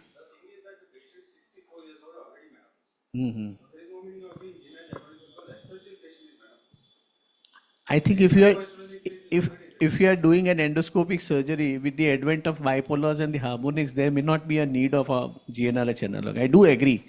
But if at all the GnRH analogs are used, the only aim or the objective of the unit would have been just to reduce the size of the mass by decreasing the vascularity. You know, artificial menopause, there is no meaning because patient was already 64 years of age. Patient had achieved menopause probably 10-15 years back. Then what was the role of GnRH? Whether it was the open procedure or yes, it was an open procedure. Total That's why they have decided about giving. But patient was already in a hypoestrogenic phase. Because of the menopause, patient was already in a hypoestrogenic phase. That is a very pertinent question. If at all the patient was menopausal, then there are already decreased hormones. It is already decreased. Estrogen Whatever is there, it is reduced only. But sir, in such case, in our institute, patient when we try to in OT, मतलब અમે ma'am sir એને છે ને 11.2 HB OT start કર્યું હતું. Correct. 3 cycle અમે GnRH એનાલોગ્સની આપી હતી પ્રી ઓપરેટિવલી અને 11.2 HB OT સ્ટાર્ટ કર્યું હતું. ઓકે. OT 3 hours 3.5 hours જેવું ચાલ્યું હતું. ઓકે. તો એની અંદર પેશન્ટને જ્યારે ઇન્ટ્રાઓપ within 4 HB સુધી ગયું હતું patient. No, that is true. So that is intraoperative procedure. The thing is that the need of GnRH agonist before giving this. Let's say if you have not given GNRH, that doesn't mean that patient ne કદાચ વધારે bleed થયું હોત એમ. એ તો એ જ થવાનું હતું. That is a pertinent question. At the age of 64, I am saying, not in case of early patient. Like, you know, if you are doing the same procedure at 40, 45, and if you are doing myomectomy, definitely agreed that GNRH agonist or antagonist both has a very good role before giving it. I think. Yes, sir. But this I is think my moot point was that if you are giving GNRH analog in a non-indicated patient, it is not going to help you as far as dealing with the mass is concerned. But on the contrary, by decreasing the vascularity, there are all the more chances of having the adhesions develop along with the masses, and that may have been the cause of this kind of a prolonged surgery. And adhesions generally develop in case of endometriosis, not in fibroid, because fibroids are generally it depends, clean. it depends upon the pelvic pathology after all. As such, yes.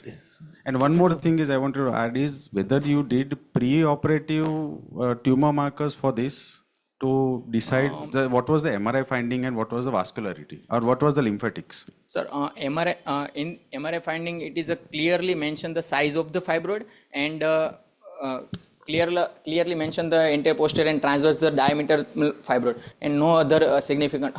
Sir, it is a broad, it is a large tumor. So left side ureter hydronephrosis just present. What about the lymphatics? Lymphatics normal.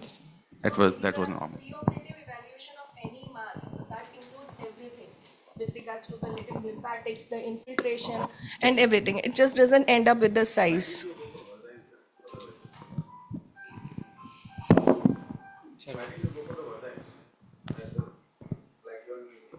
Pelvic dissection also, just to see. You know, even frozen section can be performed during intraoperatively procedure only, during even to get the pelvic nodes and then check it. Rather than getting it done afterwards, because afterwards also you had a high risk, then immunochemistry suggested it was benign tumor. But otherwise it was high risk only till that time. So ideally in case of all these patients, always consider sarcoma as first. Operate it accordingly and then go for the diagnosis, final diagnosis. Yes. Because then only, otherwise you will end up giving a repeat surgery in this patient.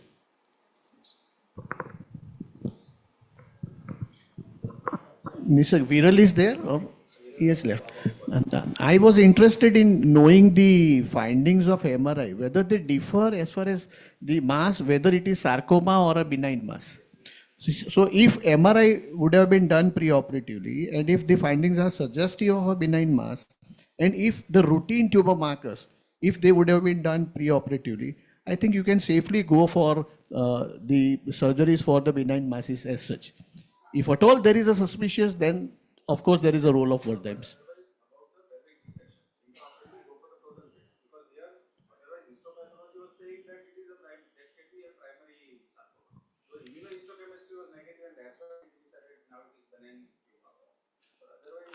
And I think if the tumor markers done preoperatively, if they are normal, if the MRI findings are normal, then that's right.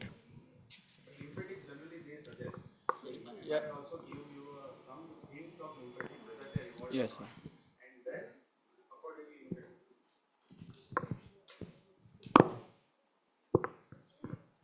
Thank you, sir. Thank you, ma'am.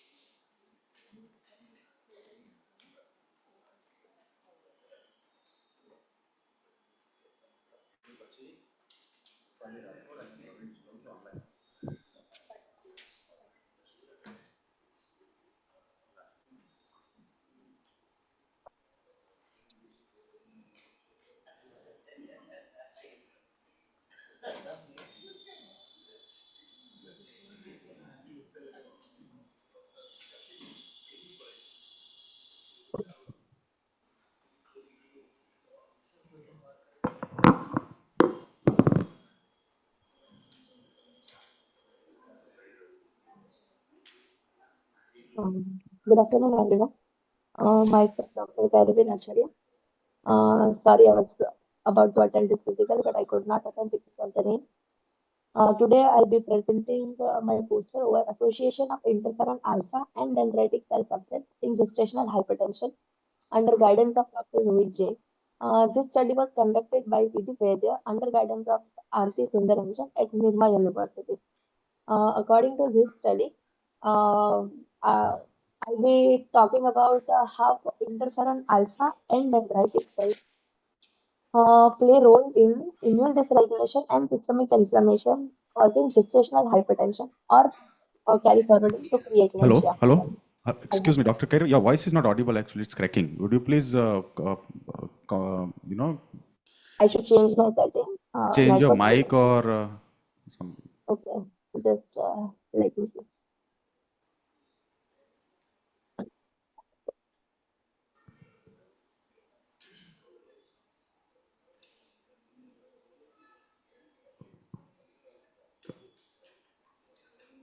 Try and speak, so we'll get to know. Hello, just a minute. Am I audible No. now? I think you need to remove your headphone or one headphone at least with a mic. Hello, now is it clear? Still, it is cracking. Or remove your headphones and straight away go Yeah, on yeah, laptop yeah. only. It's too much. Okay.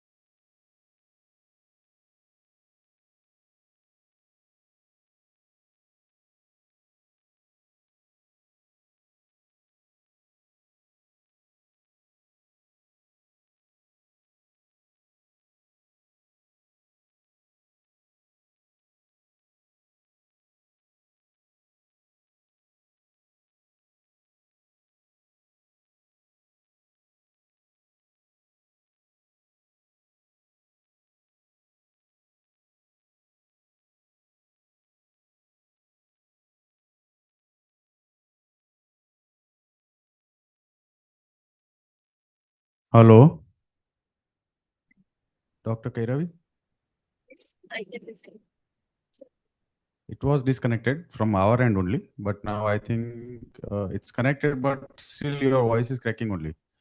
Please try and speak something. Hello? Mm,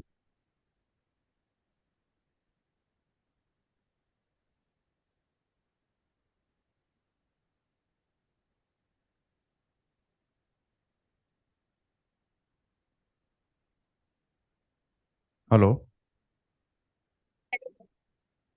Just a second. Just a second.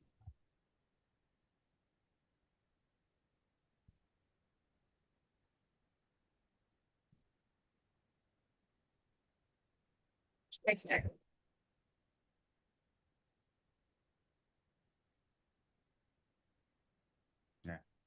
60, 70 જ આવે. આટલું તો ઓછી કહેવાય યાર. હોય કાંઈ?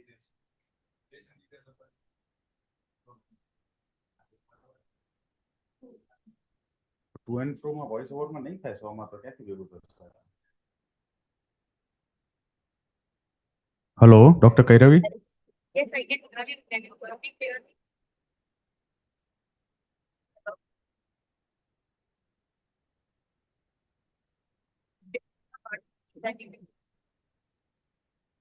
I think your network is also slow. Low network bandwidth આવે છે આમાં. શું કરું પછી કરવું છે? Hello? Nah, again, see, we cannot hear her properly. આપણે પછી બીજાનું લઈ લે. બીજા ઓનલાઈન ચેક કરો. Okay, we'll get back to you in some time. Just try. Sure, sure.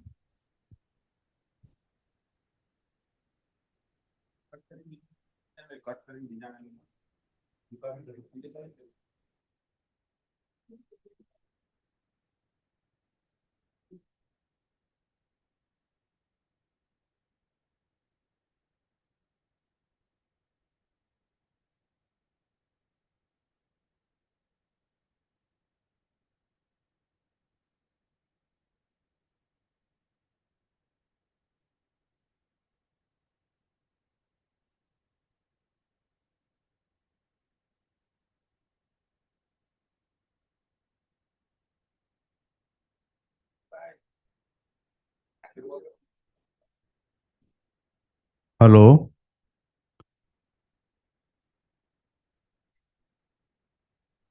Hello. Dr. Deepali, yes. Yes. Hello. Yes, you are next. Please start the presentation. Okay. Good morning, everyone. I'm Dr. Dipali Rathod from PDU Medical College, Rajkot, second year gynec resident. I'm presenting a poster in autoimmune hemolytic anemia in pregnancy with a case. Autoimmune hemolytic anemia is a rare disorder characterized by immune-mediated destruction of red blood cells. Incidence is very uncommon in autoimmune hemolytic anemia, but it may result in severe fetal and maternal growth restriction, preterm birth, and increased perinatal mortality. And thus, early diagnosis and multidisciplinary management is very essential for the optimal fetal and maternal outcome. Case presentation: a 24-year-old prime patient with 24 week presented with a chief complaint of fatigue, jaundice, and a pallor. On examination, patient was pallor, icterus was present, patient was vitally stable, and her fundal height was corresponding to the gestational age. All investigation was done. Her HB was 4.4 gram. There were increased reticulocyte count, LDH were raised, indirect bilirubin was raised, haptoglobin was decreased.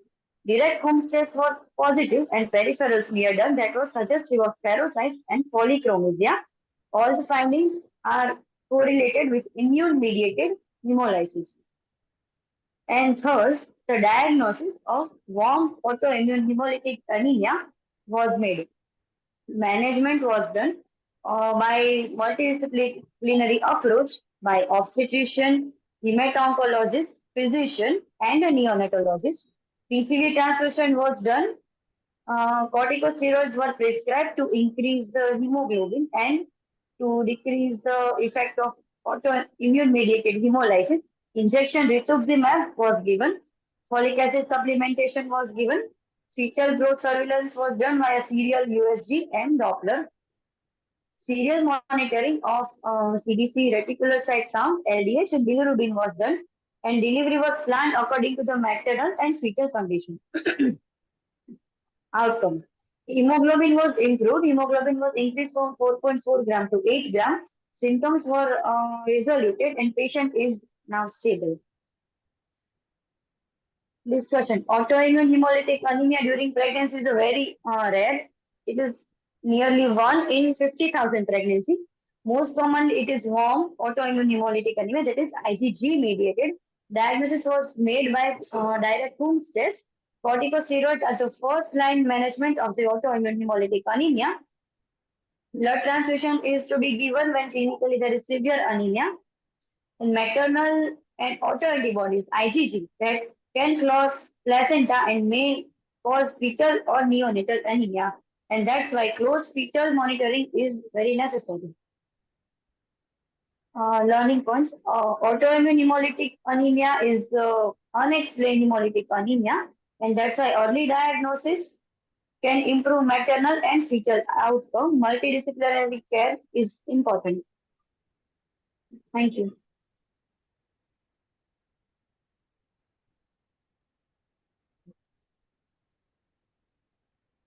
Hello.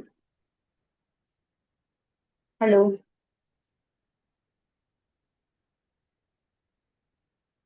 Hello. Hello, Hello. Dr. Dipali. Yes, ma'am. It was a nice presentation in a very rare disease, but how you differentiated it from HELP syndrome? Ma'am, her BP was normal throughout the pregnancy. Her platelet count was normal and her liver enzymes was not elevated. And that's why health syndrome was not diagnosed. And also direct home stress is positive. That is indication of hemolysis. What are the other differential diagnoses? It can be cold hemolytic anemia. Did you go Hemolytic. smear? Yes, ma'am. The peripheral smear? Yes, ma'am. Peripheral smear was done, and that Yes. is suggestive of hemolytic anemia. Okay, hemolysis is one of the criteria for HELP. Yes, ma'am. Hemolysis is a criteria for HELP syndrome. Okay. What are the fetal complications in cases of hemolytic anemia? Fetal complication can be occur. There is a fetal anemia, that is IgG antibodies can cross a placenta. That can cause the fetal destruction of the RBC. That can cause fetal anemia. Fetal growth restriction can occur due to maternal anemia. That can cause a fetal growth restriction. There can be placental developmental abnormalities due to maternal anemia. That can also cause a fetal growth restrictions. And But in your case, this was appropriate for growth, no? yes, it was appropriate. There was no evidence of fetal growth restriction. Okay. When will you consider for termination of pregnancy in such a case? Termination can be considered in term pregnancy. Termination can be spontaneous. And prior to blood transfusion, what care should be taken rather than the diagnosis?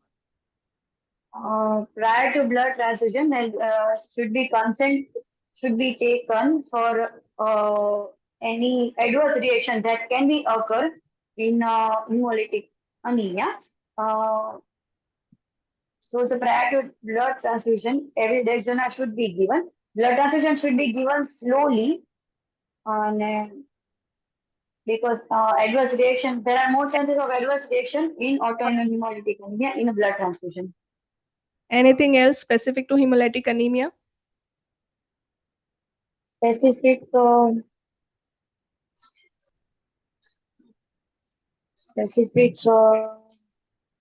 ma'am. Okay, thank you. Okay. Thank you, ma'am.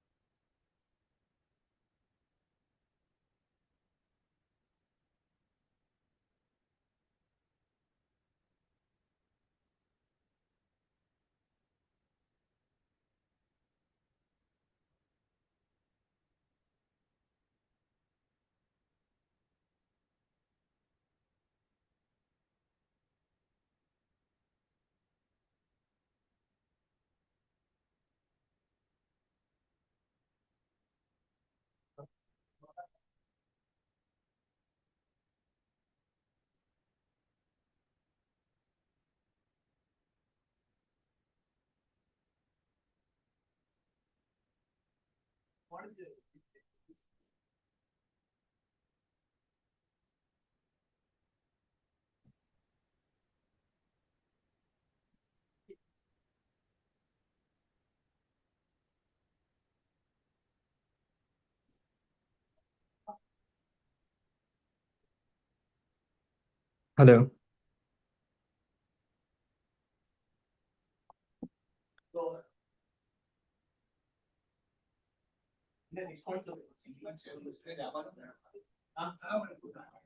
Hello. Hello. Yes, Dr. Praveen. Yes, ma'am. Hello. Please start. Good morning. Hello. Good morning, everyone. My name is Dr. Praveen Solanki, second year OBGY resident from LG Hospital. I am presenting case of heterotopic pregnancy. Heterotopic pregnancy involves coexisting pregnancy at distinct different implantation sites. The most common combination is the intrauterine and extrauterine gestation, most of later being in the tube 90%, although implantation in cervix, ovary, interstitial segment, abdomen, and previous cesarean scar have all been reported. The incidence of heterotopic pregnancy is around 1 in 30,000 in spontaneous pregnancy, but the incidence is about 1.5 in 1,000 pregnancy resulting from assisted reproduction technique. Case report: a 29-year-old female patient presented with complaint of lower abdominal pain with 1.5 month of amenorrhea. Ops history G3P2A0L2, first female full-term normal delivery 5 year back, and second male full-term cesarean section 2 year back for fetal distress, both child alive. Menstrual history regular, last menstrual period 21st September 2024, UPT positive. Clinical feature on a general examination, patient pallor absent, pulse 92, patient vitally stable, per abdominal scar present, tenderness present on left iliac region, hemoglobin 10.8 gram percentage. TVS finding single intrauterine G-sec of 6 weeks, 4-day fetal pole and cardiac activity seen, and gestation sec in left adnexa appropriate 6 weeks, 6 day of pregnancy, fetal pole seen and cardiac activity not seen. This is USG finding. My diagnosis 8 week, 3 day of intrauterine pregnancy with heterotopic pregnancy in left adnexa, unruptured ectopic pregnancy. Operative finding on laparoscopy, the uterus was enlarged according to gestation as 6 to 8 week size. A gentle handling of uterus was done. The right adnexa was normal on left side, 6 by 5 centimeter mass in ampullary region of fallopian tube. Left side partial salpingectomy was performed. Post-operative course was uneventful. Patient was discharged on third post-operative day. This is left adnexal mass and left partial salpingectomy was done. The intrauterine pregnancy was maintained and the patient is continuing her pregnancy in the good condition. Regular ANC visit taken for intrauterine viable pregnancy. At 37 week, 5 day of pregnancy, LSCS was done for previous one LSCS in labor, not willing for VBAC, delivered male child 2.9 kg. Discussion: the existence of intrauterine pregnancy does not exclude an ectopic pregnancy. Heterotopic Heterotopic pregnancy often escape early recognition because both serum beta hCG concentration and ultrasonography can be misleading. Over half of all our recognition recognized only after tubal rupture occur. So visualization of adnexa during routine early antenatal scan help to rule out heterotopic pregnancy. Because of high risk of tubal rupture, the importance of early diagnosis and treatment for ectopic pregnancy, around 50% of heterotopic pregnancy are asymptomatic. Conclusion: treatment of heterotopic pregnancy in setting of viable concomitant intrauterine pregnancy gets complicated. Surgical treatment by salpingectomy or salpingostomy while leaving the intrauterine gestation undisturbed is effective and generally considered the treatment of choice. Systemic and direct local injection of methotrexate is contraindicated when the intrauterine pregnancy is viable and desired.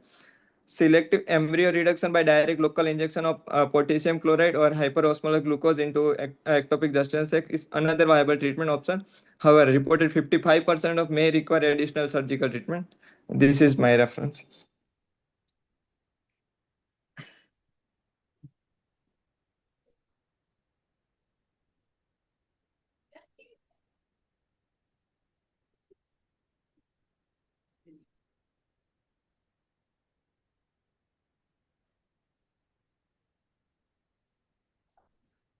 Okay, thank you.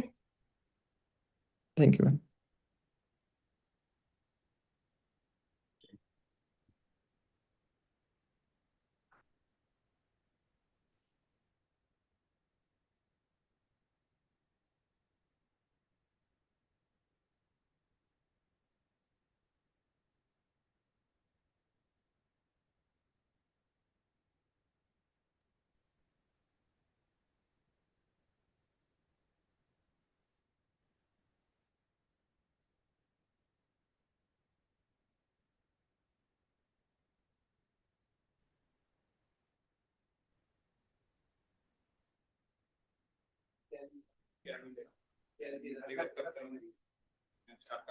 Dr. Kairavi?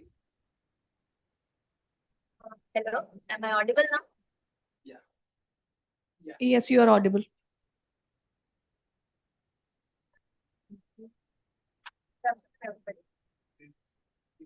Myself, Dr. Kairavi, actually, senior teacher resident and junior as Gatanagar.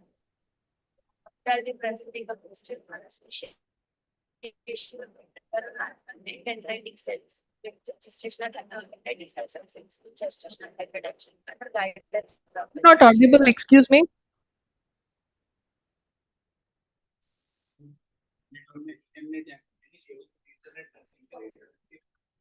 Hello. Hello. Sir. Yes, Kairavi? sir. Yes, sir.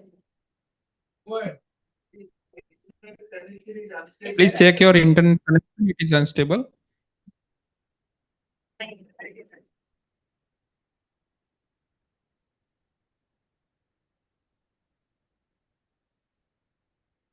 Low network bandwidth.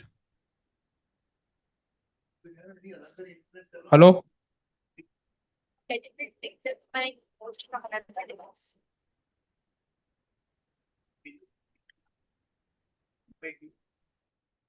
Kairavi, do you have another internet connection? Yes, I have tried the other one only. I think now your voice is little bit smooth as compared to the 2 to Others, 3 minutes back. yes, sir.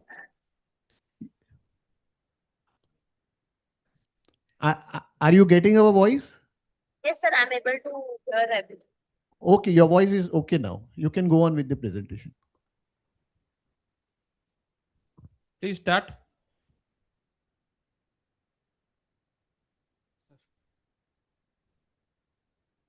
You can continue. Okay, sir. Okay, thank you, sir. My Dr. Gairavi Dachkadiya. I'm second year PG resident at GMRS Medical College, Gandhinagar. Today I'll be presenting a poster on association of alpha and dendritic cell subsets in gestational hypertension. This is the study conducted by P.T. Vaidya under guidance of R. Sundaranjan at Nirma University, Ahmedabad. In this study, today I'll be discussing about how your dendritic cell subsets and interferon alpha plays its role in pregnancy-induced hypertension.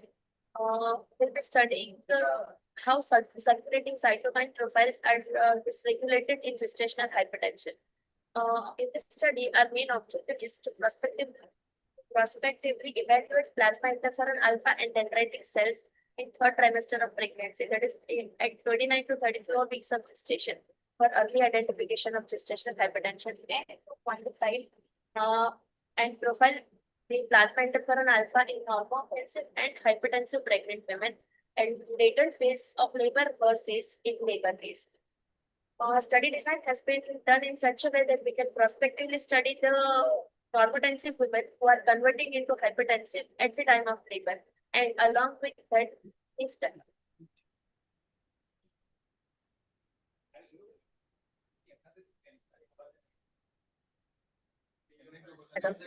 Okay, you can change the slide accordingly. Along with prospective study, we are also conducting case control study of normotensive and hypertensive women who are in later phase of labor as compared to those who are in labor. For this study, for both of the study, the samples have been collected in a either OPD or ANC ward, and other than that, in labor, from that sample have been transferred to Nirma University for further follow-up. In that, interferon alpha is being quantified by sandwich ELISA method. Dr. Kairi, you can change the slide. Okay, sir.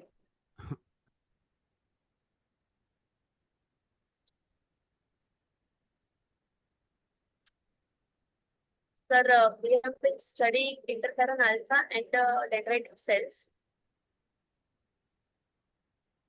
You can continue. Interferon alpha was quantified by sandwich ELISA method and dendritic cell subsets were quantified by four color flow cytometry on cryopreserved plasma cells. Sir. For that flow cytometry, we are differentiating dendritic cells that are basically divided into two types. Sir. Dendritic cells, plasma cytodendritic cells, and myeloid dendritic cells. The major role in gestational hypertension is of plasma cytodendritic cells. Here we will be studying how they are correlated to gestational hypertension. Individually, plasma cytodendritic cells play immunologic role in development of hypertension, leading into pro-inflammatory condition. Whereas the ratio we are studying here would more importantly play role in telerogenic effect, suggesting us any disruption in fetal-maternal unit in cases of gestational hypertension. The study results are such as the ratio of myeloid dendritic cells and plasma cytodendritic cells is increased in gestational hypertension, whereas individual plasma cytodendritic cells are getting decreased. And there is a positive correlation between development of gestational hypertension and interferon alpha, levels of interferon alpha in pregnancy. What I'm trying to say is that before hypertension is clinically evident, higher interferon alpha and lower plasma cytodendritic cells and the ratio of myeloid dendritic cells and plasma cytodendritic cells are can independently be the potential predictors of gestational hypertension. And interferon alpha is elevated in hypertensive women even before the onset of labor. But individually, interferon alpha is increased in labor phase also. So we'll be differentiating it way before the labor onsets. So my conclusion would be increased interferon and hypertensive pregnant women exhibit higher plasma interferon levels compared to normotensive pregnant women before the onset of labor, and labor onset attenuates this difference. These immune signatures offer a window for early preclinical identification of women at risk of gestational hypertension. And elevated interferon alpha provides us new insight into the immunopathological mechanisms underlying the disorders. Thank you. Sir, madam. Okay, good. How we can implement this in a routine clinical practice? In clinical practice, this needs more extensive search that is still under investigation, sir. But in clinical practice, once we can establish that interferon alpha is effectively increased in gestational hypertension in third trimester of pregnancy, we can provide anti-interferon alpha for prevention of gestational hypertension at the level of immunological prophylaxis, sir. Way before the symptoms onset or before the dendritic cell subsets sets in.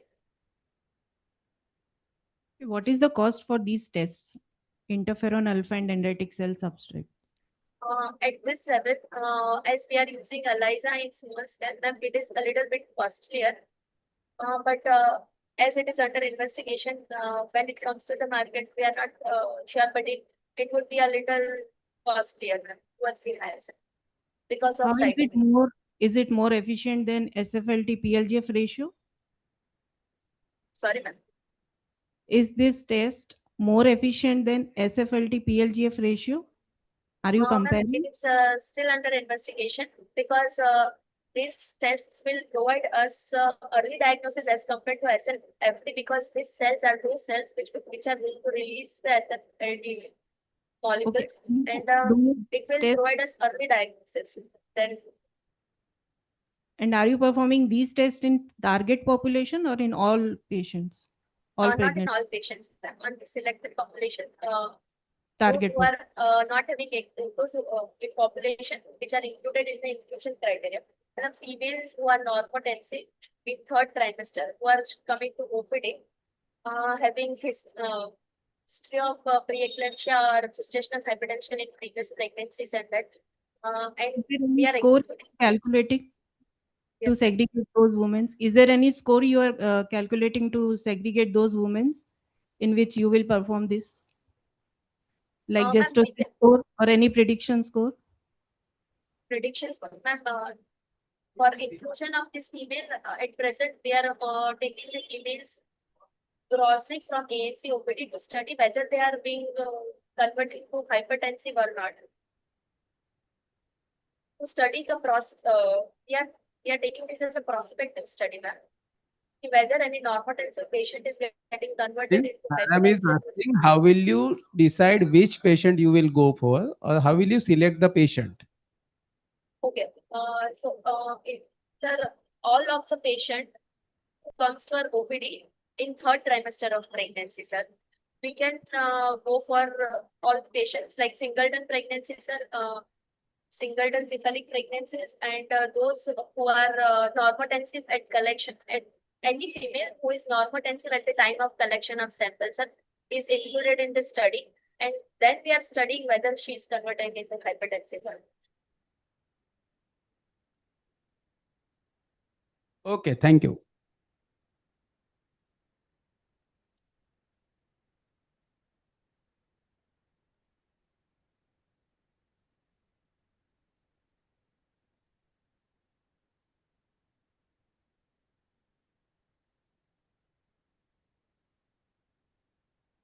Dr. Shivangi Jaiswal. Hello.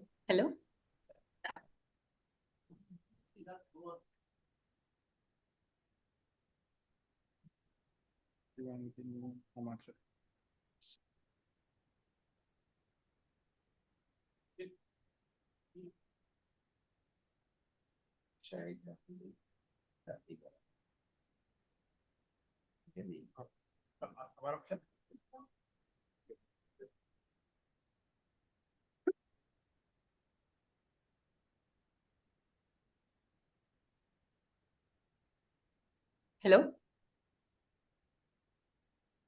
Hello. Am I audible, sir? Yes, you can Okay, start.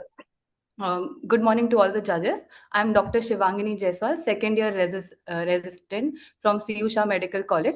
Today I'm going to present my paper on feto-maternal outcomes seen in physiological based cord clamping. Yes. So, sir, I have done my investigation to describe the maternal and neonatal outcomes observed in normal vaginal delivery in which physiological based cord clamping was practiced.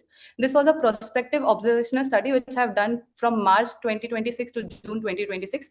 A total of 300 patients were selected. The transition from fetal to neonatal life is one of the most critical physiological events after birth. Traditionally, we have seen that umbilical cord was clamped immediately or after a fixed delay of 30 to 60 seconds. However, recent evidence suggests that the sequence of events is more important than the time itself. So, sir, in physiological based cord clamping, we do not clamp the cord immediately or after a fixed time interval. We delay till the newborn has established spontaneous breathing and achieved cardiorespiratory stability. Therefore, PBCC allows uninterrupted placental transfusion while the lung gradually takes over oxygenation, making neonatal transition more physiological. Immediate clamping can lead to abrupt hemodynamic fluctuation before adequate lung expansion is achieved. Therefore, we differ from clamping until objective cardiorespiratory stability is demonstrated. Sir, in patients that I've included normal spontaneous vaginal delivery, singleton pregnancy, gestational age more than 34 weeks, and informed consent was taken. I've excluded cesarean deliveries, Rh negative mothers, HIV, HbA1c, or any maternal comorbidity that was observed due to eliminate any confounding factors that could be seen. Clamping was only done after cardiorespiratory stabilization, after the baby had achieved a spontaneous cry, well cry. There was a heart rate above 100 beats per minute. It had shown good pink color and good tone in muscle tone, sir, basically. In maternal demographics, the age groups were 18 to 30, more than 35 people. As described, 18 to 24 was almost 44% of the population. 25 to 29 age group was 42.7. 30 to 34 was 8.7, and more than 35 was also only 4.57% of the target population, sir. While my gravity in primary gravidas, sir, there was almost 49.3%, and multigravidas at 50.7%, almost equal in both groups, sir. Baki gestational age, sir, I also included late preterms more than 34 weeks because they already have much lung development. Rather than including preterms, sir, they may require immediate resuscitation. So we have excluded that, sir. Otherwise, more than 34 weeks to 36 weeks, 22.7% of the patient were there. 37 to 38 plus 6, 30%. 39 to 40 plus 6, 32. And 41 to 42, 15.3% of the population, sir. The duration of labor averagely went through 7.5 hours. Cord clamping time rather than 90 seconds is what observed averagely for 105 seconds. Duration of third stage of labor was 7.2 minutes. Estimated blood loss during vaginal delivery was 106 ml. We did not observe any postpartum hemorrhage as such because additional uterotonics were already given at time. We did not defer from giving the uterotonics till the placenta was cord was clamped. We started the uterotonics after the third stage of delivery itself. In neonatal outcomes and complication, mean birth weight was observed to be 2.72 kgs. ABGA score of a good ABGA score of 8.2 at 1 minute. At 5 minutes, it was 9.1. Neonatal hemoglobin was 17.8 and serum bilirubin at 8.4, sir. Babies require NICU admissions were only 75, out of which 78 babies requiring phototherapy was 49 only. In complication, transient tachypnea was observed in 22 babies. Jaundice requiring phototherapy 49 as such, and suspected sepsis was in 11%, sir. I would also like to conclude that we only observed PBC having a lower incidence for late onset sepsis and phototherapies were observed. No difference were found for other important secondary clinical outcomes, including respiratory distress syndrome and NICU admission. Overall, sir, no as such change was seen in maternal outcomes, but for the baby, it was seen that lower NICU admissions, and sir, phototherapy was not required in every baby, sir. It was good for the neonatal. Thank you, sir. Okay. Have you had calculated the blood loss? In one of your slides shows 116 ml of blood loss per delivery. So have you had calculated that? Sir, blood was approximate. We do keep trays below the delivery table. So after every delivery, we can put that in the measuring tray, sir. And we can also include by seeing the how many gauze were soaked, and sir, that was mainly roughly how we calculated, sir. And what is the guideline of WHO and GOI regarding the cord clamping time? Okay, sir. Sir, according to GOI and WHO, it asks us to wait till 1 minute or till the pulsations are over to clamp the cord, sir.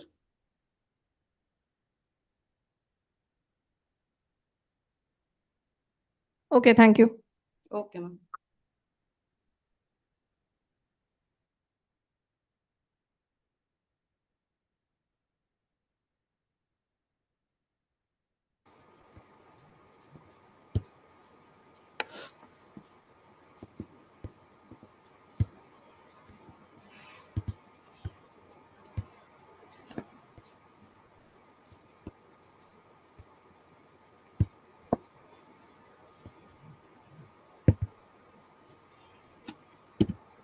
Hello.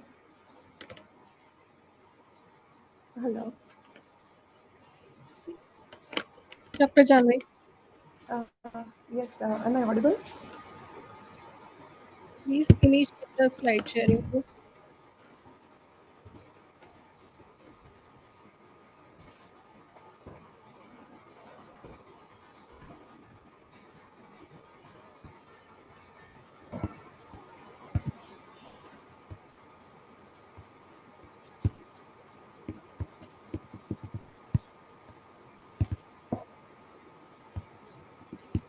Hello. Hello. Yes, Dr. Janvi, please start. Yes, okay, fine. Good afternoon, everyone. I'm Dr. Janvi. I'm working as an assistant professor in Swaminarayan Institute of Medical Science at Kalur, Gandhinagar. My topic for the case presentation today is chitosan tamponade for uterine packing in cases of atonic PPH. So, chitosan covered tamponade was originally described in the management of acute hemorrhage in the field of military medicine, combining the physiological anti-hemorrhaging effect of chitosan with a compression tamponade. Chitosan originates from the shell of sea crustaceans and acts via a physiological pathway related to electrical charges on circulating cells that is independent of coagulation factors. Chitosan is derived from partial deacetylation of chitin and is a natural polycationic linear polysaccharide.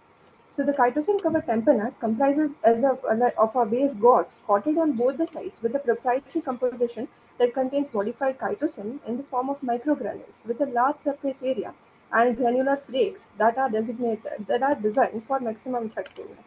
The primary mode of action of this is absorption of water from blood into the granules to form a robust pseudoclone. As the water is absorbed, blood components are also amalgamated in the gel to form a coagulum at the site of bleeding, which also has adhesive properties. The formation of the gelatinous mass is also assisted by the cationic nature of the modified chitosan polymer. So the positive charge allows it to form electrostatic complexes or multiple layer structures with other negatively charged materials, that is the RBCs, within the blood, attracting them to the injury site independent of coagulation factors again. So this is the second reaction to the primary mode of action of creating a gel pseudoclone. The resulting adhesive gel patch acts as a physical barrier to blood loss and consecutively works independently of the clotting cascade, and the layers of the gel formed between the layers of chitosan covered gauze further create a barrier to bleeding, enhancing the hemostatic profiles. Further stabilization of the wound plug is brought about by the moistened gauze layers adhering together and creating a firm plug. In chitosan, the first use was developed and noted in 2012 for a therapy-resistant PPH.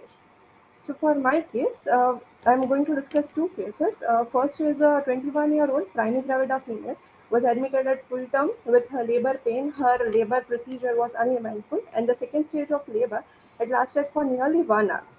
And after the control cord section of placenta was separated and all the necessary uterotonics and everything was given. Then her uterus was encountered to be flabby and there was sudden gush of blood vaginally. IV lines were secured and Hemasil was started. All the necessary uterotonics and everything was given. Concurrent fundal massaging, bimanual compression of the uterus everything was tried, but the uterus was becoming atonic intermittently. So the decision of intrauterine packing with chitosan covered gauze was taken. Injectable broad-spectrum antibiotics, Evildexona, were given, and intrauterine packing was done with uterine packing forceps with proper aseptic precautions. Since chitosan is a very thin material, the double knot was tied at one end, that is the end that was supposed to be placed inside first, to ensure complete evacuation at the time of pack removal. After packing, the tonicity was achieved, and pack was kept for 24 hours and removed the next day. And no other interventions were done after packing, and injection tranexamic acid was given, which was continued for 24 hours. Patient was stable, and no signs of hypersensitivity were seen, and no other concurrent episodes of bleeding encountered. Now, similarly, for the second case, she was a third gravida female, presented with full dilatation and delivered a healthy child. After placental separation, uterus remained atonic. Just like the previous case, after all the medical intervention and bimanual compression failed, decision of intrauterine packing with chitosan was taken. Same procedure was followed through, and the bleeding was controlled without any major operative intervention. The pack was removed after 24 hours. So, discussion part. The chitosan covered tamponade seems to be an emerging tool in the armamentarium of the obstetrical team and can be used as an adjunct in the management of PPH, especially in areas where resources for advanced surgical techniques and other invasive options may be limited. It may be specifically advantageous because it acts independently of the coagulation cascade, and it may be particularly beneficial in PPH cases with already deranged coagulation. Otherwise, there have been limited articles of its use in traumatic postpartum hemorrhage as its use in military field trauma cases with active bleeding. So every birth attendant in the hospital should consider having the chitosan covered tamponade readily available and prepared for use, similar to its use in the field of battle. Given that it has shown to be fast acting, the onset of action is nearly 1 to 3 minutes. clinically effective, safe, and easy to use with the potential to avoid high-cost interventions such as peripartum hysterectomy. The chitosan-covered tamponade can be incorporated as a second-line intervention or adjunct in the management of protocol of PPH. Thank you.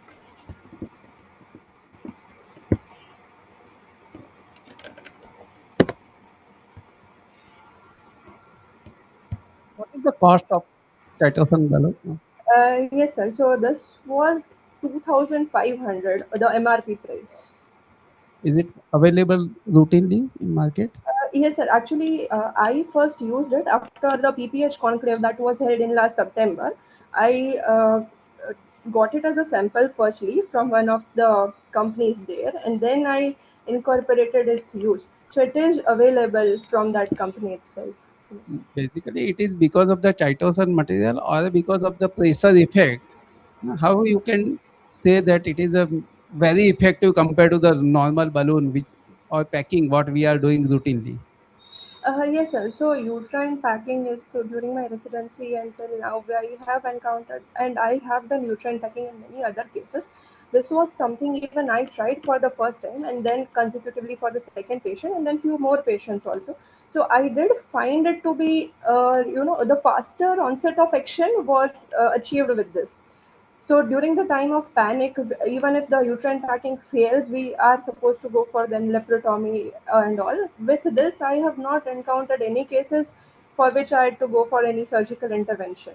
So I think the faster mode of action is something that I appreciated about this thing, and it has been effective, and no surgical interventions have had to be performed. So yes, sir, I'm still to explore. I'm actually looking forward to collecting at least 50 cases and then publish it officially.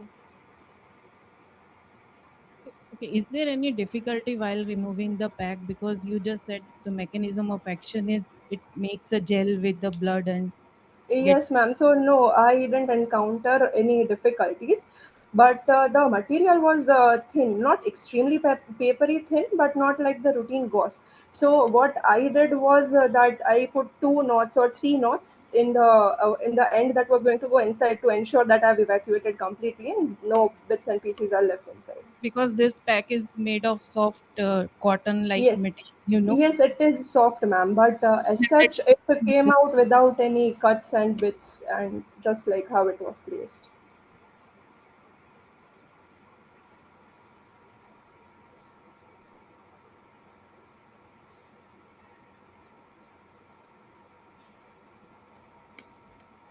Thank you.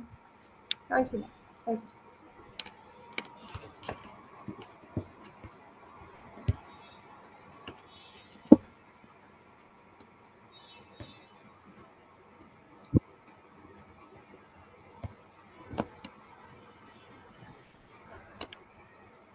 Thank you, Dr. Absa and Dr. Amritaben, for providing your precious time as the judges of this session. And we would like to felicitate both of these esteemed judges. I request Dr. Kunjan Shah and Dr. Snehal Kale to present our caricature plant to both of our respected judges.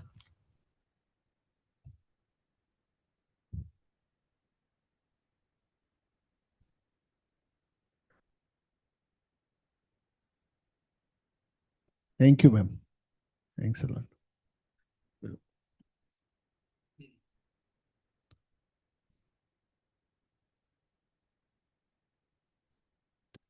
I request Dr. Kunjan to present the caricature plan to Dr. Hafsa, please. Thank you, ma'am.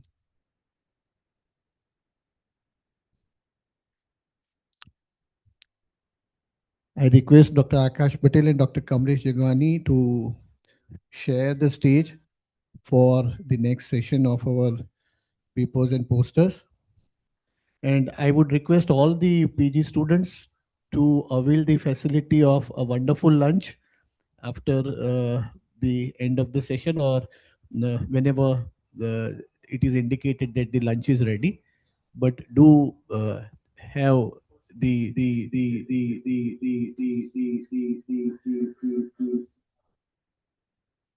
What a wonderful echoing. It would have been helpful if at all it is a musical night.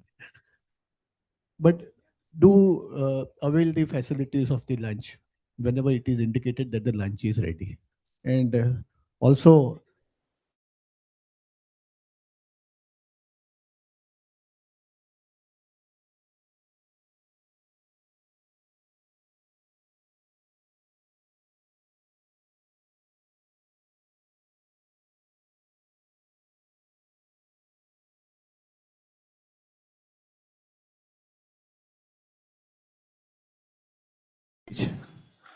okay.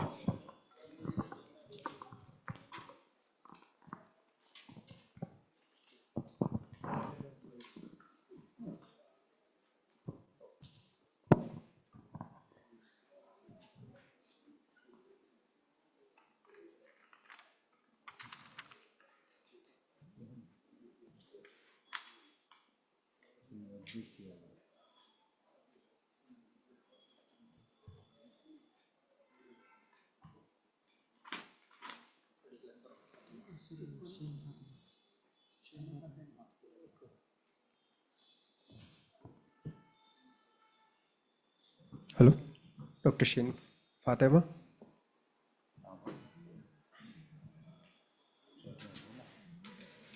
આકાશ પટેલ હું અહીંયા એસવીપીમાં CP છું.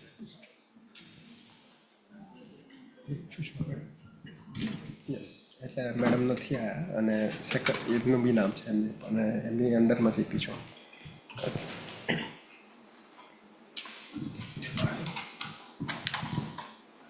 છે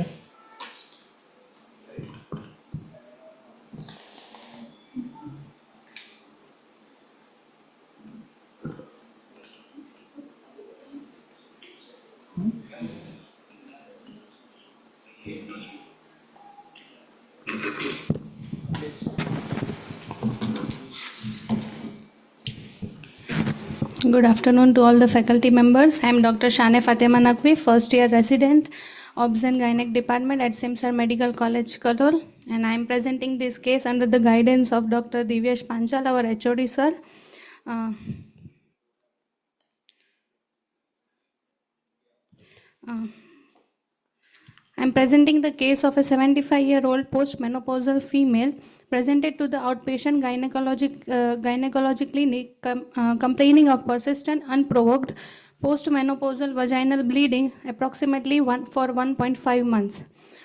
She had the medical history of chronic hypertension and diabetes mellitus type 2 and was taking meds. On physical examination, the patient was alert and oriented, and her abdomen was soft and non-tender, but notable for marked morbid obesity. Pelvic examination under speculum revealed a prominent brownish, reddish, hemorrhagic discharge accompanied by a mild yellowish, purulent vaginal discharge. Her laboratory investigations revealed anemia with hemoglobin levels of around 9.7 gram per deciliter, while other profile was normal. Serum electrolytes, liver enzyme, renal function test, and all the other tests were normal, and the tumor markers were sent, which were normal. Particularly CA125 and CA199, which were normal. In transvaginal ultrasound, her endometrial thickness was around 15 mm and accompanied by a large complex left adnexal mass. The CT and MRI findings revealed a large left adnexal mass, approximately 11 by 11 into 9 centimeter, with mixed solid and cystic components with thick internal septations, loss of fat planes with uterus and sigmoid colon, bilateral ureteric compression, and early hydronephrosis. Radiological impressions findings were highly suspicious for a locally advanced ovarian malignancy with possible adjacent organ involvement, making definitive preoperative diagnosis extremely challenging. The differential diagnoses were epithelial ovarian carcinoma, endometrial carcinoma with ovarian mets, synchronous endometrial and ovarian malignancies, borderline ovarian tumor, benign complex ovarian neoplasm. Before the OT, her cardiovascular workup was done. 2D echo was performed, which revealed a preserved left ventricular ejection fraction of around 55%. In the radiology, the left adnexal mass was around 114 into 118 into 90 thickness. The local anatomical extension where in inferiorly the mass was directly abutting the uterus with complete loss of intervening fat planes. Posteriorly, so it was abutting the sigmoid colon. Posterolaterally, it was compressing both the ureters, and anteriorly and superiorly it was abutting the anterior abdominal wall and adjacent loop of the bowels. Intraoperatively, in OT, first diagnostic laparoscopy was performed, but as the mass was densely adherent to the pouch of Douglas, exploratory laparotomy was then converted, which revealed a large left tubo-ovarian mass. Intraoperatively, a frozen section was sent, which revealed a high-grade malignancy. These are the few intraop photos. Surgically, we have done total abdominal hysterectomy with bilateral salpingo-oophorectomy, radical excision of pelvic mass, infracolic omentectomy, pelvic lymph node sampling, and frozen section examination.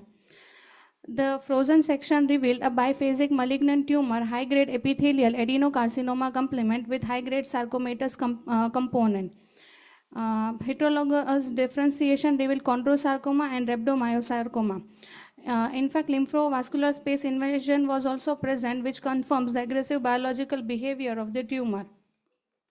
Final diagnosis reveals approximately 75% high-grade adenocarcinoma with approximately 25% high-grade sarcoma with lymphovascular invasion. Serosa was free of tumor, cervix was also free of tumor, but myometrial invasion was approximately 0.4 centimeter, less than 50% involvement.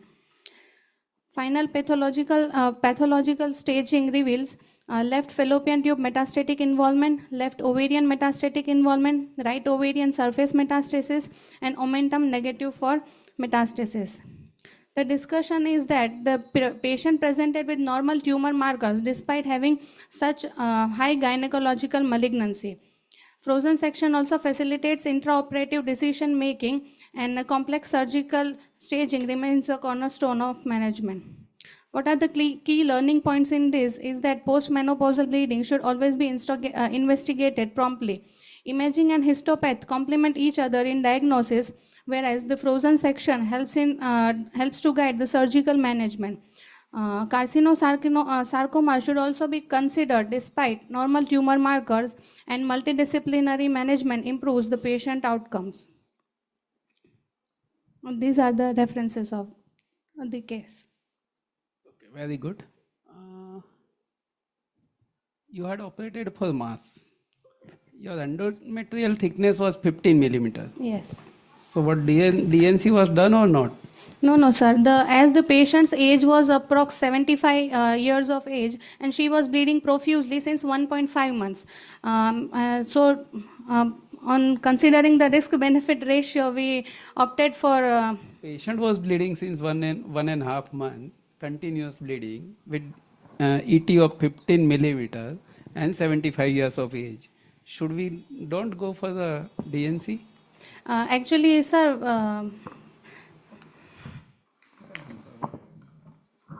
And second thing, what is the heading of your paper?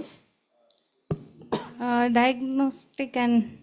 No, because I read something complex pelvic mass and endometrial hyperplasia mimicking advanced malignancy. Yes.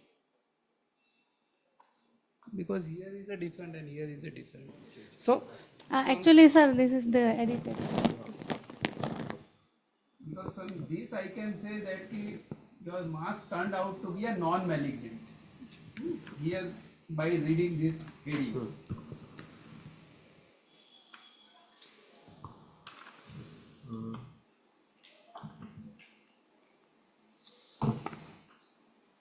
What investigation did you do before doing?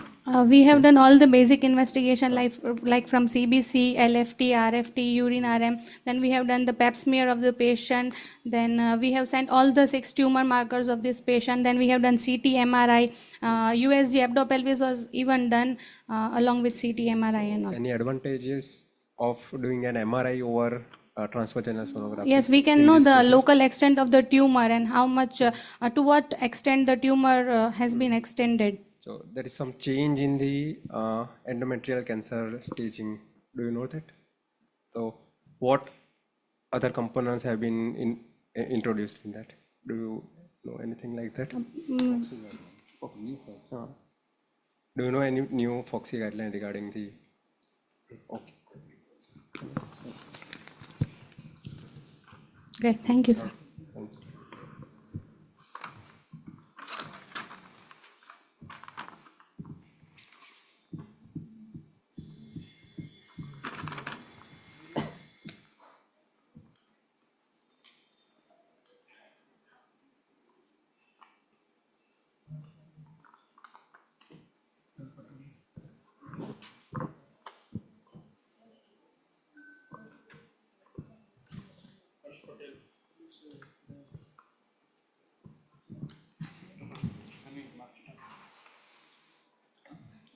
Treatment outcome અને presentation કયું છે ના abstract અને anomaly વાળું છે Sanjay.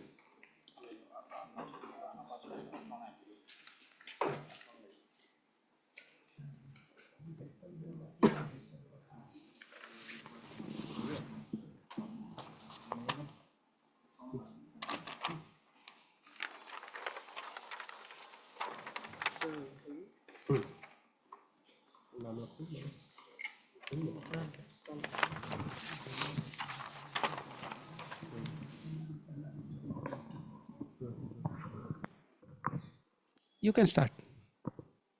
Judges, professors, seniors, and my colleagues. I, Dr. Harsh Patel, from Dr.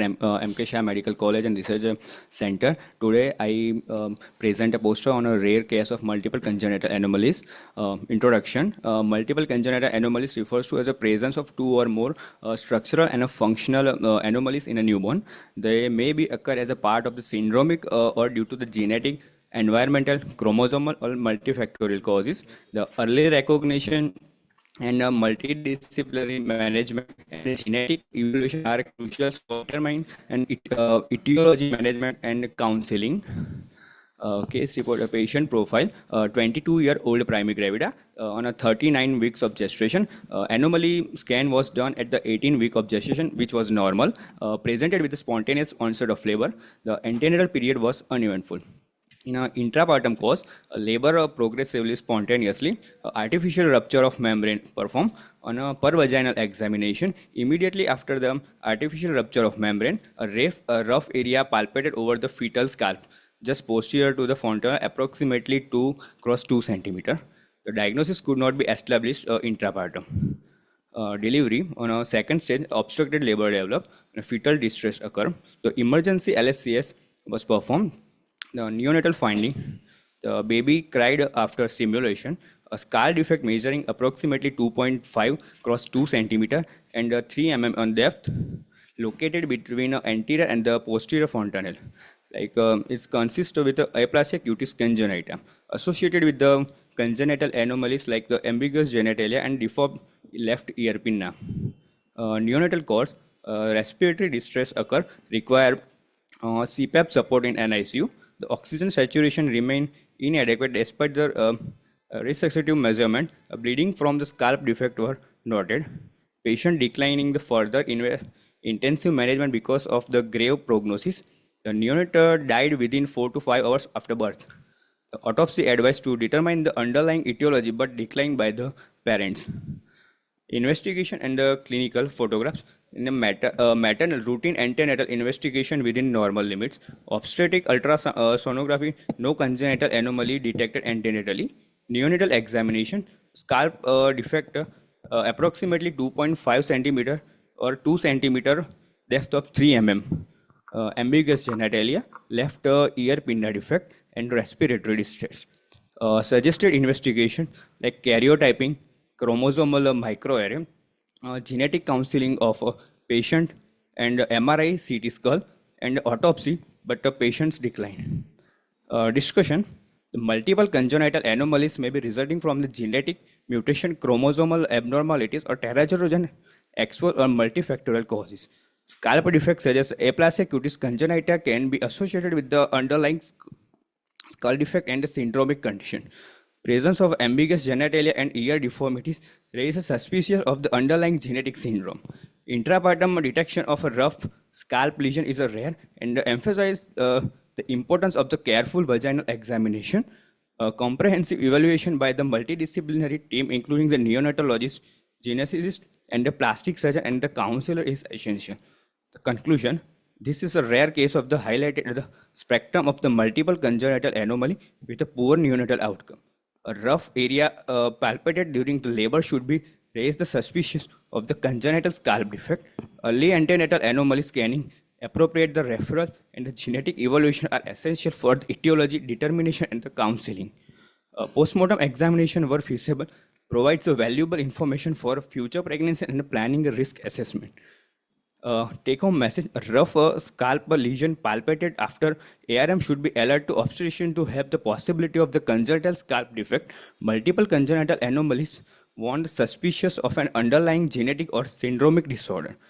Meticulous antenatal anomaly scanning, multidisciplinary neonatal management, genetic evaluation, and the postmortem examination are essential for the determining the etiology, guiding the parental counseling, and the planning the future pregnancy.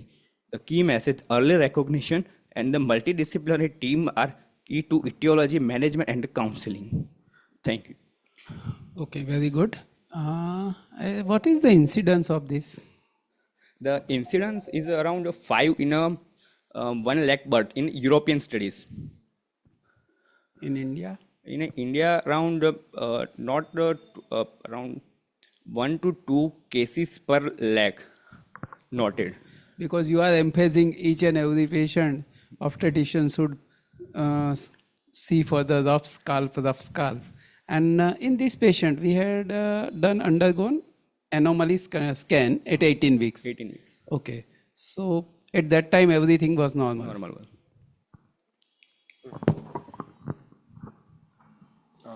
Do you know any anomalies that cannot be identified easily at around this time period? And આપણને આમ ખબર પડે ને કે ફૂલ term પર જ ખબર પડે soft tissues કોઈ તમને soft tissue anomalies like okay so anomaly scan કરાતા હોય તો પેશન્ટને આપણે શું સમજાવવું જોઈએ? all anomalies cannot be identified at the time of sonography. અને આ પેશન્ટમાં તમે હવે ફ્યુચર પ્રેગ્નન્સી માટે શું કાઉન્સેલ કરશો?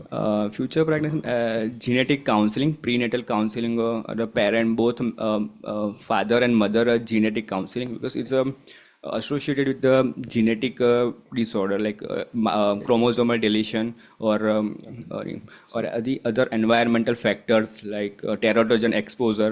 So I think that parental karyotyping is isolated. अगर spontaneous આવું હોય તો ideally it should not be done. If so patient ને એવું કહેવાનું recurrent આવી રીતે જેમ if there is a case of recurrent pregnancy loss, then we only counsel for this like so isolated anomalies માં વાંધો નહીં આવે. okay हाँ multiple तो we can કારણ કે cost effective પર જોવું પડે. cost effective. Like in a simple aplastic cutis congenita, there is a good prognosis. Around 6 to 70% neonates can live a normal life after, but with the multiple anomalies, there is a prognosis is decreased. Thank you. Next, Dr. Kavyaba.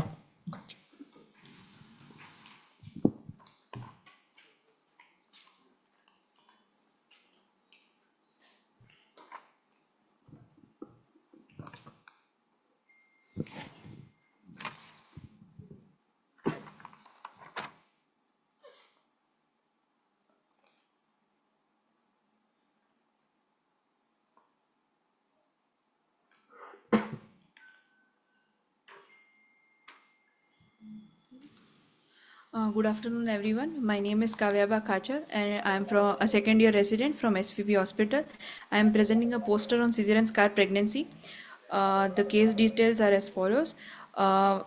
The patient was a 40-year-old female, fourth gravida patient, para 2, abortion 1 patient. Patient presented with complaint of heavy menstrual bleeding since 20 days. When investigated, UPT was positive. And patient previously had an amenorrhea for 2.5 months, and she had taken MTP kit on her own 1.5 months back. Her obstetric history was she had a history of two previous full-term cesarean section. One was a male child of 18-year-old, and cesarean section was taken for breech. Second was female child 15 years. Indication was previous CS, and she had one induced abortion at 2.2 month of amenorrhea 12 years back, which was followed by a DNE, dilatation and evacuation. On clinical examination, her power abdo examination was soft, transverse scar of cesarean section plus, and tenderness was present at the previous cesarean scar. On per speculum examination, no abnormalities were detected in her cervix, but bleeding was present. On per vaginal examination, uterus was anteverted around 8 weeks size, bilateral fornices were clear, bleeding was present, cervix was mobile, non-tender, and os was one finger dilated. On investigating, her hemoglobin came to be 4 gram, 13,000 WBC counts, and 1,12,000 platelets. Her beta HCG was investigated, it was 1700, and other reports were normal. On ultrasonography, her uterine cavity was absent. 48 by 55 by 64 sized mixed echogenic lesion was seen with vascularity at the level of previous cesarean scar, and her myometrium between the products and the urinary bladder was thinned out. Bilateral adnexa was clear, and no free fluid was present in the pouch of Douglas. So cesarean scar pregnancy diagnosis was done, and patient was taken for dilatation and evacuation. Under USG guidance, suction and evacuation of the uterus was done, but bleeding continued, and the previous scar was appeared to be very thinned out, and impending scar rupture was seen. So the patient was shifted for emergency laparotomy. During operation, placental tissue bulge was present at the anterior surface of the uterus over previous cesarean scar, and which was communicating to the uterine cavity. Gently, all the tissue was gently removed, and curettage was done. And the products was also sent for the histopathological examination. And the slide of the histopath showed the chorionic villi also.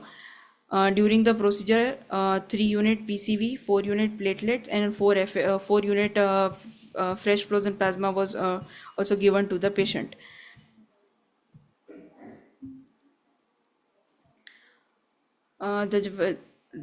The cesarean scar pregnancy is implantation of gestational sac in the myometrium at the site of previous cesarean scar.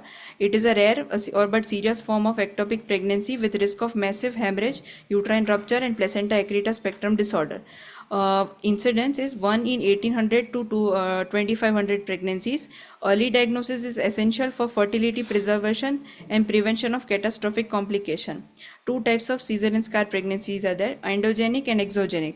In endogenic scar, the sac is implanted on the scar but grows towards the uterine cavity, and in exogenic, the scar is deeply embedded and grows outwards towards the bladder.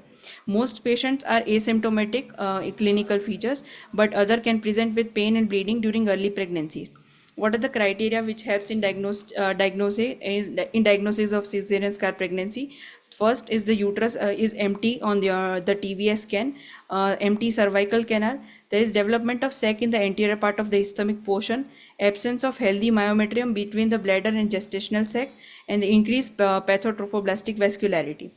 What are the risk factors? Previous cesarean scar, especially in the upper uterine incision or poorly healed scar, previous uterine surgeries, previous curettage history, and myomectomy.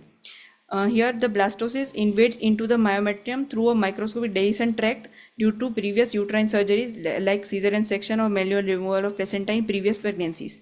Trauma to the endometrium and myometrium in prior surgeries, microscopic tracts are present. At the scar site. How can we manage other ways of management of cesarean scar pregnancy? Medically, if patient is hemodynamically stable or early gestation is there like less than 8 to 9 weeks, and beta HCG is less than 5,000 to 10,000, and no fetal cardiac activity is seen, or if patient is wanting to preserve the fertility, we can give methotrexate injection 50 milligram per meter square IM injection, multi-dose regime, and after and monitor beta HCG weekly. Then second method is local methotrexate injection, that is USG guided, can be given. Third is KCL injection, intracardiac KCL injection to stop the cardiac activity if it is present. And vasopressin, mifepristone and progesterone blocker can also be given. Second method is uterine artery embolization. It is indicated if there is significant vascularity in the cesarean scar pregnancy, large gestation sac and high beta HCG levels. This can be done adjuvantly with the surgery. This reduces the flow to the lesion and controls the bleeding and facilitates the subsequent treatment. This can also be done alone, but if it is done together with the surgery, it is give better results. Surgical methods are dilatation and evacuation. It is suitable only if the pregnancy is very detected very early. Hysteroscopic wedge resection, then laparoscopic excision, laparotomy for large cesarean scar pregnancy, heavy bleeding or failed conservative method, and the final we can do hysterectomy, obstetric hysterectomy. Concomitant or subsequent measures are blood group and cross match, keep blood products available, hemodynamically stabilize the patient, transvaginal scan, and serial beta HCG monitoring. And monitor the patient even after discharge till the beta HCG levels are normal and negative. USG after 2 to 4 weeks to confirm the resolution, and advise the patient to not conceive within 6 months. What are the complications that can happen are uterine rupture, massive hemorrhage, placenta accreta spectrum, and maternal morbidity and mortality. Conclusion: early and accurate diagnosis of cesarean scar pregnancy is crucial and to avoid complications and preserve fertility. It leads to better outcomes and fewer complications. Underdiagnosed or missed cases increase risk of maternal morbidity and mortality. Complications are uterine rupture like massive hemorrhage and can be prevented if early diagnosed. What are the key take-home messages? High risk, high index of suspicion in women with previous cesarean scar.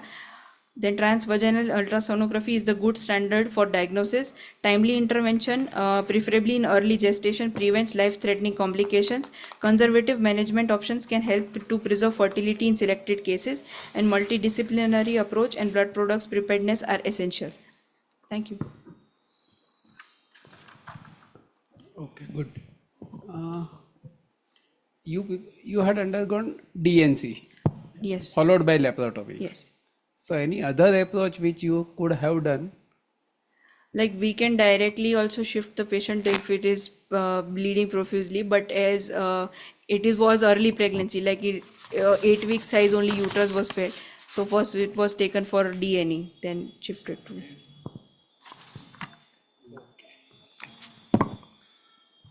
Any role of transcervical balloon catheter? Yes, in it these cases? yes. With this, it helps in tamponading. So the bleeding which has caused after suction and evacuation, if we do a balloon catheter along with that, then the bleeding can be stopped by the tamponade effect of the balloon catheter. So it helps along with it. So first, during when you went for a DNC, you told she started bleeding profusely. So you told that the lower segment was thin out, the scar was thin out. Was it a USG finding or you did a bimanual? No, it was USD guided. So you had a USG standby also. Yes. So 8 weeks is not a small size. Definitely you should have a standby laparoscopic surgery setup, and after that only you can start. Okay. Thank you. Thank you, sir.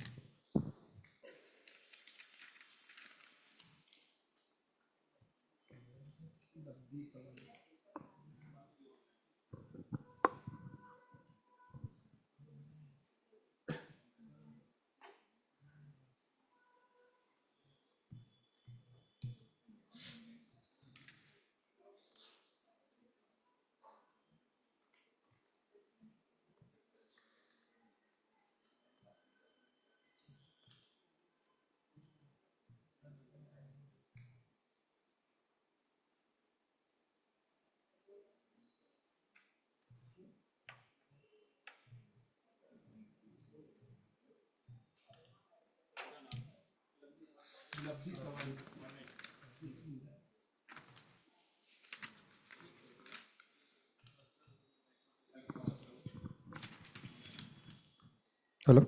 Dr. Labdi Savani.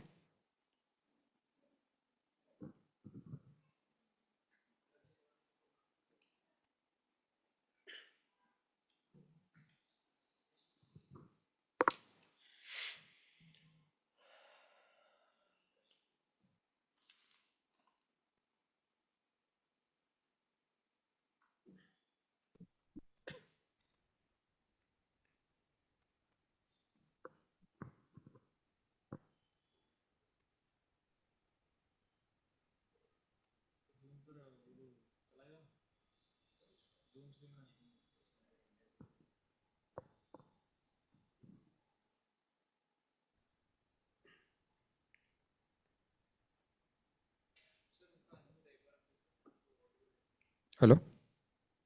Hello. Am I Yes. audible? Yes, yes. Yes, yes. Dr. Labdi Savani, right? Okay. Yes. Okay. You may start.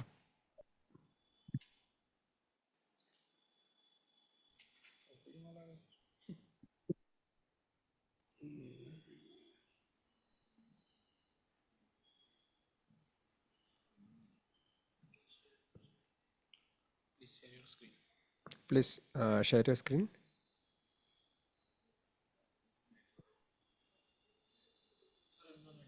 Hello. There's some network issue, I think, from your side. Yes. Yes. The video is paused.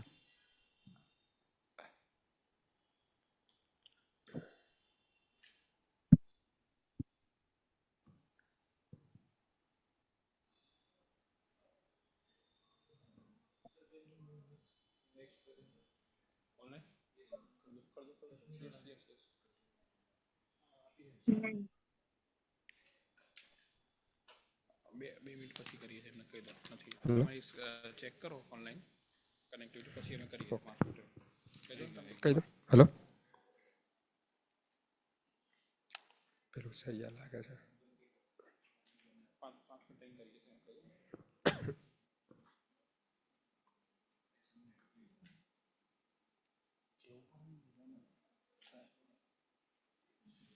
Sir એ રાખો અને નીચે હમણાં પેલું એક નવું number લખી દો ને લિમિટેડ છે જ ઓલરેડી 3 નંબર પેલું માર્કિંગ બાકી હતું બરાબર હા હા 10 મિનિટ અમે અનાઉન્સ કરો ડૉક્ટર કાશ્મીર ડાંગર. સરી તો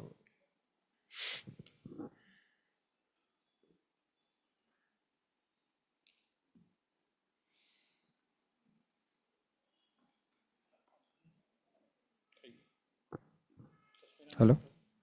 હોસ્પિટલ થઈ ગઈ થઈ ગયું. થઈ ગઈ ત્યાં યસ અવેલેબલ બોલો. Hello. Dr. Kashmir Adanger, can you hear us? Yes, sir. Yes, sir. Yes. Okay. You may start and share your screen.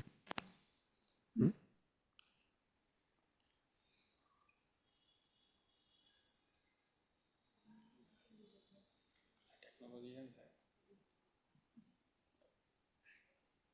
સરસ ટેકનોલોજી વાપરી છે તો હજુ આપણે એટલું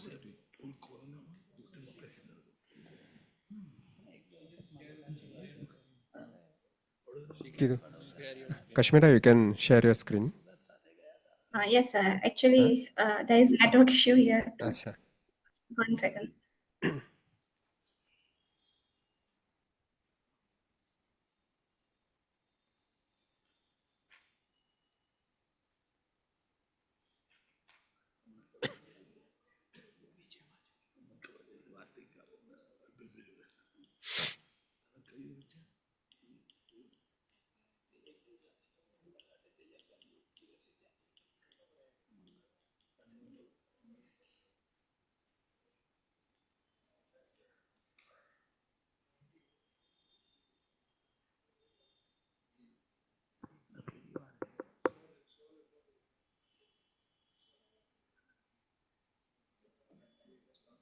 એને ફાવે છે લો શેર કરતા શીખવાડ દો ના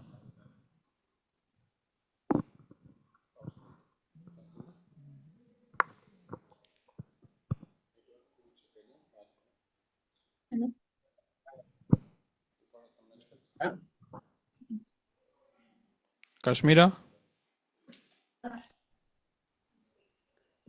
Actually, sir, my presentation is not opening. Just 1 second. Okay, no issue. 2 minutes, sir.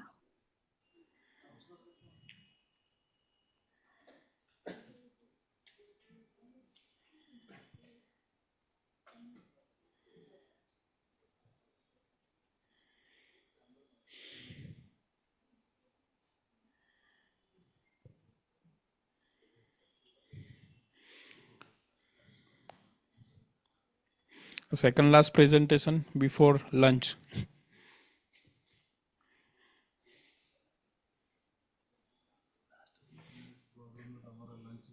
Next સેશનનું આ છે આ નેક્સ્ટ તમારું સેશનનું છે ને આ છે તો આ સેશનનું એક રહી ગયું છે પેલું કનેક્ટ ના થયું એટલે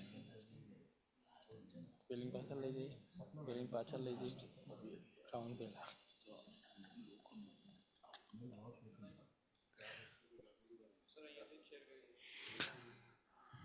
Kashmira, we are sharing your slide. From here, we have available your presentation. You can start. Okay.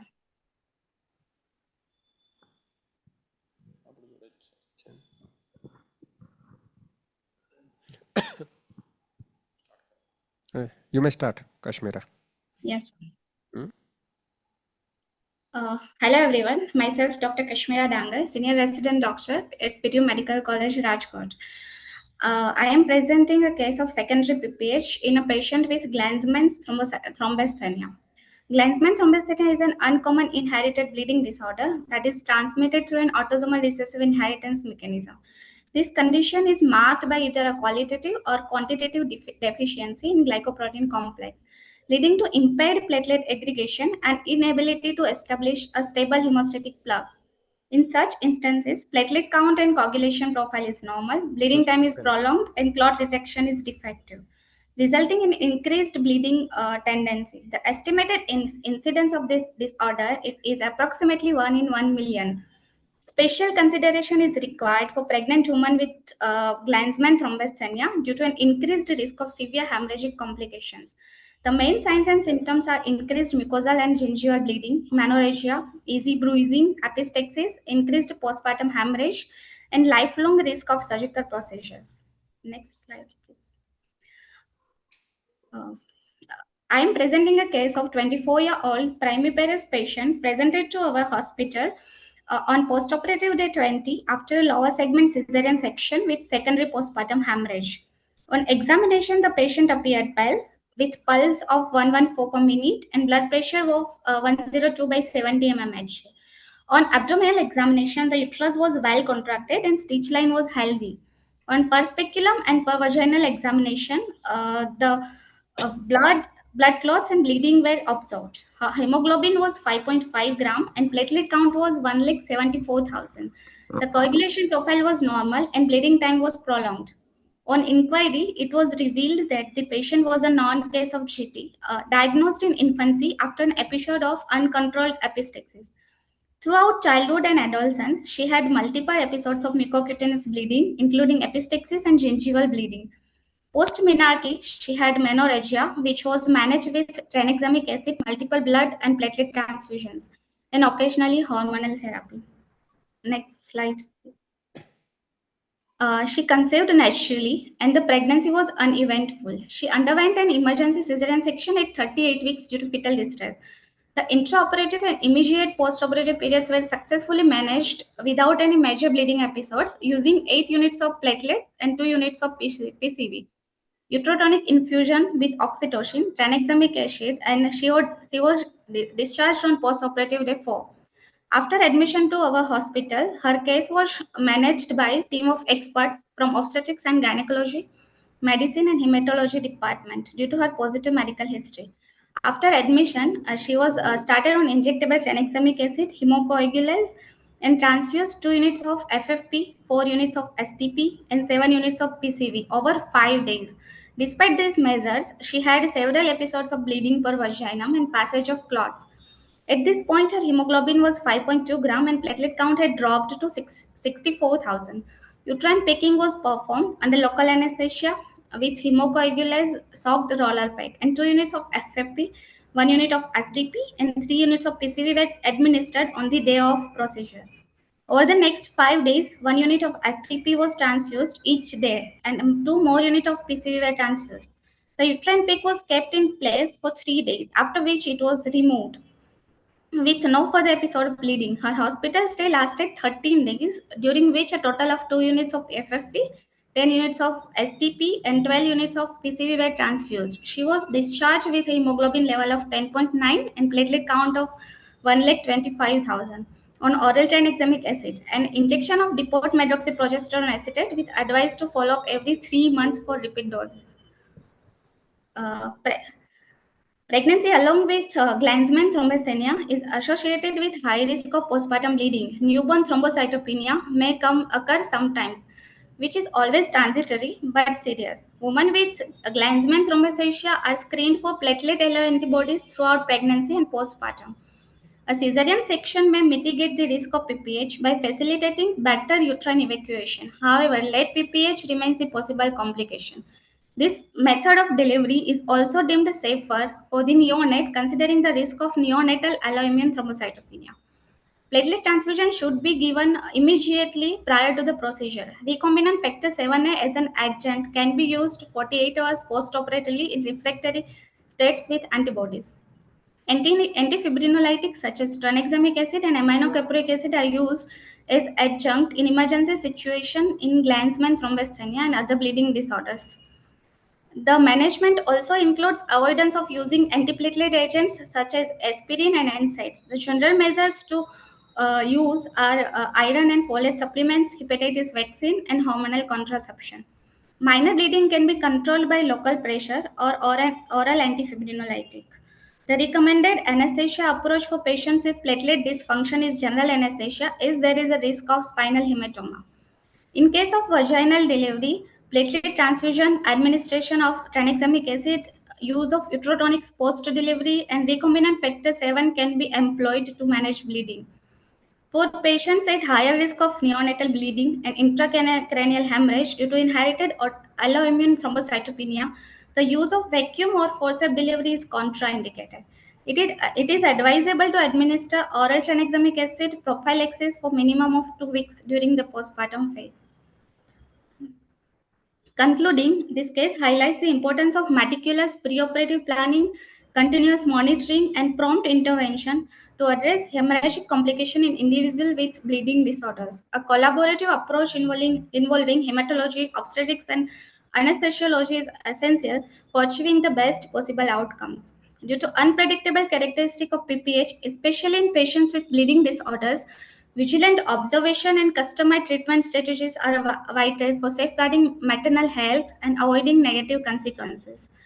Preoperative preparation of such cases by infusion of platelets, recombinant factor 7A, and blood products can avoid life-threatening hemorrhages. Thank you.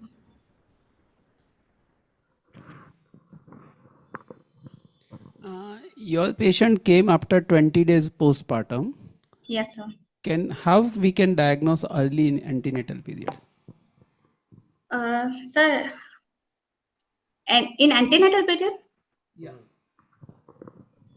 So in antenatal period if it is a high risk pregnancy, and already patient was having a medical disorders which was already diagnosed, Glanzmann thrombocythemia. So the patient was already high risk for postpartum bleeding. So Was the surgery done at your hospital or it was referred from somewhere else? no, sir, it was referred from somewhere else. The cesarean section was done at other hospital, and patient presented with secondary PPH at our hospital. Okay. And she had the documents regarding the conditions here, right? Yes, sir. She All had right. document. If the cesarean was done at your hospital, what preventive measures would you have preferred in this patient? Sir, the collaboration with hematologist would have been done, and the platelet a transfusion would have been done before the procedures. The tranexamic acid for 6 weeks would have been given in postpartum period also. Sir, if there would have been any doubt of on and off bleeding, uterine packing is the best procedure to prevent hemorrhage in such cases. Okay, would you have preferred uterine artery ligation or uterine packing during CS? So uterine packing is more important in platelet disorders. Okay. Okay. Okay. Thank you. Thank you, Kashmir.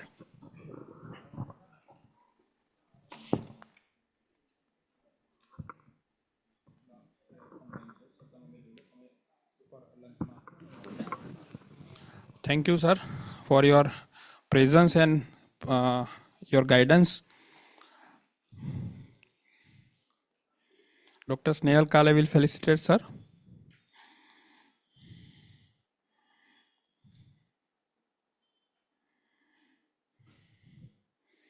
Thank you, sir.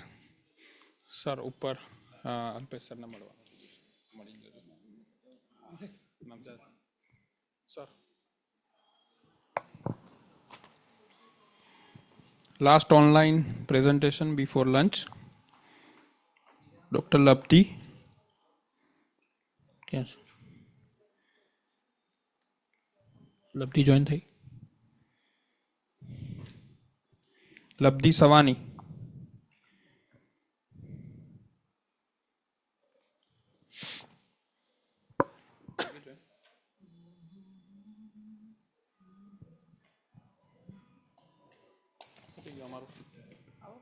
અમે તો નવા સેશનમાં બી એક લઈ લીધું online હતું ને તો જોડે જોડે પકડાયું એટલે હવે બધા ઓફલાઈન એક ઓનલાઈન ક્લાસ છે જોઈન નથી થતી એ પકડી દઈએ. Hello, Dr. Labdi.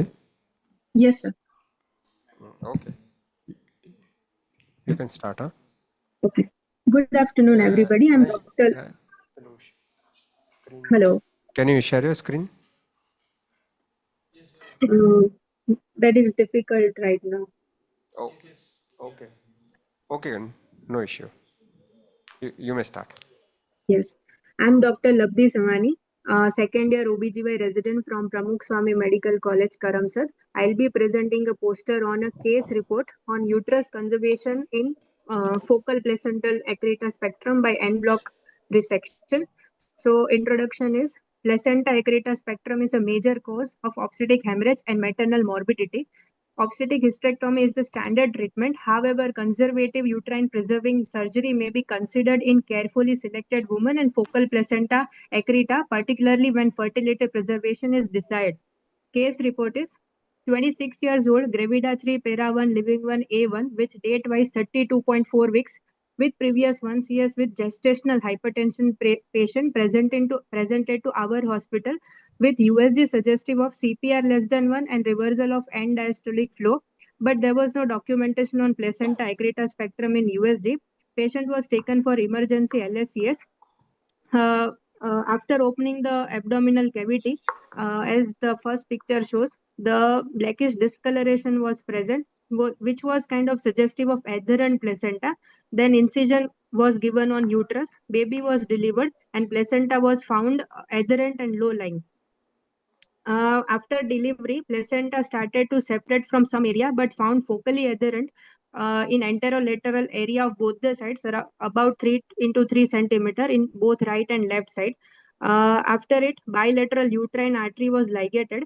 Adherent placenta with part of uterine wall, which is called en bloc excision, from both the side was done with the help of cautery. Then both the segments were sent for histopath examination. Reconstruction of the defect in uterine wall was done in single layer. Then tight uterine packing was done with roller wick and then uterus was closed in 2 layers by Vicryl 10, and then hemostasis achieved.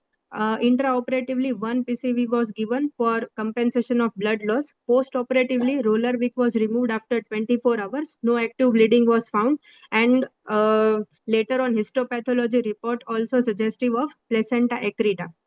There are different methods of uterus conservation in focal placenta accreta spectrum. First is local placental bed resection, segmental uterine resection, placenta left in situ, B-Lynch suture, prophylactic internal iliac artery balloon occlusion, uterine artery embolization for persistent bleeding or delayed hemorrhage. Then intra-op images are shown. First picture is a look of uterus after opening abdominal cavity. We can see the blackish discoloration from outside. Second picture is after delivering the baby, and also some there was adherent placenta at some area. Third picture is two fragments or the resected placental parts with uterine wall. Fourth is reconstruction of the defect which was caused after end block resection. Fifth is histopath image which is suggestive of placenta accreta. Discussion is en bloc resection of the focal placental implantation site with the invaded myometrium has emerged as an effective uterus conserving surgical technique in focal PS. Unlike attempts at forcible placental removal, which can precipitate catastrophic hemorrhage, an en bloc excision removes the adherent placenta together with the involved myometrial tissue as a single specimen, minimizing disruption of the placental bed and facilitating better hemorrhage control. This method is suitable when extent of PS is limited and patient is hemodynamically stable. Conclusion is en bloc resection with uterine reconstruction is a safe and effective uterus conserving option for carefully selected women with focal placenta accreta spectrum. When performed by an experienced multidisciplinary team in a well equipped tertiary center, this technique provides effective hemorrhage control while preserving the uterus and future fertility. Careful patient selection, meticulous surgical planning, and readiness to proceed hysterectomy if maternal safety is compromised remain the cornerstone of successful management.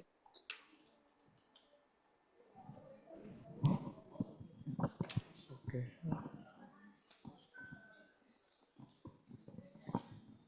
How will you decide the eligibility criteria in these cases?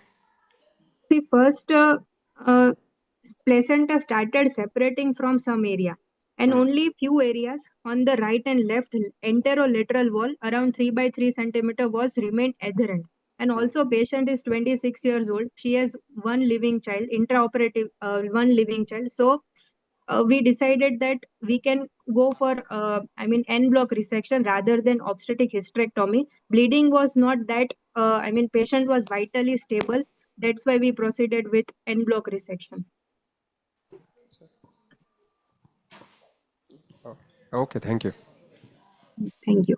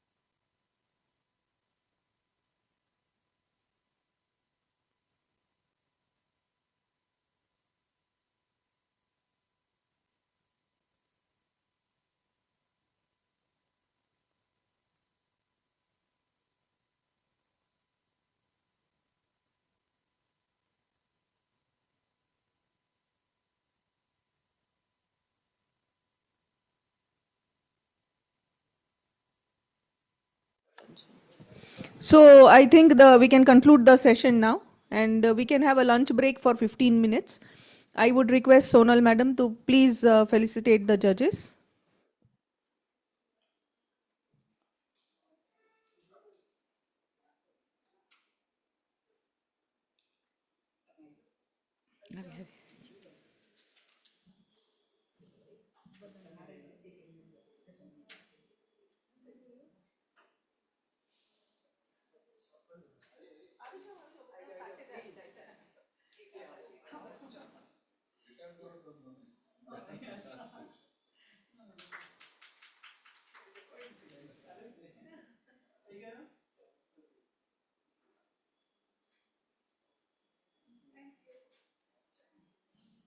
So we have a lunch break for 15 minutes. आप लोगों ने खाना खा लिया ना?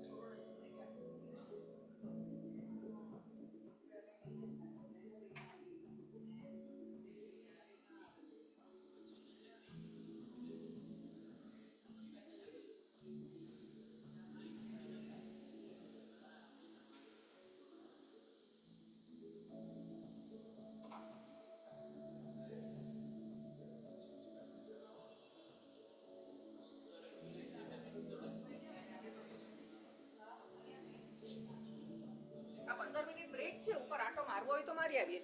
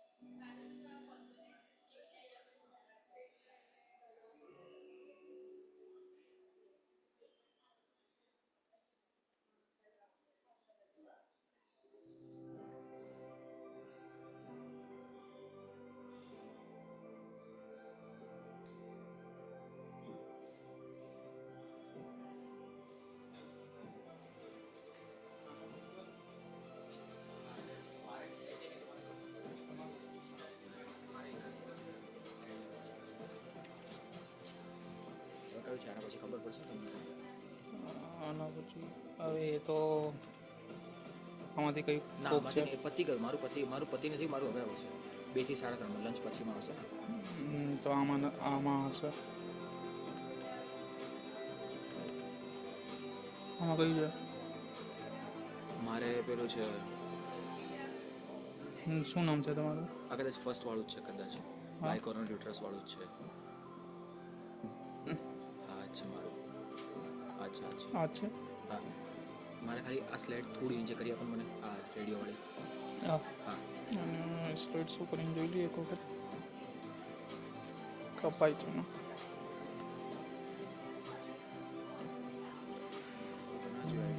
આખું આવે છે આમાં એટલે.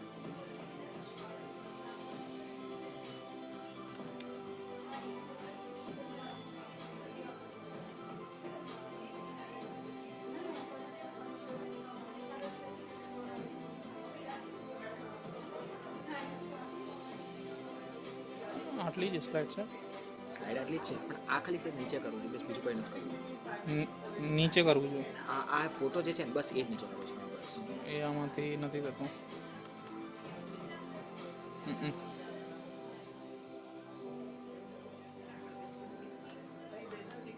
આમાંથી નથી. તો હું બીજી મોકલી દઉં તો થઈ જશે એમાં? આખો જ હું મોકલી દઈશ.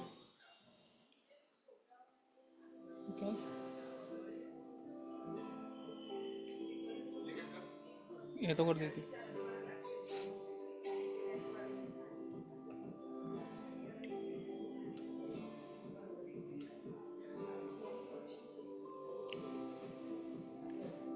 ભાર્ગવ આવી થઈ ગયા કે અને નાની મોટી કરીને કરી દેજો. હું ખાલી પર ઝૂમ કરી દેશે. ઉપર નીચે કરવું જાય છે. ઉપર નીચે કરવું તો આને 2 આંગળીને ઉપર નીચે કરવાનું. 2 આંગળીને ઓકે.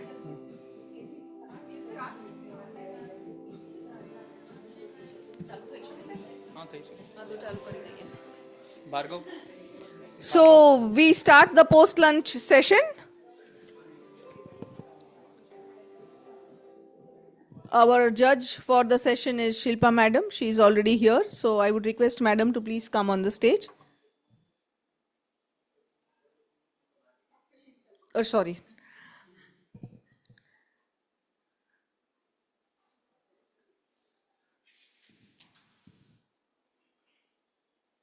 Presenter कौन है madam?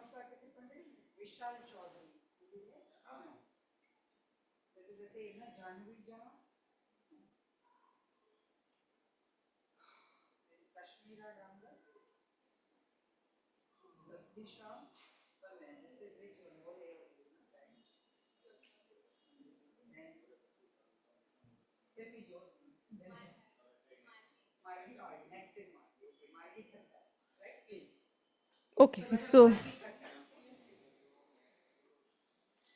okay, Margi, come.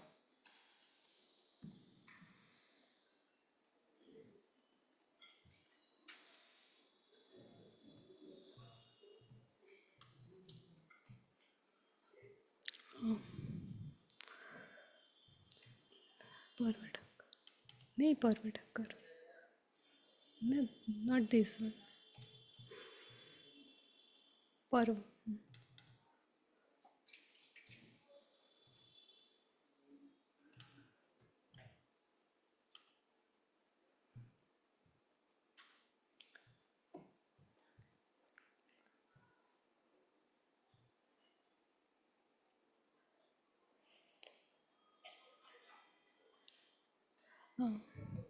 Good afternoon, everyone. My name is Dr. Margi. I am second year resident of Obs and Gynec from NHL Medical College. I am presenting a case of partial molar pregnancy progressing to post-molar gestational trophoblastic neoplasia under guidance of Pushpa ma'am, Kruti ma'am and Ayushi ma'am. Introduction. Partial hydatiform mole is a type of gestational trophoblastic disease characterized by abnormal trophoblastic proliferation with the presence of fetal tissue. Although progression to persistent GTN is uncommon, beta HCG surveillance is essential for early diagnosis and treatment. Most patients with post-molar GTN respond well to chemotherapy when detected early, but monitoring was performed weekly. I am presenting a case where 20-year-old woman priming gravida presented with spotting PV. Her per abdominal examination, her uterus size is greater than her gestational week, which was 8 week, and her main complaint is spotting PV. After that we suspect it may be a molar pregnancy, so we have done the beta HCG that came out to be 96,000. So our suspect is right. After that the patient underwent the suction and dilatation and evacuation. Her histopathology confirmed the partial molar pregnancy. After that we have done the follow-up beta HCG, which was 565 on the post-op day 1 after DNE. After that we have done repeat beta HCG after 1 week, which was 50. So we have confirmed that it is molar pregnancy, but after that she conceived spontaneously, followed by 2 months of amenorrhea, and her UPT was positive, and her beta HCG was 8699 with persistent spotting. Then she was referred to a tertiary healthcare center after 1 week, where her imaging and beta HCG was repeat, which was 66,000. Confirmed low risk partial molar pregnancy, GTN without metastasis. She received a single agent chemotherapy with folinic acid rescue and was advised contraception for 1 year with serial beta HCG follow-up.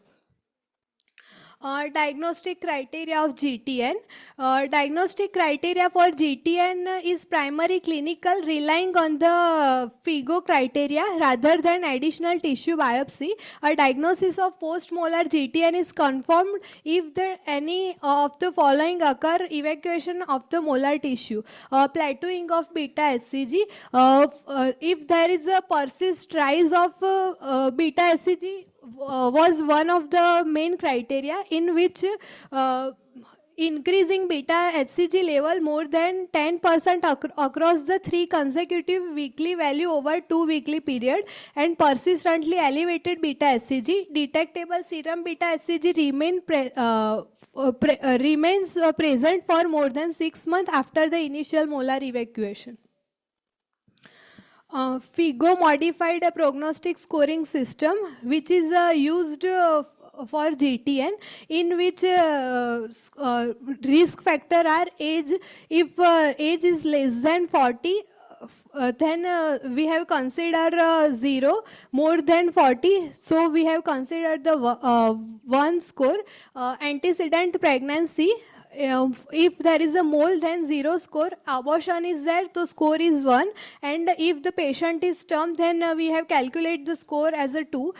Interval, if less than 4 months of pregnancy there, then score is 0. 4 to 6 months is pregnancy is there, then score is 1. If there is a 7 to 12 month interval is there, then score is considered as a 2.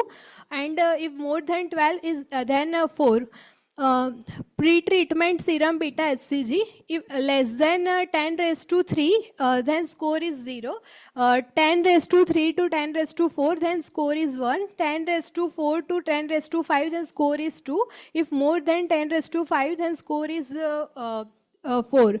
Largest tumor including the uterus, if size is less than 3 cm, then score is 0. If size is 3 to 4 cm, then score is 1. size is more than 5 centimeter, then score is 2. Site of metastasis, if lung, then score is 0. In lung there is a cannonball appearance which was seen. If it is in spleen or kidney, then score is 1. If it is in GI tract, score is 2, and in brain or liver, score is 4. Number of metastasis, if it is 1 to 4, then score is considered as 1. If 5 to 8, then 2, and more than 8 is 4. Prior failed chemotherapy, if there is a single drug chemotherapy is failed, then score is 2, and more than 2 drug chemotherapy is failed, then score is 4. Mine was less than 6, so we have given the single drug chemotherapy. Methotrexate was the main component for that. In gestational trophoblastic neoplasia, if 4 or more plateaued beta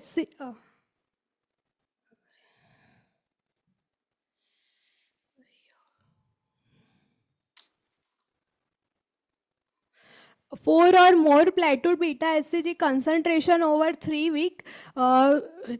These are the diagnostic criteria for that. If we have made the diagnosis by histopathological examination, then elevated HCG concentration for 6 months or longer, we have referred the patient and ask for the hormonal contraception. If FIGO scoring and staging of GTN was done, if it is low risk GTN, then single agent chemotherapy methotrexate was given. If patient is in the remission, for remission criteria is beta HCG is less than 5. After that, we have consolidated the chemotherapy for 3 cycles, and we have done the monthly monitoring of beta. After 6 months, we have after 6 month discharge after 6 months and release to conceive. If chemotherapy and GTN was chemo resistant, so we have to give actinomycin instead of the methotrexate. Actinomycin D, which was given bi-weekly, and after that also GTN chemo resistance show, then we have to go for the high risk chemotherapy for the GTN. And in high risk GTN, multi-agent regimen, Imaco regimen was given. If a patient is in the remission, for that we have to show the we have to see the beta HCG which was less than 5. We have to consolidate the chemotherapy for 3 to 4 cycle and monthly monitoring of beta HCG for 12 months.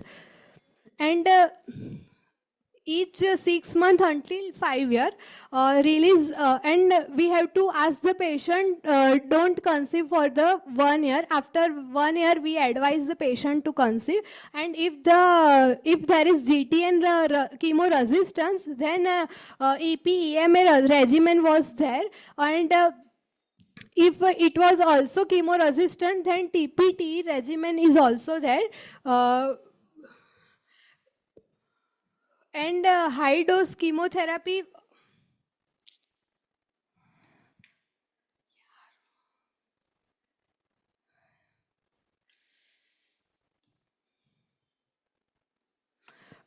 and salvage therapy was VIP, ICE, and BEP regimen is also there. Discussion: persistent GTN develops in approximately 1 to 5% of partial molar pregnancy. FIGO recommends serial monitoring of beta HCG after evacuation. Plateau or rising beta HCG indicate persistent trophoblastic disease. Early diagnosis permits the successful treatment with single agent chemotherapy in most low risk patients, and cure rate exceeds to 98 to 100% for low risk GTN. Conclusion: although partial molar pregnancy rarely progress to post molar GTN, careful beta HCG surveillance is crucial. Early recognition of persistent disease and timely initiation of chemotherapy lead to excellent clinical outcome while preserving future fertility.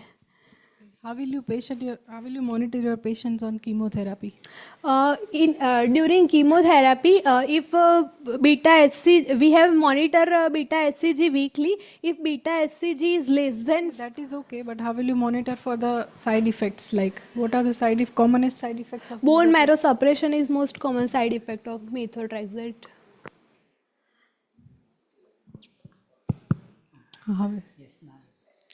Yes, bone marrow suppression. So we have done the CBC monitoring of that patient. So Anything we have else for methotrexate?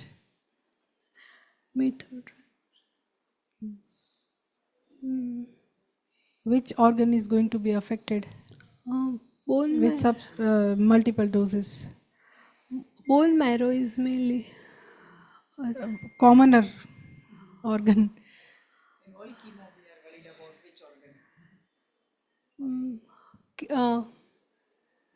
Okay, fine.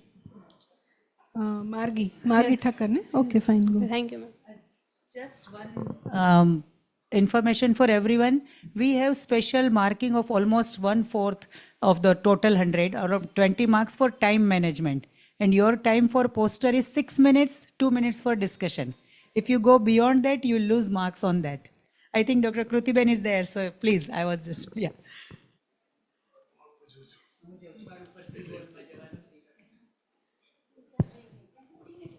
Hi, good afternoon.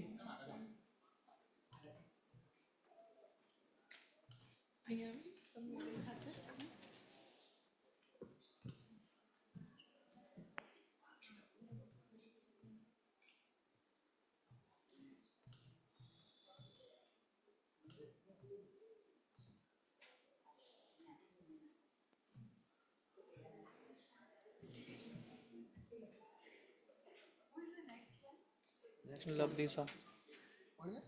Labdisa.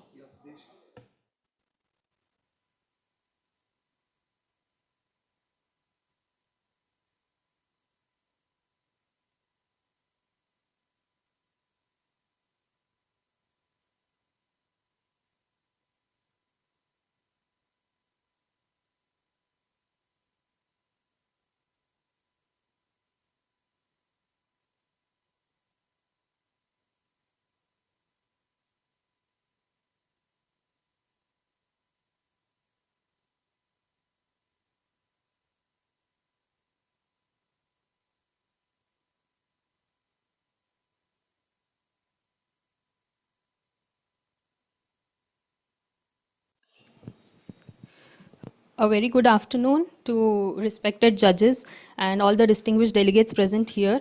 I am Dr. Labdi Shah, first year postgraduate student, Srimati NHL Municipal Medical College and SVP Hospital, Ahmedabad. I'll be presenting a poster on a case titled as Successful Maternal and Fetal Outcome in Steroid-Dependent Gestational Immune Thrombocytopenia, a case report and treatment timeline. Under the guidance of Dr. Bhavna Ma'am, Associate Professor, Dr. Reena Ma'am, Professor and Head of Unit, Dr. Silky Ma'am, Assistant Professor, Srimati NHL Municipal Medical College and SVP Hospital, Ahmedabad. Immune thrombocytopenia, as we say ITP, is an autoimmune disease which is characterized by destruction of platelets and impaired production of platelet as well.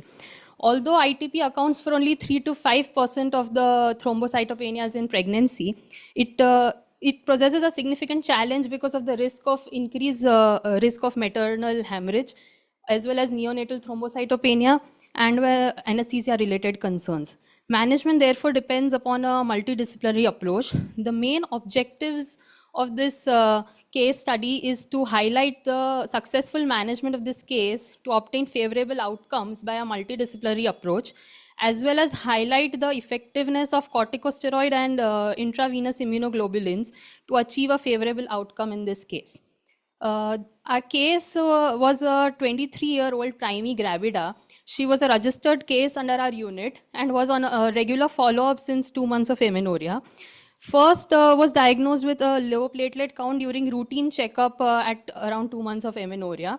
Regular CBC monitoring and consultations were done with hematologists and medicine department, and was started on corticosteroid therapy. Prednisolone was started, followed by azathioprine was started. The key turning point in the outcome of our patient is what is demonstrated by the platelet trend graph, wherein throughout the pregnancy, even though she was on prednisolone and azathioprine, the platelet count continued to be low.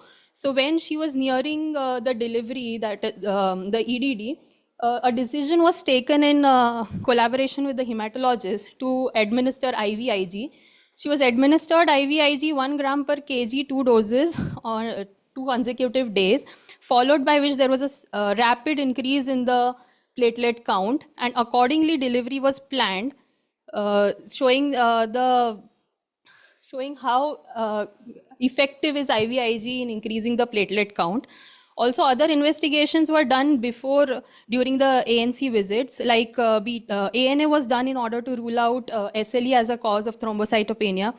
Beta-2 glycoprotein and anticardiolipin antibody assays were done in order to rule out Apla syndrome as a cause of thrombocytopenia.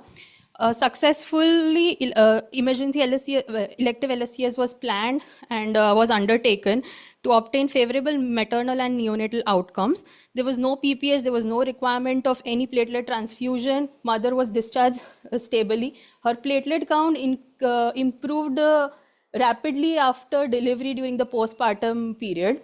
Also, the neonatal outcome was very good. We had a 2.7 kg female baby. Her her platelet count was also monitored, which gradually decreased till day 5, and hence IVIG was also administered to neonate at 1 mg per kg per day for a single dose.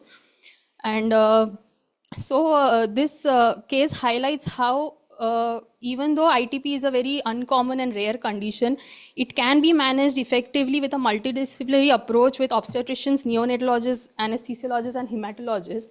And it shows the effectiveness of corticosteroids and other IVIG in planning a favorable outcome and time of delivery of the patient. So hence I would like to conclude by saying that steroid-dependent gestational immune thrombocytopenia, even though a rare and challenging condition, can be effectively managed with a multidisciplinary approach, timely diagnosis, monitoring, and escalation of a therapy at an appropriate time so that delivery can be planned accordingly. Thank you.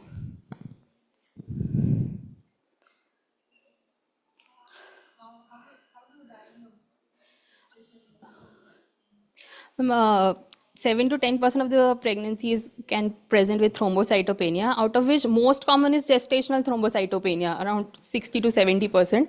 But that presents late in pregnancy, in the 3rd trimester, and it generally, even though platelet is low, it is not so much low, it is above 1 lakh generally, and it does not present with any symptoms, and improves within 6 weeks postpartum. But immune thrombocytopenia is presents early in pregnancy with persistent, with very low platelet counts, and it can present with symptoms also, and it does not improve on its own. It needs treatment. And other causes, secondary causes, were ruled out by doing the other tests like glycoprotein and cardiolipin to rule out Apla syndrome, and SLE was ruled out with ANA. Assay was done to rule out the other causes.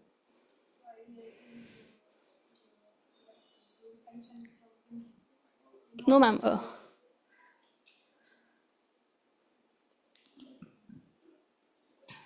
So in hospital, did you sanction it, or patient has spent it herself? No, she took IVIG free of cost at civil hospital. Civil, Here it was okay. 1 lakh per dose. Yes, so that's why she I'm took it asking. free of cost only, but at the civil hospital, 2 doses. Okay. For And then she the continued baby, further we got it over here only under PMJ scheme. Baby was Okay. administered at SVP hospital, but mother took it at civil hospital. Okay. Okay. Thank you.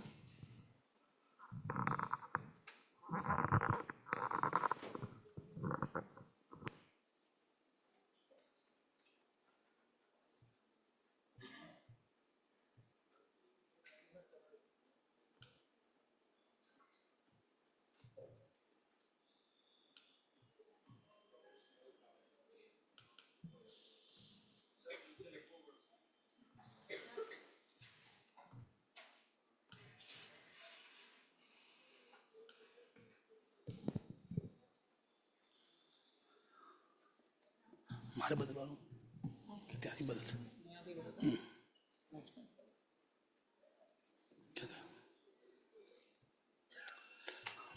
Namaste, madam. Actually, this presentation is not to tell you anything, to have your some tips for this our ongoing study. So,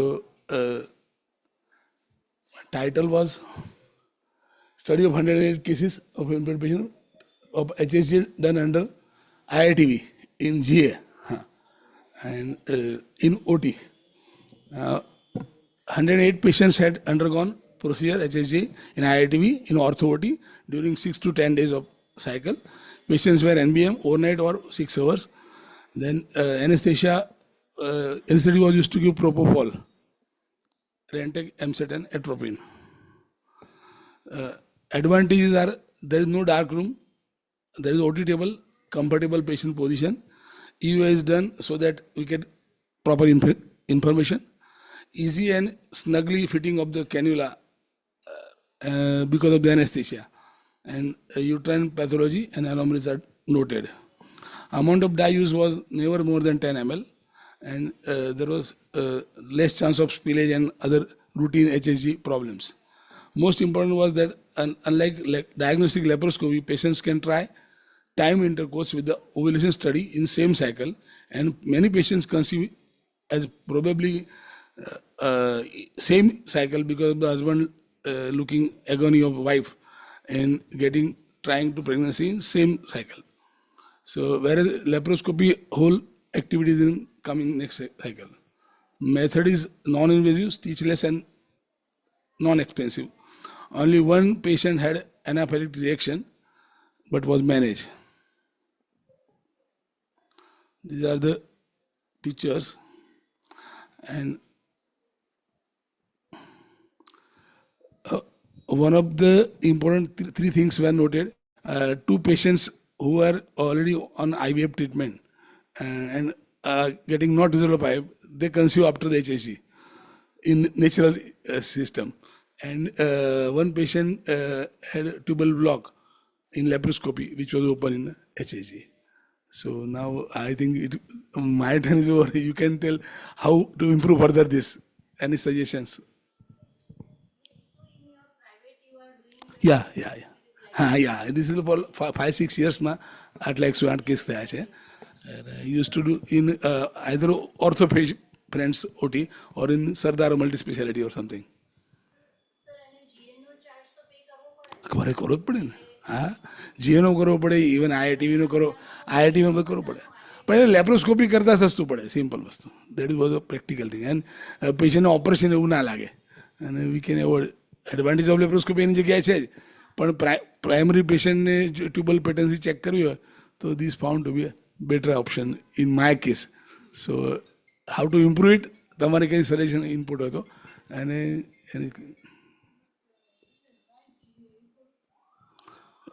પણ without anaesthesia તો patient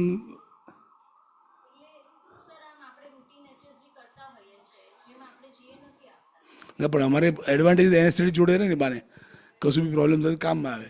અને મલ્ટીસ્પેશિયાલિટીમાં કર્યું કે એક પેશન્ટમાં એનાફેક્સ થયું હતું તો સરદારમાં તો મહેનત થઈ ગયું તરત.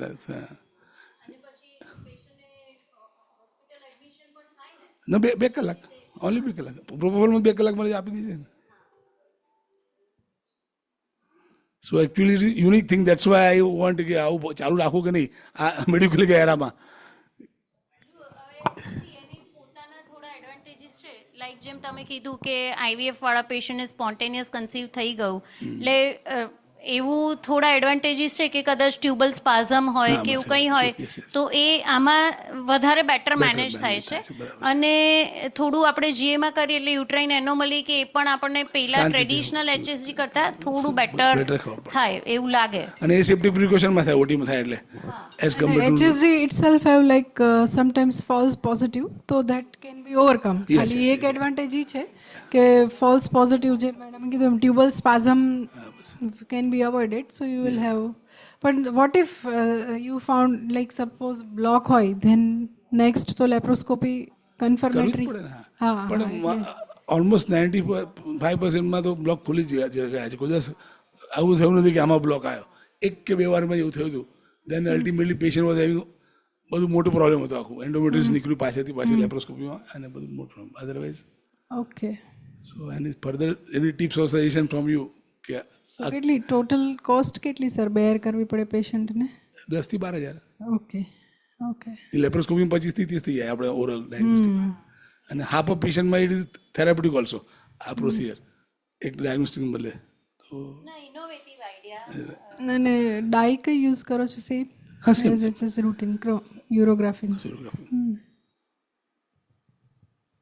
થેન્ક યુ હા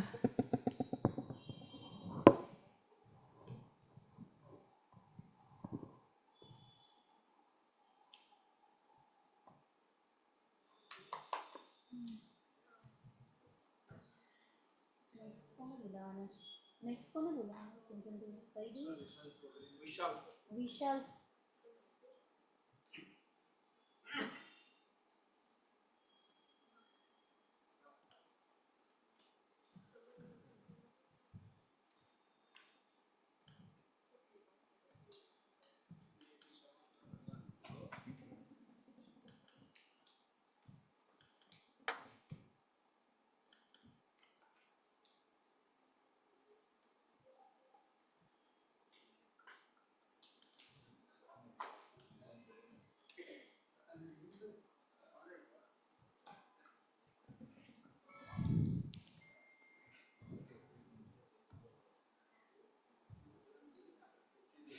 Good afternoon, everybody. Today I am presenting a poster on spontaneous first trimester rupture of bicondylar uterus mimicking cesarean scar pregnancy, a rare surgical emergency. So introduction is bicondylar uterus is a rare congenital Mullerian duct anomaly caused by incomplete fusion of paramesonephric duct with a prevalence of 0.1 to 0.6% in the general population. Although many women achieve successful pregnancies, it is associated with recurrent pregnancy loss, preterm birth, malpresentation, fetal growth restriction, and increased cesarean delivery rates. Spontaneous rupture of an unscarred bicondylar uterus in the first trimester is exceptionally rare but life-threatening. It occurs due to limited distensibility and abnormal myometrial development of the malformed uterine horn, leading to catastrophic intraperitoneal hemorrhage. Clinical presentation often mimics ruptured ectopic pregnancy or other causes of acute abdomen, making early diagnosis difficult. Prompt recognition, rapid surgical intervention, and a high index of suspicion are essential to reduce maternal morbidity and mortalities. This case highlights the diagnostic dilemma and successful surgical management of a first trimester spontaneous rupture of bicondylar uterus. So my case is a 23-year-old third gravida previous to cesarean delivery at 12 weeks of gestation, presented with sudden severe abdominal pain, dizziness, generalized weakness, and one episode of syncope. She had no history of trauma or significant medical illness. On examination, she was pale, conscious, and in hypovolemic shock. Pulse was 128 beats per minute, and BP was 80 by 50 millimeter of Hg, and respiratory rate was 26 per minute. Abdominal examination revealed distension, diffuse tenderness, guarding rigidity, rebound tenderness, absent bowel sounds, and shifting dullness, suggestive of massive hemoperitoneum. Per speculum examination showed healthy cervix with minimal vaginal bleeding, while per vaginal examination revealed a closed cervical loss, cervical motion tenderness, and bilateral phroneal fullness without products of conception. Emergency ultrasonography demonstrated 12 weeks intra-abdominal dead fetus with massive hemoperitoneum and uterine wall discontinuity, raising suspicion of ruptured cesarean scar pregnancy / uterine rupture. Laboratory evaluation revealed severe anemia. HB was 6 gram per deciliter, while RFT, LFT, and coagulation profile were normal. Following aggressive resuscitation with intravenous crystalloids, blood transfusion, which was 2 units of PCV, and hemodynamic stabilization, the patient underwent exploratory laparotomy. Management was following high-risk informed consent. The patient was aggressively resuscitated with IV crystalloids through 2 large bore cannulas and transfused 2 units PCV preoperatively, followed by emergency exploratory laparotomy under general anesthesia. On laparotomy, 900 ml of hemoperitoneum and 600 gram blood clots were evacuated. Estimated blood loss was 2.5 liter. Intraoperatively, a ruptured left horn of bicornuate uterus with 12 weeks dead fetus enclosed in an intact gestation sac was identified within the peritoneal cavity. The right uterine horn, right tube, and both ovaries were normal. A left hemihysterectomy with ipsilateral salpingectomy was performed while preserving the left ovary, followed by uterine stump repair, meticulous hemostasis, peritoneal lavage, and layered abdominal closure. The patient revealed an additional 2 units PRBC. Additional 2 unit PRBC intraoperatively with supportive fluids and blood products. Postoperatively, she was managed in the ICU with antibiotic, analgesia, thromboprophylaxis, and supportive care. Recovered uneventfully and was discharged after counseling regarding 1 year contraception, early antenatal booking, and close surveillance, and elective cesarean delivery in future pregnancy.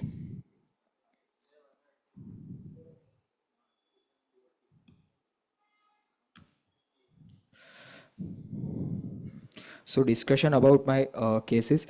Spontaneous rupture of gravid bicornuate uterus in the first trimester is an exceptionally rare but life-threatening obstetric emergency requiring a high index of clinical suspicion. Because its presentation closely mimics ruptured ectopic or cesarean scar pregnancy, preoperative diagnosis is often difficult. In our case, a 12 weeks pregnancy with massive hemoperitoneum and a hemorrhagic shock was initially suspected to be ruptured cesarean scar pregnancy, but emergency laparotomy revealed a rupture of left horn of bicornuate uterus. Prompt resuscitation with blood products followed by immediate surgical intervention was life-saving. Excision of ruptured horn with ipsilateral salpingectomy successfully controlled hemorrhage while preserving ovarian function. This case highlights the importance of considering Mullerian anomalies in pregnant women presenting with acute abdomen even in early gestation. Early antenatal booking and meticulous first trimester ultrasonographic assessment of uterine anatomy are crucial for timely diagnosis. Increased awareness among obstetricians, rapid multidisciplinary management, and appropriate post-operative counseling with close surveillance in future pregnancy are essential to reduce maternal morbidity and mortality and optimize subsequent pregnancy outcomes. She was having previous 2 cesareans, so it must be diagnosed case bicornuate uterus. How did you suspect it, like ruptured ectopic? No, ma'am. Patient had cesarean in not in government and at private hospital. So we asked her about okay, in any previous pregnancy she has been told or that is she having an abnormality, but What were the indications for cesarean? ma'am, first cesarean was taken for non-progress of labor, and second cesarean was not a candidate for TOLAC. Okay. So you said it was mimic the with the rupture of the cesarean scar pregnancy. So what are the points? Sonographic diagnosis. How can you diagnose the scar pregnancy, cesarean scar pregnancy? In cesarean scar pregnancy, ma'am, cesareans on during on USG cesarean scar was isthmosil like presentation was seen on scar site, and higher vascularity on the around cesarean scar, and Okay, in your case, you said it was the rupture cornu of the uterus. Do you think well-developed bicornuate uterus in these cases, the cornual rupture can happen or it can happen in the rudimentary?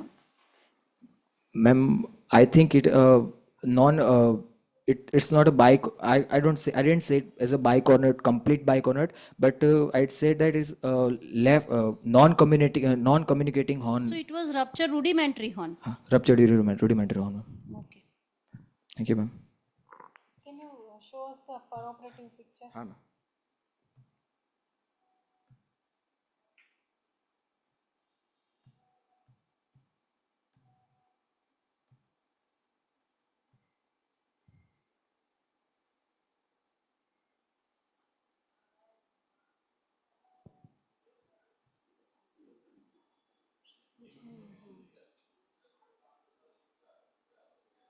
What are the incidences of rupture of this in the next pregnancy you recommend? I have said for the proper good antenatal care and elective cesarean, etc., etc. So what the care should be taken the scar will not given away. What are the steps taken by you in the next pregnancy for this patient? Ma'am, we first of all we counsel the patient to not family is complete, so we should counsel that We should counsel okay, no patient, pregnancy no should be pregnancy there. should be there. Okay. And if still they want to conceive, then regular antenatal visits and USG for every first trimester scan should be. And if it's a diagnosed case of Muller anomaly, so in next trimester, in whenever if patient conceives, we should go for MRI or HS.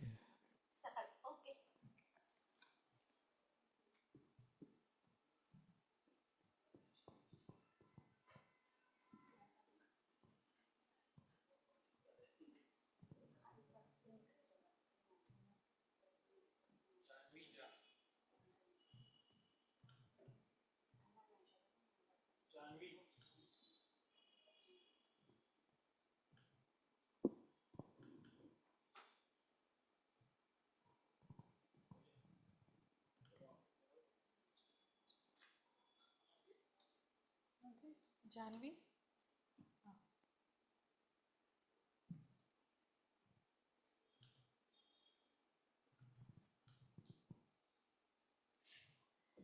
Good afternoon, judges. My colleagues, today I'm Dr. Janvi from Dr. M.K. Shah Medical College and Research Center, going to present a poster on obstetric management and pregnancy outcome in a primary gravida with uterine fibroid and hypertension, a case report. Introduction. Uterine fibroids are the most common benign tumors in women of reproductive age with an incidence of 20 to 40%. Although many remain asymptomatic, fibroids during pregnancy are associated with an increased risk of obstetric complications. This include pain due to red degeneration, early pregnancy loss, preterm labor, malpresentation, placental abruption, postpartum hemorrhage, and increased rate of cesarean delivery. Hypertensive disorders complicate 5 to 10% of pregnancies and are a leading cause of maternal and perinatal morbidity and mortality worldwide. The coexistence of uterine fibroids and hypertension may further compromise uteroplacental perfusion, contributing to fetal growth restriction, low birth weight, and adverse perinatal outcomes. This case report highlights the antenatal, intrapartum, and neonatal outcomes in a primary gravida with uterine fibroids and hypertension managed at our center. Background. Fibroids are monoclonal smooth muscle tumors influenced by estrogen and progesterone. Their growth during pregnancy occurs in 10 to 30% of cases due to hormonal stimulation and increased blood flow. Depending on size, number, and location, fibroids may distort the uterine cavity, interfere with implantation, restrict fetal growth, or obstruct the birth canal. Hypertensive disorders of pregnancy, including gestational hypertension and preeclampsia, result from abnormal placentation and systemic endothelial dysfunction, leading to vasoconstriction and multi-organ involvement. When both conditions coexist, there is an additive risk of fetal growth restriction, preterm delivery, placental insufficiency, operative delivery, and maternal complications. Close antenatal surveillance, multidisciplinary management, and timely intervention are crucial to optimize maternal and fetal outcome. My patient with age of 31-year-old primary gravida with 38.4 weeks of amenorrhea presented in gynec OPD with blood pressure of 144 by 90 mmHg, and on local examination right ankle edema was present. She was taking tablet labetalol 100 mg BD and tablet nifedipine 20 mg BD since 3 years. On ultrasonography done, there were few well-defined hypoechoic lesions without internal vascularity or internal calcification noted. Largest lesion measures approximately 27 x 53 mm in anterior wall, that is most likely intramural fibroid. Case report, the patient, a 31-year-old primary gravida at 38.4 weeks of gestation with known uterine fibroid and hypertension presented for delivery with a BP of 144/90 with right ankle edema. Urine dipstick showed trace protein. Patient was taking tablet labetalol 100 mg BD and tablet nifedipine 20 mg twice daily. USG revealed two well-defined hypoechoic lesions, largest measuring 27 x 53 mm in anterior wall of uterus. Induction of labor was planned.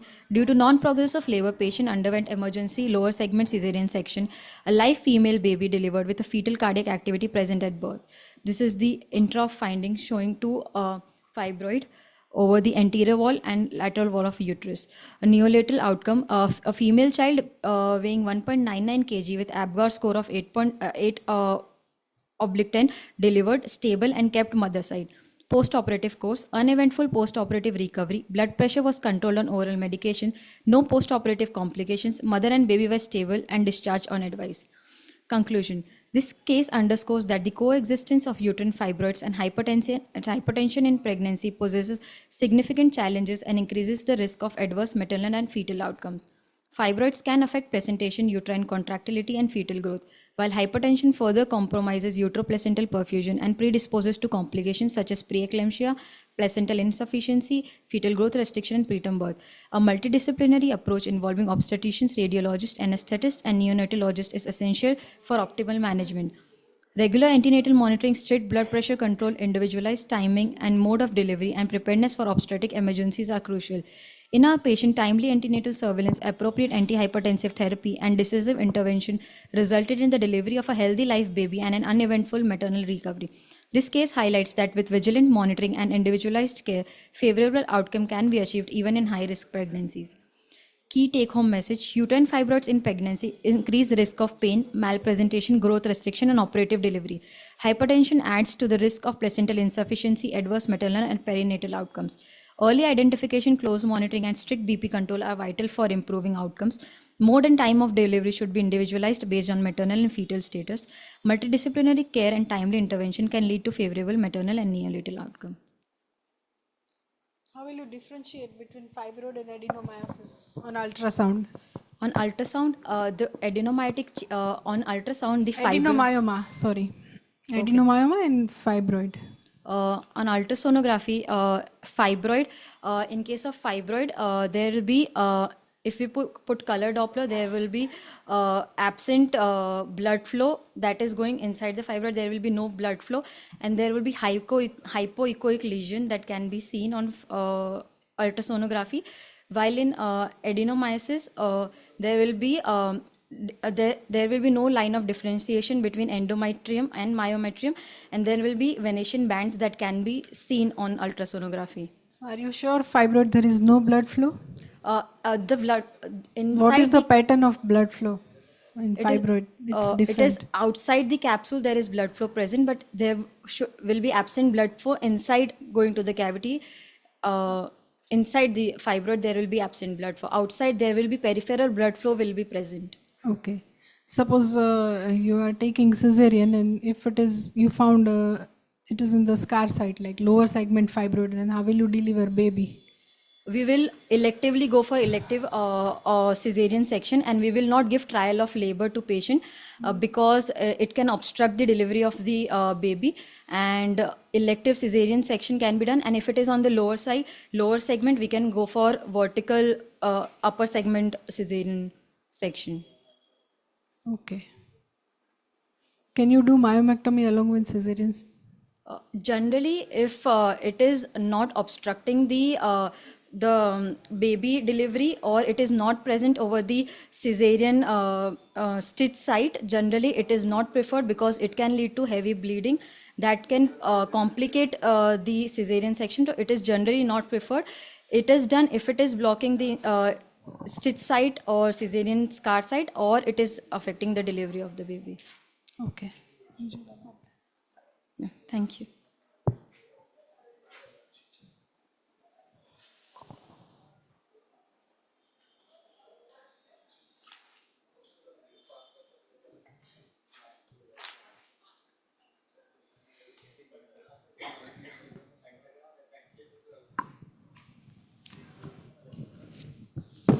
Milan, Dr. Milan.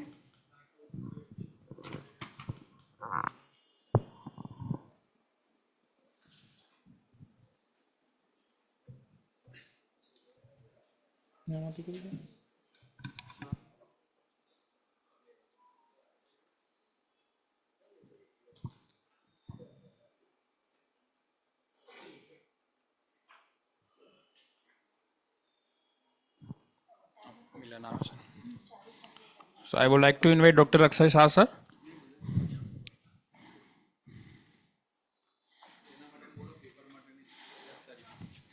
As a judge, ના ma'am છે જ, મેમને બેસવાનું જ છે. હા 3 જણા છે ma'am. ના ના continue.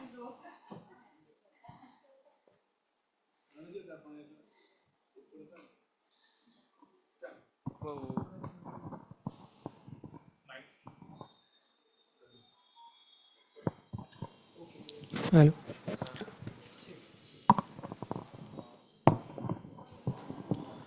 Good afternoon, everyone, sir. I am Milan Tada, first year resident from GCS Medical College, sir. I am presenting a case of laparoscopic conservative management of right corneal ectopic pregnancy.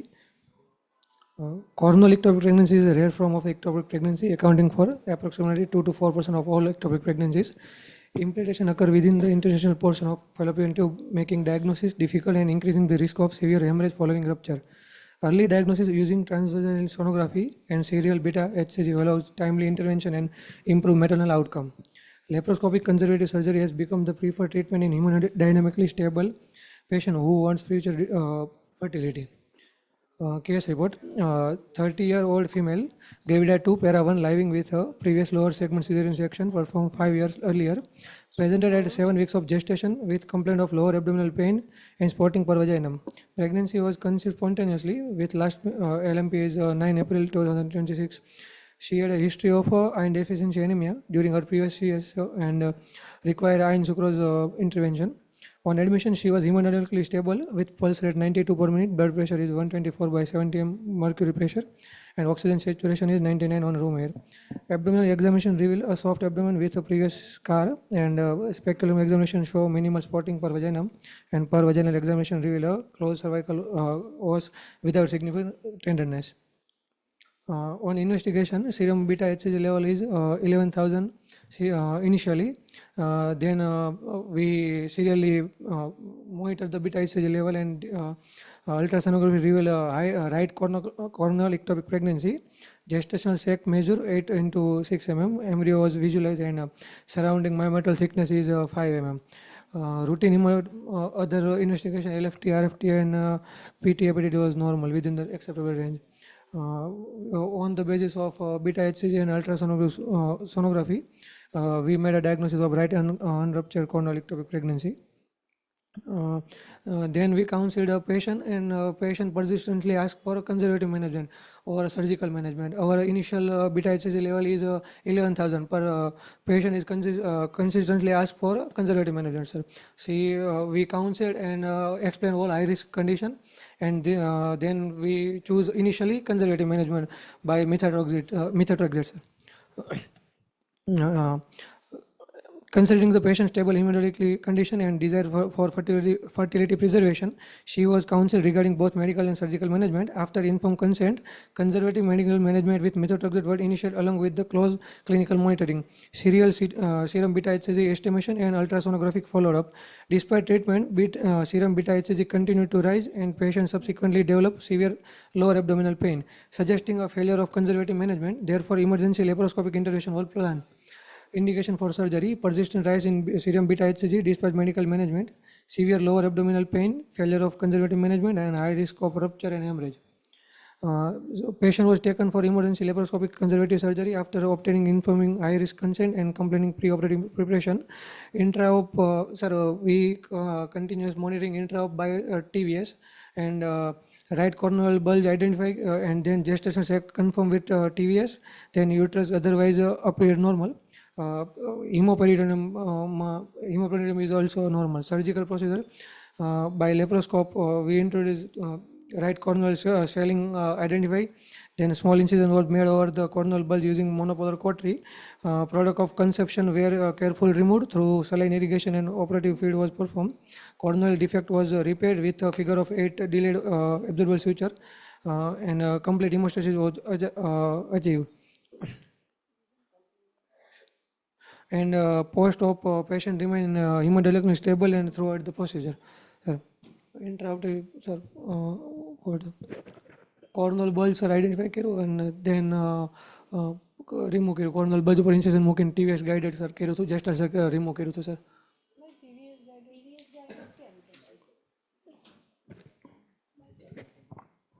Why it was done under guidance of transvaginal sonography? Ma'am, to identify gestational sac and to made an incision over it to completely remove the sac. Okay. Patient remained immediately stable following surgery. Recovery was uneventful, and she was managed conservatively with routine post-operative care and serial beta HCG monitoring. Then beta HCG is seen less than 8,000, less than 800. Sir, sorry, sir. Coronal ectopic pregnancy remains diagnostic and therapeutic challenge because the rupture can occur later than other ectopic pregnancy and may lead to catastrophic hemorrhage. Early diagnostic with transvaginal ultrasonography and prompt surgical intervention can prevent maternal morbidity. In careful selected patient, laparoscopic conservative surgery provide excellent visualization, effective hemostasis, and shorter hospital stay and preservation of future fertility. Sir. Coronal ectopic pregnancy require early diagnosis and individualized management. Conservative management medical may be attended in selected stable patient. However, prompt surgical intervention should be undertaken when treatment failure is suspected. Laparoscopic coronostomy with metalliqueous repair is a safe, minimal invasive, and fertility preserving procedure in appropriately selected patient. Early recognition and timely intervention remain the key to preventing maternal morbidity and improving clinical outcomes. If there is a corneal pregnancy rupture, it usually bleeds more than the other site of rupture. Why? Sir, usually ectopic pregnancy is a higher risk. No, but compared to other sites of fallopian tube, the corneal part, that is interstitial part, where it ruptures, it bleeds more. Why? Sir, because more blood vessel is providing blood. Can you please specify by saying more blood vessels means? It has a dual blood supply, right? Uterine artery and ovarian branch, right? Uterine branch of the ovarian artery as well. So it is a profound blood supply, so it ruptures. What dose of methotrexate was given? Sir, methotrexate is given 1 mg per kg initially, and patient weight is 74 kg. So single dose? Sir, single dose. Firstly, we give a single dose. Then after 4 days, beta HCG monitor કર્યું હતું sir. અને then 7 day ઉપર beta HCG rise હતું એટલે પેશન્ટને counsel કર્યું. What percentage of rise was there in beta HCG? Sir, actually exact percentage I think beta HCG initially 11,000 હતું. Why I asked so is because up to 15% rise in beta HCG after methotrexate is common because of the lysis of the chorionic villi. So if there is a slight, means less than 15% rise in the beta HCG, usually it is not worrisome. Sir, rise is about 60%, 60-70%. Okay, fine. Thank you, doctor. 11,000 and then 18,000. Thank you, doctor. Any other questions from the judges, please? No. Thank you, doctor. You will. Thank you. Thank you. Next.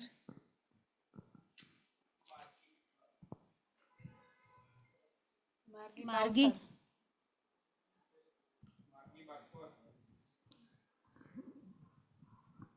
બાથવર છે okay હા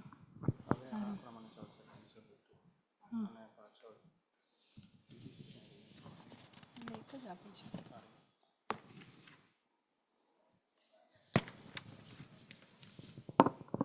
અત્યારે જે પછી ને આ પત્યું આપણે મિલન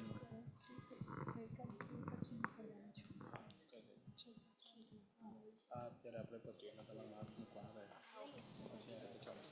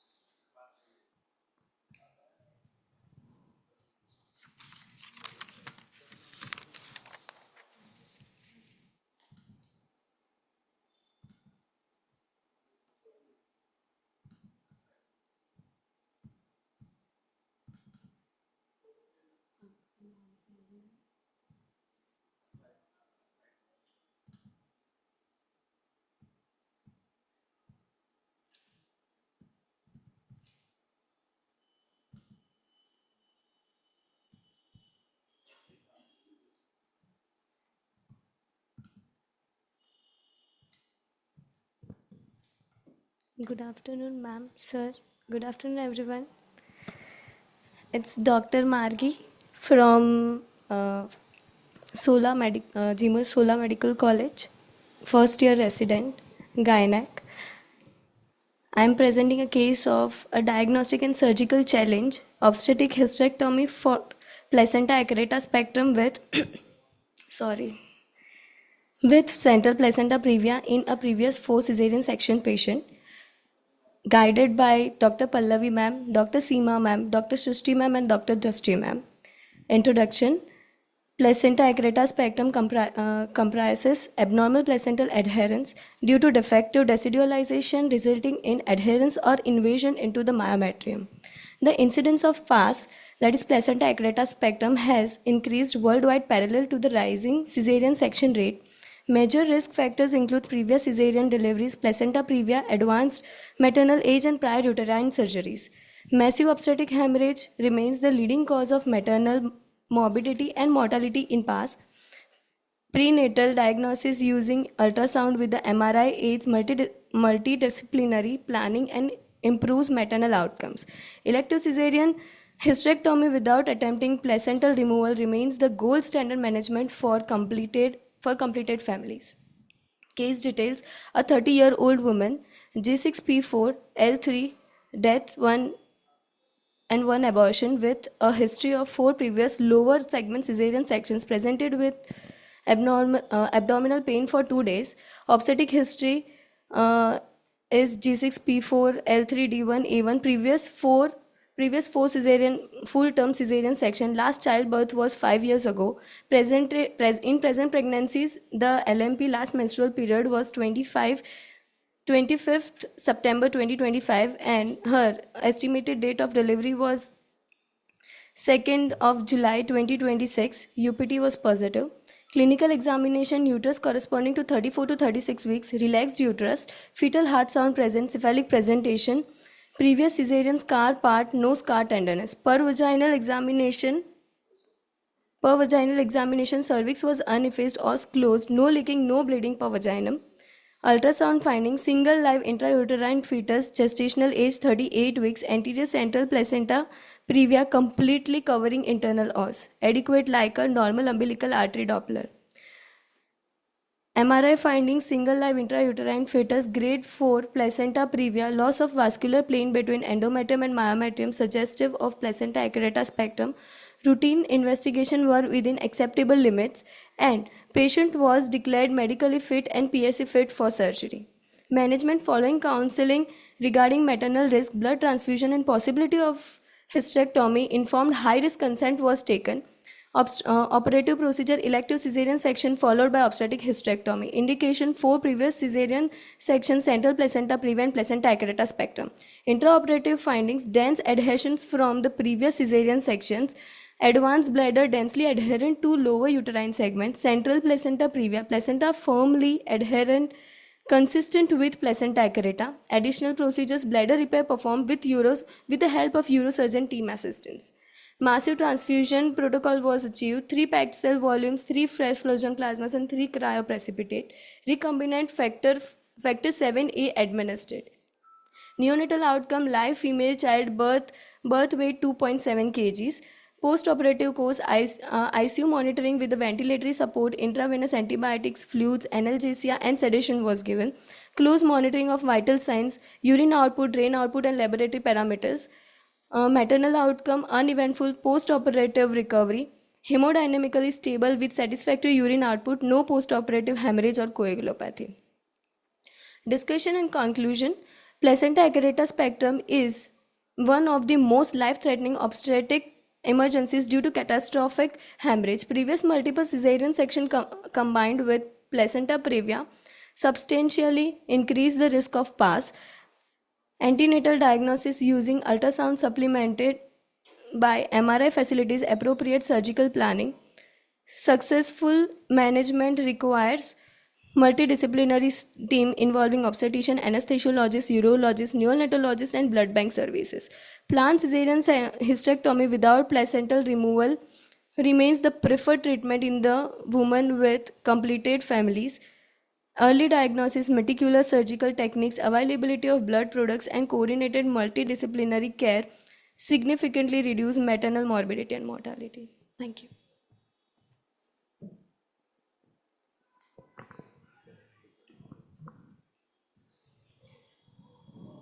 Is it possible to have a look over the sonography picture? Sorry, sir, actually, it wasn't available because it's a old case. No problem. Suppose says second gravid with previous no child, alive, and keen to preserve the uterus. How would you have proceeded? For that, So first of all, let me put the same question other way around. Is it possible to conserve the uterus? yeah, What are the ways? How can we conserve the uterus? uh,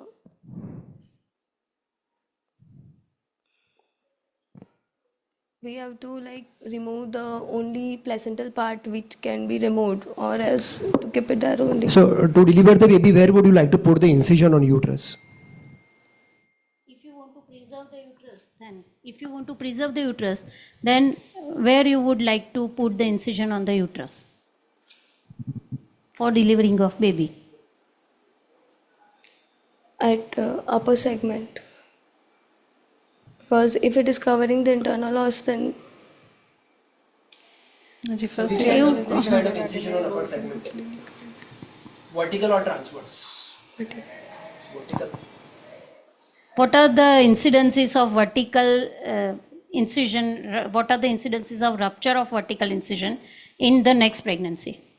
it's Upper segment very much vertical likely- incision. very much likely to get rupture. So if you want to conserve, then what kind of incision you should? Lower. So no, Transverse. lower you can't. So you have to go upper segment cesarean section only, but it is a transverse incision. Madam, आप तमें कहीं पूछता था. So once the baby is delivered out, then what?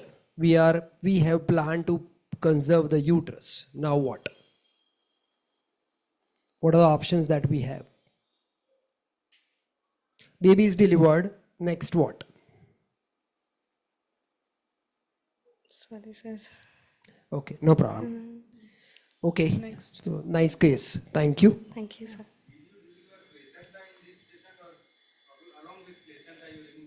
In this patient, no, along with placenta, I will remove the uterus. Because it will cause massive hemorrhage if we will try to pull the placenta out.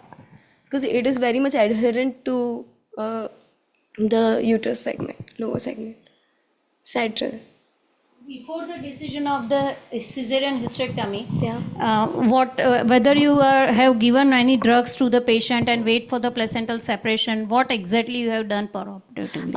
We actually had given the 20 units oxytocin, and for after that also we have also given the carboprost, but the uterus wasn't contracting enough.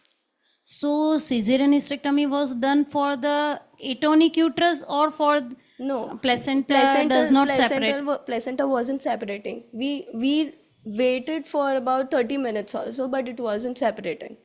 So we have to do anyways, and we also had the consent from them, because as the family was complete, sixth gravida she was. So we already had the consent, and we already managed the patient and patient relative to counsel them, okay, this can happen. Okay. Thank you. Okay.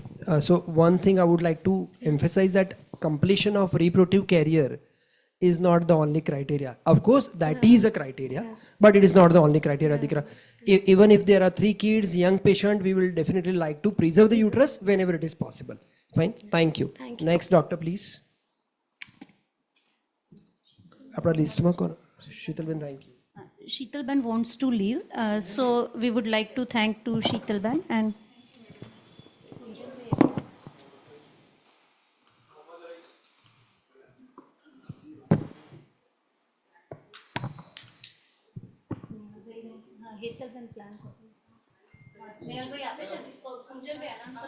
We would like to felicit ma'am.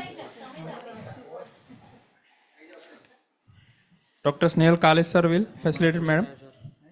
Thank you ma'am. Thank you ma'am for your precious time. Thank you. Thank you, team IOGS.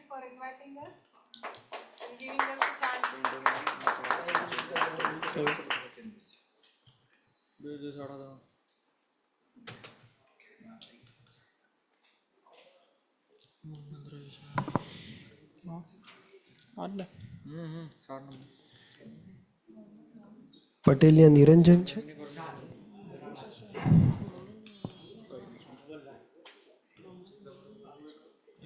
Doctor Momin, doctor Momin sir છે. Okay.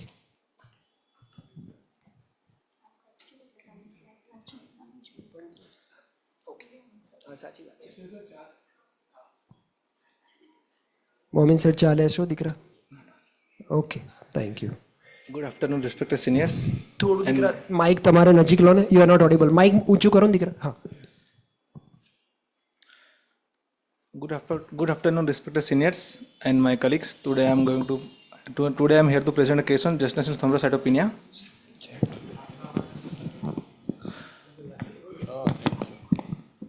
Gestational thrombocytopenia is described as platelet count less than 1,50,000 in pregnant woman. It occurs 4.4 to 10% of pregnancy, accounting for about 75% of the thrombocytopenia cases during pregnancy. It is not noticeable that platelet count decreases at the beginning of second trimester and third trimester and may persist up to 6 weeks postpartum. It is highly recommended that a pregnant woman with low platelet count should be evaluated clinically and thoroughly for any other possible causes of thrombocytopenia before labeling it as gestational thrombocytopenia. A 26-year-old unbooked Hindu housewife residing at Motor, Ahmedabad, Gujarat, present in emergency on 12 May 2026 to Srimati SMS Hospital, primary with 38 weeks of amenorrhea with complaint of lower abdominal pain since 4 hours with referral sleep. Provisional diagnosis of gestational thrombocytopenia was made with below mentioned report. Her hemoglobin 9.7 gram per dl, platelet count 44,000 per cubic millimeter, her WBC 770 per cubic millimeter, blood group B positive. Patient was vitally stable and admitted in labor room. Repeat hematological investigations were sent immediately. USG fetus which Doppler was normal and effective weight, fetal weight showing 3.34 kg. Her CBC is 9.6, WBC 9540, platelet count 45,000 and coagulation profile and liver function test was normal. On abdominal examination, uterus full-term size, cephalic, fourth tooth palpable, fetal heart sound present and regular, uterine contraction 0 to 1 contraction lasting for 10 minutes for 5 to 10 seconds. On per vaginal examination, 2 cm dilation of cervix, 20 to 30% effacement of cervix, station was -2, membrane present, so present, there will be contracted pelvis.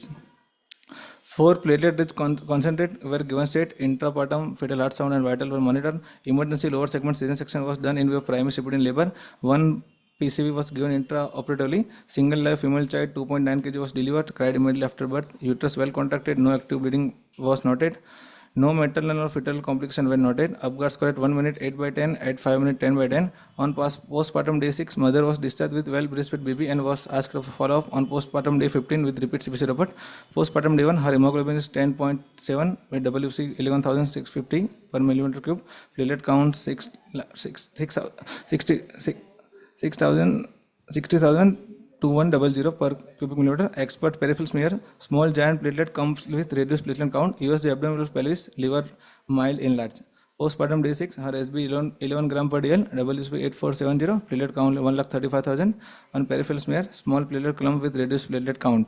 On postpartum day 15, her hemoglobin 11.2, WBC 8,000 and platelet count 1,80,000.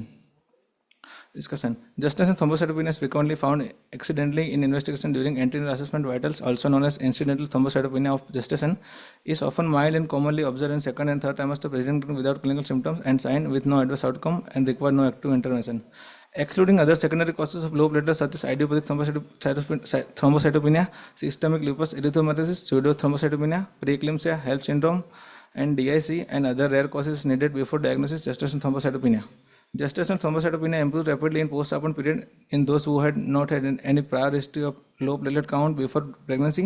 During pregnancy, severe thrombocytopenia less than 70,000 is not typically linked with gestational thrombocytopenia, hence other causes may be ruled out. There is no intervention required for gestational thrombocytopenia before or during pregnancy. However, regular platelet count monitoring is advisable every 4 weeks. Closer to third trimester, it is advisable to repeat platelet count every 2 weeks.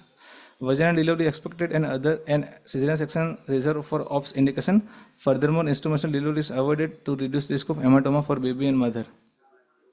Conclusion: gestational thrombocytopenia is most common thrombocytopenia in pregnancy. Gestational thrombocytopenia does not impose any fetal or maternal risk, and it is self-limiting benign condition. It improves after delivery or during postpartum period. However, normalization of platelet count may take more than 6 weeks. In some cases, no confirmatory investigation are considered diagnosis for gestational thrombocytopenia or differentiate between other causes, or it is diagnosis of exclusion. Vaginal delivery is safe in gestational thrombocytopenia, and cesarean section should be preferred only when obstetric indications are present. So what are the other important investigations apart from platelet to differentiate the other diagnosis? That should be we can do coagulation profile like mic ની નજીક દીકરા બધાને સંભળાય. we can do coagulation profile like PT, pituitary INR, and fibrinogen, D-dimer, or FDP. Fibrinogen. Which gravida patient is? Is primary gravida. Primary gravida. Okay. Any past history of any bleeding disorder? No past history or no family history of bleeding. Okay. So what are other things that you would like to rule out? One, you said? We need to rule out any infection like dengue or correct HBsAg. What was initial platelet count you said? 60,000? No, it's 43,000 on with referral slip, and here we do like we repeat, then it's like 45,000. So it was around 45,000, right? Yes. In one of the discussion, the statement from discussion was showing that if it is less than 70,000, it usually rules out gestational thrombocytopenia, because gestational thrombocytopenia, the platelet usually doesn't go below 70,000. Yes. In your case, it was 45,000. Yes. Still, you commented that it is a gestational thrombocytopenia. How come? Because in third trimester, there are only reports showing patient is unbooked, and the only one investigation report he had. In there will be a 44,000. But she can be a case of idiopathic thrombocytopenia. So what are the points in favor of gestational? You have already said. Which postpartum day she is? Postpartum day 1, and then day 6 we repeat. So day 6 count was? Day 6 count 1,31,000. 1,31,000. After giving 4 platelet disconcentrate. Which other liver disorders causes decrease in platelet count? HELP syndrome, preeclampsia, hemolytic uremic syndrome, thrombotic thrombocytic purpura. And Before delivering the patient, how many platelet count would you like? Minimum platelet count should be? Before surgery, minimum platelet count should be around less than 50,000. If it is less than 50,000, then we can give platelet so disconcentrate. what is the minimum requirement? 70,000. Okay. Thank you, sir.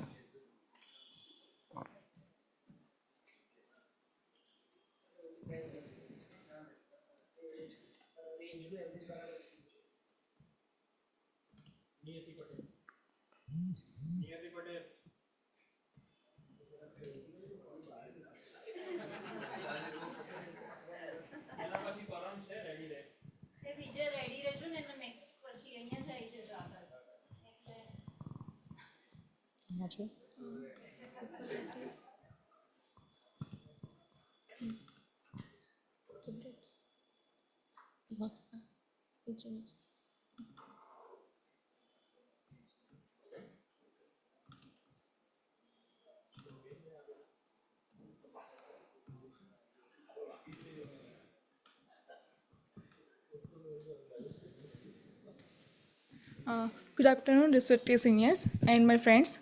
I'm here to present a case on trichoronic triamniotic triplet pregnancy. Trichoronic triamniotic triplet pregnancy is a rare form of multifetal gestation, with each fetus having separate placenta and amniotic sac. The incidence is approximately 1 in 8,000 to 10,000 spontaneous pregnancy, and is higher following ovulation induction or assisted reproduction. These pregnancies are associated with significant maternal and perinatal risks, including preterm labor, hypertension disorder, postpartum hemorrhage, fetal growth restriction, malpresentation, and high risk of cesarean delivery. Careful antenatal surveillance and timely intervention are essential for favorable maternal and neonatal outcome. My case report: a 28-year-old primary gravida unbooked patient with 33 weeks of gestation presented to hospital with leaking per vagina for 2 hours and lower abdominal pain. Obstetric profiles: primary gravida, active married life of 8 years, conceived by ovulation induction, tablet clomiphene citrate 50 mg BD taken for 5 days. Patient had a history of multiple ovulation induction in the past by clomiphene citrate. 6 to 7 cycles were taken in past, but no detailed documentation was not available. History of two doses of tetanus toxin was taken. Beta-methol coverage was done. Patient in a known case of pregnancy induced by hypertension and on tablet nifedipine 20 mg BD for 1 month. Cervical circle is done at 50 weeks of gestation. Patient had a history of diagnostic hysterolaparoscopy, showed bilateral patent tube, and left ovarian drilling was done. On examination, per abdominal examination, uterus approximately term size with multifitter part palpable. Fetal heart sound present and regular. Uterine contraction 0 to 1 contraction every 10 minutes, lasting for 5 to 10 seconds. Per vaginal examination, cervix is 2 cm dilated, 30 to 40% effaced, station -2, membrane present, leaking present with clear liquor, thread of cervical circulage flat and removed. Investigation and management. USC finding shows fetus A breech, placenta posterior, effective fetal weight of 1.6 kg. Fetus B was cephalic, placenta anterior, and effective fetal weight of 1.8 kg. Fetus C was breech, placenta fundal, and effective fetal weight was 1.8 kg. Doppler studies was normal for all. Routine investigation were done, which was normal. Patient underwent emergency lower segment cesarean section with resulting delivery of 3 live preterm neonates. First breech, MCH 1.71 kg, second cephalic, FCH 1.5 kg, third breech, MCH 1.63 kg, all with Apgar score of 8 by 10. Postoperative maternal course was uneventful and all 3 neonates were admitted to NICU for prematurely related care. Discussion. TCT triplet pregnancy are rare but carry significantly higher maternal and perinatal risk compared to singleton or twin pregnancy. Common complications include preterm labor, TROM, hypertensive disorder, gestational diabetes, anemia, and malpresentation. Early diagnosis with detailed ultrasound and Doppler surveillance, along with timely antenatal intervention, such as corticosteroids, is crucial for improving perinatal outcome. Mode of delivery often cesarean section due to malpresentation and risk of complication. Multidisciplinary team approach and delivery at tertiary care center is essential to optimize outcome. Conclusion. TCT triplet pregnancy is a high-risk obstetric condition requiring antenatal monitoring, multidisciplinary management, and delivery at tertiary care center. Early recognition of complication and appropriate timely intervention can significantly improve maternal and neonatal outcome. With multidisciplinary care and advanced neonatal support, favorable outcome can be achieved even in such a high-order multiple pregnancies. Thank you. It was a nice, unique case. We have certain questions for you, Dikra. Was she a book case? No, unbooked patient. When she presented to you, how many weeks pregnancy 33 weeks, come with leaking per vagina. 33. And 33 weeks. Okay. Suppose she is a book case and you have diagnosed triplet pregnancy in first trimester. What would you like to offer her? We can offer selective fetal reduction at 11 to 30 weeks to improve perinatal outcome, to reduce any chance of any miscarriage, and to decrease maternal or neonatal complication. At 11 weeks or 13 weeks? At 11 to 13 weeks. Suppose you have a choice, how many weeks? After anti-scan. Correct. So after the anti-scan is done, Yeah. what is about the biochemical markers in multifetal gestation more than twins? SCG was high in HPL was also high. So there are no softwares allowing the data analysis for triplet or quadruplet pregnancy. So we have to rely on sonography finding only. And if at all there is a doubt, we need to do amniocentesis because biochemical markers are not reliable, neither NIPT nor double marker. Is that right, sir? Okay, you have mentioned in your history regarding in past history column. Can you please go a slide, previous slide? Wait, in past history you have mentioned about known case of pregnancy induced hypertension and cervical encirclage. That doesn't come in past history, Dikra. It's in a history. That comes in obstetric history or in current history. Suppose cervical encirclage is done, it is never under the heading of past history. Okay, what is the risk of selective fetal termination? Risk of preterm labor, chances of choreamnionitis is higher.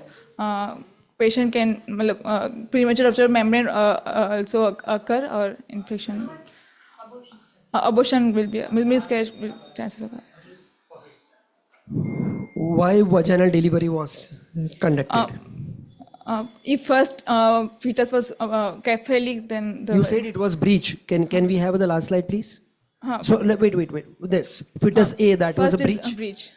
You said that if it is cephalic, we can do a vaginal delivery. This was a breach. That's why we do a cesarean section. So it was a C-section. C-section. Okay. Okay, fine. Thank you. Thank you.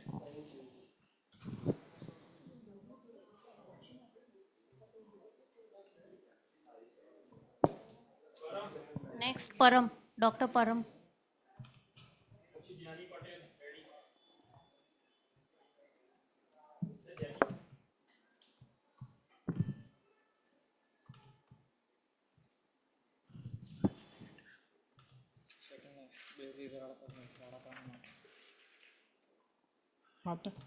Timer ખાસ મૂકજો ટાઈમિંગના marks છે એટલે on કરવાનું ભૂલી જાય છે કોઈ જે મારાને ખાસ એક બે કેસમાં ઓન નથી કર્યું પછી આપણે એક કામ જતી કેમ કે એના માર્ક્સ છે. Good afternoon, everyone. I am Dr. Param Makwana from MK Shah Medical College. I am presenting a case of Rh negative pregnancy. So, Rh negative pregnancy occurs when an Rh negative mother carries an Rh positive fetus. Maternal sensitization develops after exposure to fetal Rh positive red blood cells.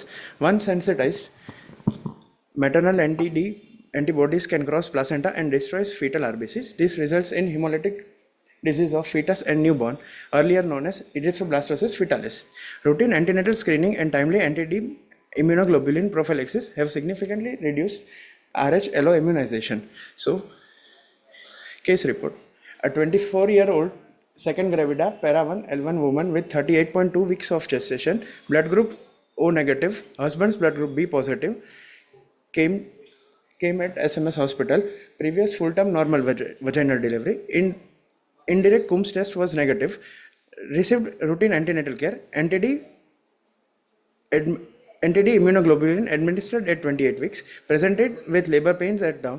Delivered a healthy male baby weighing 3 kg and neonatal blood group was Rh positive. Investigations: ABO and Rh blood group of mother, ICT, antibody titer, CBC count, USG, DCT of newborn, serum bilirubin and hemoglobin of newborn. Discussion. Rh incompatibility remains an important preventable cause of fetal anemia.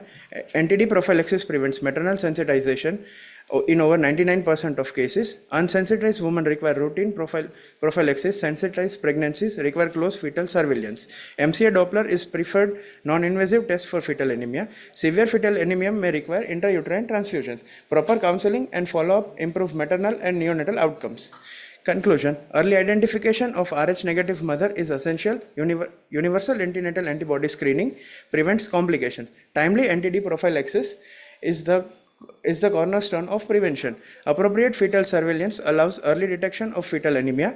Multidisciplinary management ensures excellent maternal and neonatal outcomes. Thank you.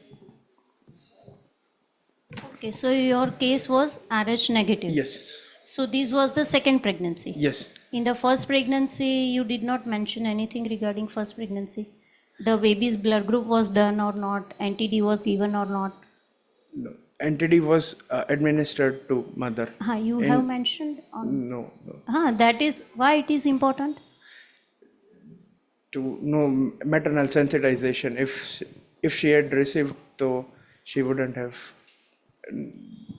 Suppose a patient comes to first time to you and she is reported to be Rh negative. What is the next step? First of all, early pregnancy. CBC hemogram to determine the blood group, and that is done. She is B negative. What is the next step? Then ICT would be the next step to do. What do you think? Will it come positive or less likely? First time pregnant, primary gravida patient, early pregnancy, Rh negative. No, first time it wouldn't be. Then what is the next step? To go up till 22 weeks. Okay, then repeat ICT again to see the titer. Primary gravida patient, sir want to ask whether the patient is blood group negative. Next investigation would you like to recommend to her? Very first time she came to you. She is Rh negative, 2 months amenorrhea. The next investigation, what would you like to ask? Father's. Yes, husband's blood group. Husband's. Okay, what do you think when if somebody is deliver first time Rh negative woman delivers a Rh positive baby? What is the chance of Rh isoimmunization in subsequent pregnancy if not sensitized, if prophylaxis is not given, and another scenario where prophylaxis is given? If prophylaxis is given, then chances still remain around 5 to 10%. But if prophylaxis is not given, it is more than 5 to 10%. So if it is not given, the chances are 16% as per the literature, and if it is given, it is 0.5 to 2%. According to world literature, what is the commonest cause of Rh isoimmunization? Parvo B19. Sorry? Parvo virus. No, Rh isoimmunization. RH Not high drops. Acha, okay, हाँ. Anybody from the audience? Whosoever is not sleeping? What, as per the world data, what is the commonest cause of Rh isoimmunization? Okay, let me tell you. Those patients who get aborted taking MTP pills over the counter without knowing their blood group, that causes Rh isoimmunization more commonly than a full-term normal delivery, which happens in most of the time in a hospital, or where during the antenatal course the blood group is known. So when a blood group is not known, patient is taking over-the-counter medicines, Rh negative woman getting aborted, and that causes more kind of Rh isoimmunization, right? Any way to know the blood group of a fetus around 7 months of pregnancy or before that? Amniocentesis. Any non-invasive method to know the blood group of a baby? The in utero fetus. Anybody from the audience? The extended NIPT report, that is non-invasive prenatal test, which is being done to screen for aneuploidy, that gives detail about fetus blood group with approximately 90% accuracy, which is not 100% reliable. Okay, fine. Thank you, doctor. Thank you so much.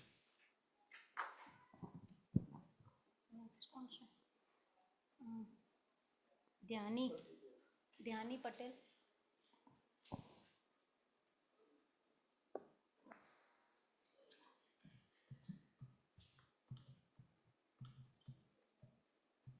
Smruti next.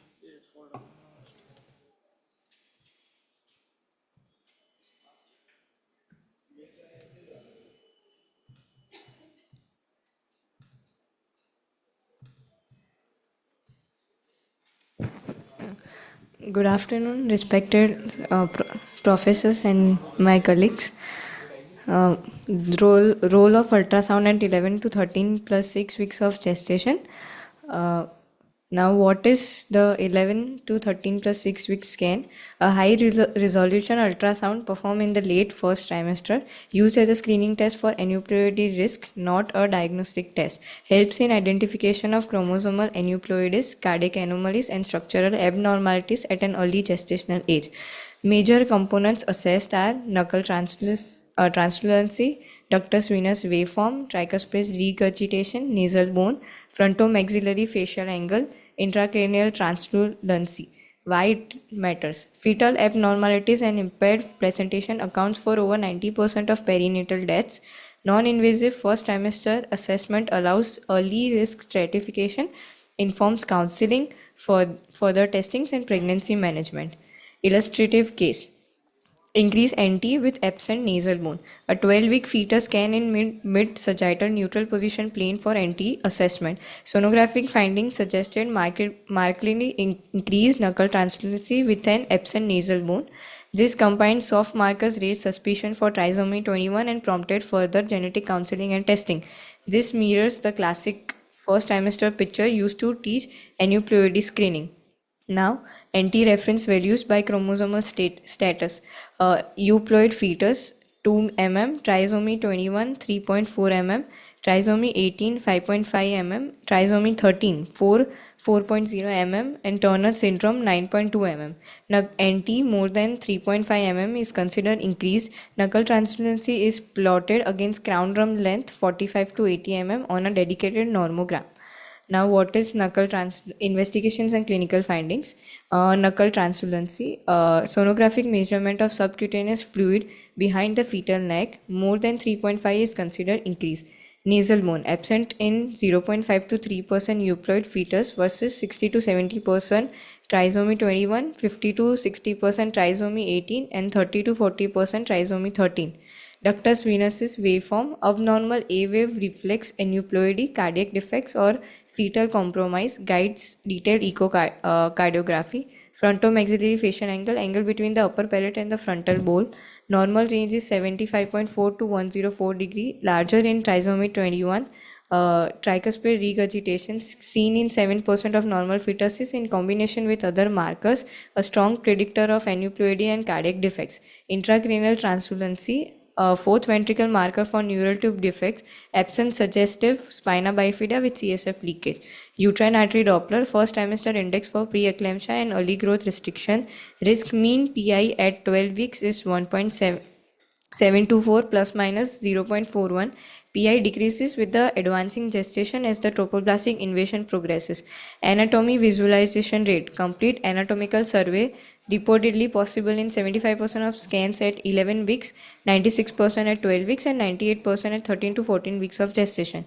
Discussion. Fetal abnormalities, prematurity, and impaired placentation together account for over 90% perinatal deaths.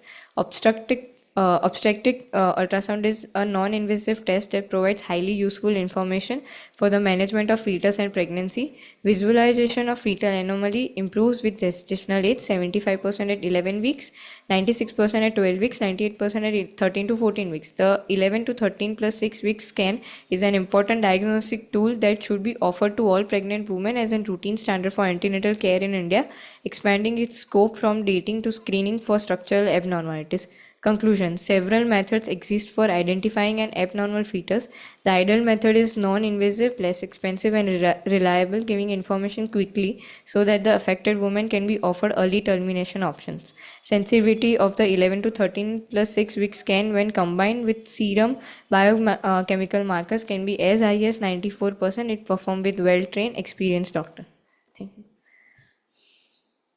So you said that your NT in your case was markedly increased. Yes. How many millimeter? So more than 3.5. In your case? Yeah.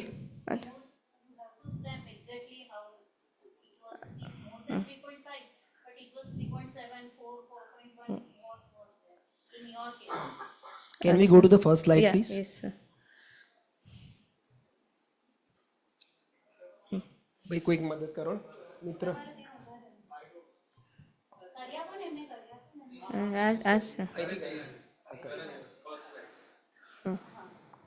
So, as slide you have mentioned major components assessed. There are two things missing from, according to me. One is a cervical length, and second is uterine artery PI, which you have mentioned in subsequent slide, but not in this slide, right? Suppose NT is 3.5 and nasal bone is absent. Same case. What next? Sir, we'll go for biochemical markers. Okay, what is about the software, sonography software, the risk analysis? So based upon nuchal translucency and based upon nasal bone, there is a software that from Fetal Medicine Foundation which gives you the risk probability. And based upon that probability, the next investigation is to be ordered.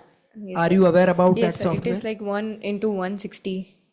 1 is to 160 Okay. risk, yes. Suppose it is 1:75, then next what?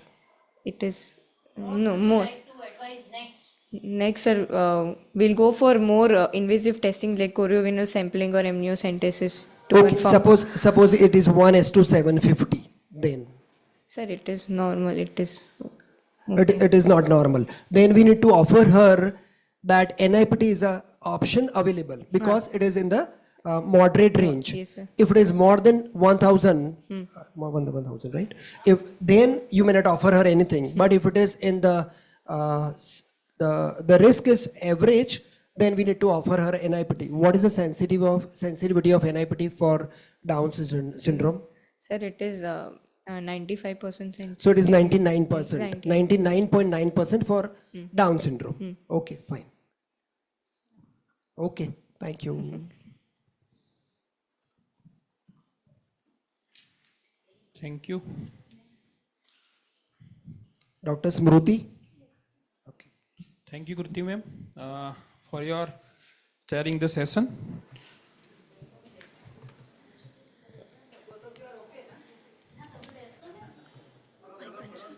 We would like to invite Parul ma'am and Hetal ma'am, Sonal ma'am and Hetal ma'am. Sonal ma'am and Hetal ma'am.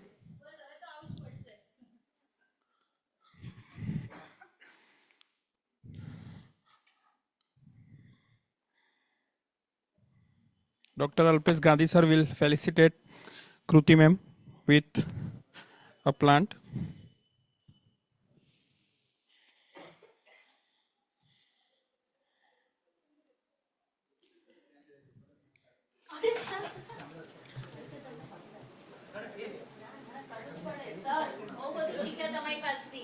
Bhargav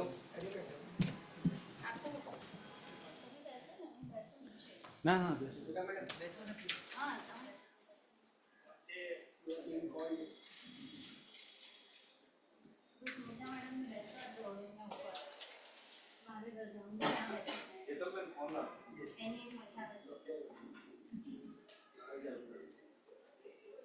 Thank you ma'am.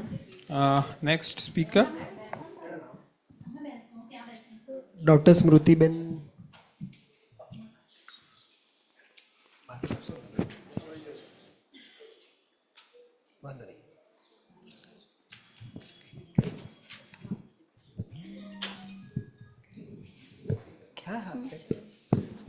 Good morning, sir. Good morning, respected judges and all my colleagues. I am Dr. Smriti Kadu from GMS Medical College, Kotri, and I am here to present a poster on the title, The Silent Invader, Elective Stepwise Surgical Management of Placenta Increta with Severe Preeclampsia in a patient with previous 2 lower segment cesarean sections under guidance of Dr. Deepa Pitre ma'am, Professor HG, GMS Medical College.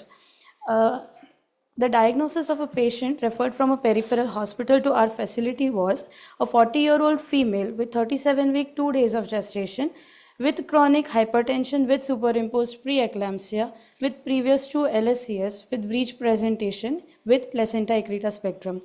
Patient had no premonitory signs and symptoms on admission, and routine monitoring, objective telemetry of the patient showed BP spike, blood pressure spiking up to 170 by 110 mmHg along the side of significant proteinuria, dipstick +2. According to the guidelines 2025-2026, we have 5 high-risk factors in this case.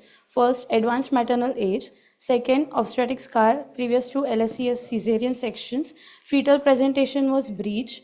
Hypertensive staging, which is chronic hypertension with superimposed preeclampsia. And the gestational maturity 37 weeks 2 days, which coincides with the FIGO guidelines. I would like to emphasize on the USG findings of this patient, where a clinical paradox can be seen. Uterine and umbilical arteries showed high resistance flows, which showed preeclampsia. Due to preeclampsia, there was vasospasm in the systemic circulation of the mother.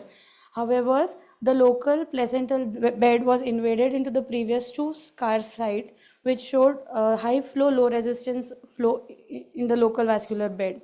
Here, bridging vessels are seen at the myometrial and bladder interface junction, and placental lacunae are seen. Other ultrasound findings showing placenta increta vascular lacunae, myometrial thinning, bladder line interruption, and chaotic color Doppler. Seizure profile, preoperative optimization of this patient was done by starting with titrable antihypertensives to prevent maternal stroke, and Zuspan, according to Maxwell, was started according to the Zuspan regimen. Secured informed consents detailed regarding surgical prognosis, massive transfusions, obstetric hysterectomy, and post-operative ICU ventilator support was explained to the patient. Cross-matched and secured 4 packed RBCs, 4 FFPs, and 4 random donor platelets standby in the operation theatre prior to the incision. Here I would like to focus on the surgical masterclass of this patient. We chose vertical incision, skin vertical incision to achieve adequate pelvic exposure, open the retroperitoneal space laterally to map the internal and external iliac networks, isolated bilateral ureters using the infant feeding tubes, and dissected common iliac arteries. I would like to focus on how internal iliac ligation was done. Internal iliac, the common iliac artery terminates and bifurcates at the level of sacroiliac joint at pelvic brim L4-S1 space. At this junction, it splits into larger and lateral external iliac artery and the smaller medial internal iliac artery. Approximately 3 to 4 centimeter distal to this primary bifurcation, the internal iliac artery trunk splits into definitive anterior and posterior divisions. The dissection was carried out by carefully retracting the isolated ureter medially to preserve its blood supply and maintain absolute visibility. Ureter was traced from the level of common iliac artery bifurcation and isolated using the infant feeding tube up till the level of uterine artery, which lies 1.5 to 2 centimeter lateral to the isthmus. Open the adventitious sheath of the internal iliac artery via meticulous gentle blunt dissection using Mixter's forceps. Pass the right angle clamp directly from lateral to medial in this direction so that the internal iliac vein underlying should not be injured.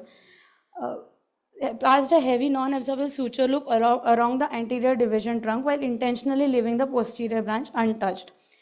Later, higher uterine incision was performed well above the placental border, which is 3 cm above the macroscopically visualized bladder, approximately 3 cm above the macroscopically visualized placental border.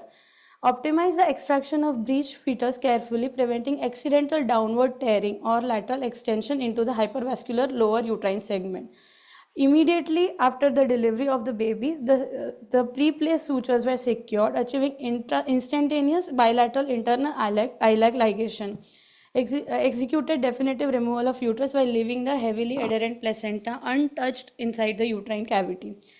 Why internal iliac ligation makes hysterectomy safer? It immediately reduces the pelvic pulse pressure up to 85%, converting high pressure spurts into a manageable slow venous ooze.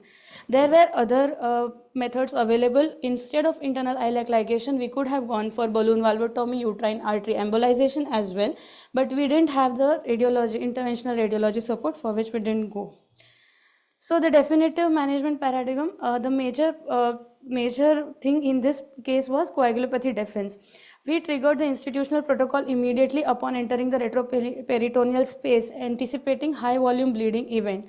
We transfused pre-planned balanced volume consisting of 4 units of packed cell volume and 4 units of fresh frozen plasma. Antidilutional strategy is strictly restricted aggressive crystalloid fluid to prevent the development of hypothermia, hemodilution, and worsening the metabolic acidosis, as aggressive crystalloid may cause dilutional coagulopathy in these patients. Standard massive hemorrhage quickly drives a dilutional coagulopathy by depleting essential clotting factors early, preemptively matching cell volume with plasma factors broke this cycle. Proactively maintained a stable fibrinogen threshold of more than 200 mg per deciliter, preventing consumptive coagulopathy and enabling successful postoperative extubation by postoperative day 1. Hence, the conclusion of this case is total secondary obstetric hysterectomy with placenta left in situ, significantly safer than conservative resection paths for invasive paths. Severe preeclampsia can progress completely silently without physical maternal symptoms, and objective telemetry must dictate the clinical staging over subjective reporting. Combining preemptive vascular devascularization with a balanced of 1:1 MTP strategy effectively breaks the development of lethal triad. Total blood loss was limited to 4,000 ml under active devascularization with normal coagulation parameters maintained post-operatively. Managed in obstetric ICU and weaned off from ventilatory support, extubated on post-operative day 1 and shifted to ward on post-operative day 2. Healthy neonatal outcome, healthy early term male infant delivered safely weighing 2.28 kg with robust Apgar scores of 8/10 and 9/10 at 5 minutes of gestation. Thank you so much.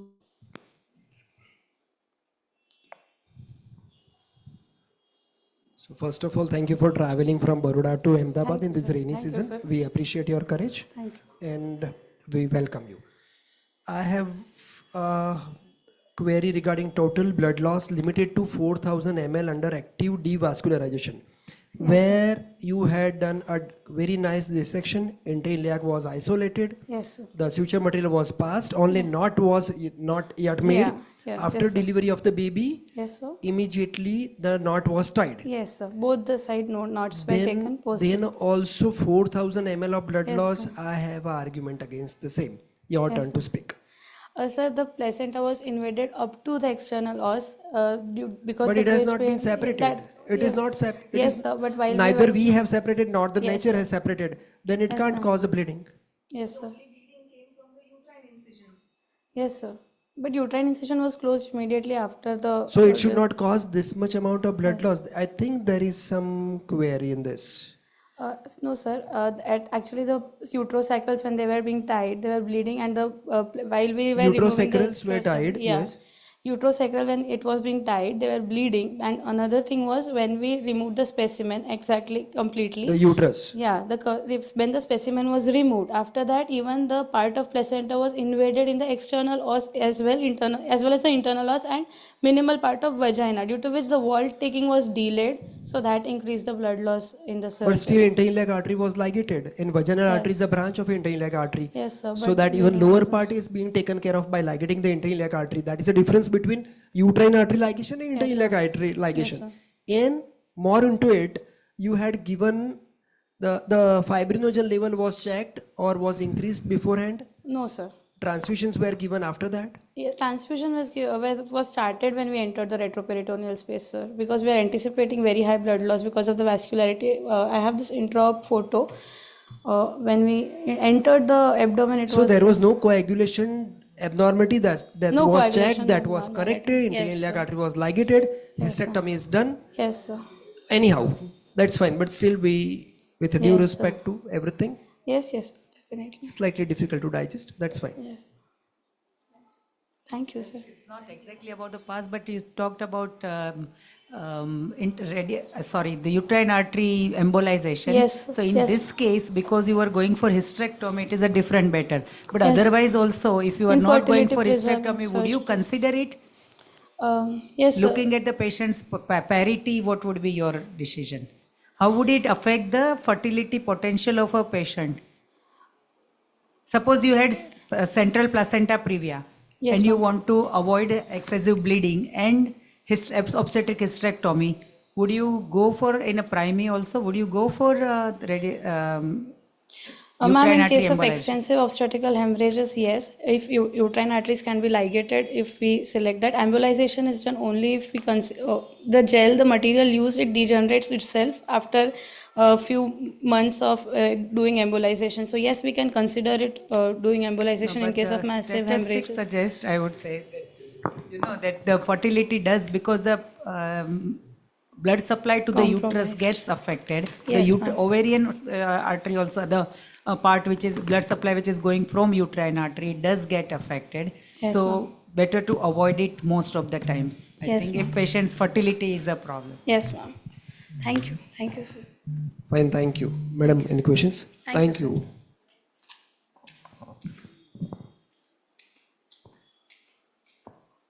એમનું નામ શું હતું madam? સ્મૃતિબેન. Okay, next Dr. Ayush.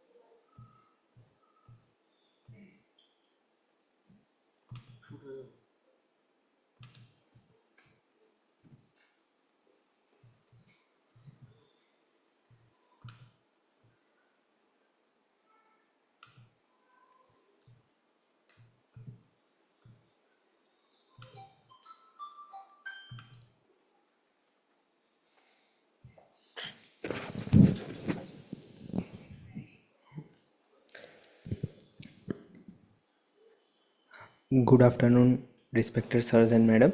I am Dr. Ayush Parikh currently pursuing first year in obstetric and gynecology at NHL Medical College. I'll be presenting my case of emergency cesarean section and intensive care management of term eclampsia complicated by low platelets under guidance of Dr. Reena ma'am, Dr. Bhavna ma'am, and Dr. Silky ma'am.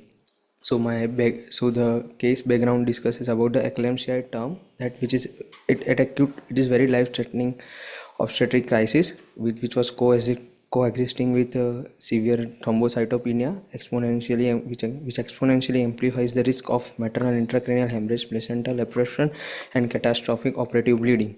The objective was to outline the critical stabilization, emergency surgical intervention under general anesthesia, massive blood transfusion therapy, and post-operative intensive care strategies required to successfully optimize both maternal and neonatal outcome. So the patient was a 21-year-old primary patient who came to our hospital in emergency with ongoing seizure episode. So as immediate resuscitation and stabilization, we started high flow oxygen at 12 liter per minute NRBM. We gave seizure prophylaxis of injection magnesium sulfate by intramuscular route. For blood control, blood pressure control, we gave an IV labetalol injections. We gave anti-epileptics, and we sent laboratories in which we got platelets were 29,000, and we transfused 4 units PRC pre-operatively. Then decision of doing an emergency cesarean section was done, and then emergency elective CS was done, during which 1 unit Paxil 1 PC was transfused during the emergency section. And the baby was a female child with a baby weight of 2.4. In post-operative care management, patient was given mechanical ventilation, continuous antihypertensive give, magnesium sulfate was continued for 24 hours, anti-epileptics were given on 4 units of PRC and 1 unit of PC was transfused.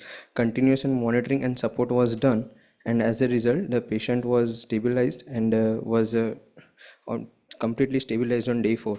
On admission, patient's investigations were platelets were 29,000, which were urine albumin was +1, serum uric acid was 8.4, serum LDH was 473, coagulation profiles were 496, prothrombin time was 10.5, direct cum test came negative, and hemoglobin was 12.2, WBCs were 12.9, INR was 0.9, and on bedside fetal imaging, of single intrauterine live fetus was seen with a BPD of 8.8 centimeter, estimated fetal weight of 2.4 kgs.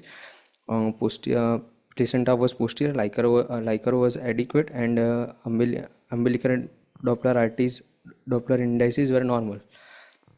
The key clinical managements in this case, as per me, was injection magnesium sulfate was given timely, and antihypertensives like heavy labetalol was given to control high BP for maternal stabilization, anti-epileptics, emergency LSCS, which was taken under general anesthesia, and 10 units of blood transfusion that was done pre-operatively, which was 4 PRCs, intraoperatively 1 PC, and post-operatively 4 PICs and 1 PAC.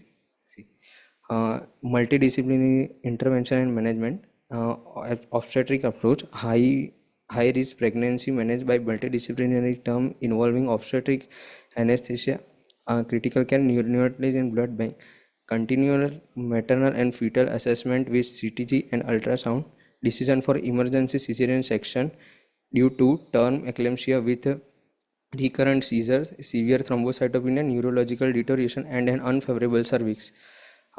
Anesthetic approach, general anesthesia selected because of recurrent seizures and hypoxemia, impaired consciousness, and severe thrombocytopenia, precluding neuroaxial anesthesia. Rapid onset of rapid sequence induction with endotracheal intubation to secure the airway and reduce the operation risk. Blood component therapy, a total of 10 units of blood components were transfused to optimize oxygen carrying capacity, maintain hemodynamic stability, and minimize perioperative bleeding. Preoperatively 4 PRCs were given, intraoperatively 1 unit PC were given, post-operatively 4 unit PRC plus 1 PC given. medical management which was done was preoperatively injection MgSO4 according to Excel pre-chart regimen, intravenous antihypertensive of fever, anti-epileptic therapy was given, broad spectrum antidiuretics and uterotonics were administered post-operatively. Conclusion and conference. As the patient was arrived with seizures, at first of all we will manage the airway, and then we control the seizures, and then we control the high blood pressures. Aggressive multidisciplinary treatment was done, like giving an injection MgSO4, antihypertensive and anti-epileptics, and post-operative ICU care management was very important in this case. Thank you. Okay, fine, Ayush. It was a nice, detailed presentation, but did you find difficulty in reading? Yeah. What is the font size? Font size. So one takeaway for any lecture that your slide should not be full of the statements, right? Yeah. Don't put too much of stuff into one slide because it is not possible to read from distance. Yeah. Of course, it is a detailed presentation of your case, but it is not. We are not able to read it nicely. So make a note of it. Sorry. You said that magnesium sulfate was given intramuscular. Yeah. Why not IV? So like there is a Which regimen you followed? Yeah, there are two regimens: a pre-chart regimen, Zuspan regimen. Which regimen you followed? We followed preoperatively. We followed a pre-chart regimen. We give magnesium sulfate with pre-chart regimen, which is like we give 4 gram IV. You said intramuscular Yeah, in your we- history. we IV said- you did not mention. Was it given or not? And if not, No. why? Why it was not it given? was not given because at that point of time, like, we didn't get the IV access. Okay, so it Yeah, was so difficult to take difficult IV IV access. access. Okay, that makes sense. Sometimes it happens very rarely, but Yeah. yes, rare things do happen rarely. Why anti-epileptic was given?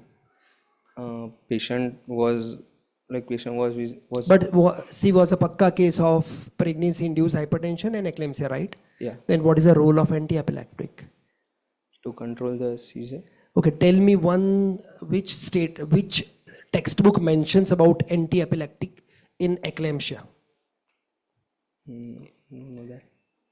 So literature point of view, no. Practically, I know that many consultants, many colleges, they do give anti-epileptic. I don't know what is the disadvantage of it, but literature point of view, scientifically, it is not recommended. What is the difference between two photographs of last two slides? One has mentioned fetal profile and second has mentioned fetal abdomen.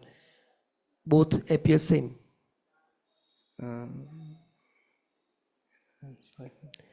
No problem. I think yes, Richard. So there is something called impending eclampsia. Eclampsia, yeah. Then if you give only intramuscular, I think it might serve. When the urine albumin you do and it is 3+, and then you are going to go for cesarean, you might just give is at prophylactic. Just a healthy counteraction between among us. Even if we see any standard textbook, there is nothing like a prophylactic dose. It is a full dose only, and it is 14 gram only. Yeah.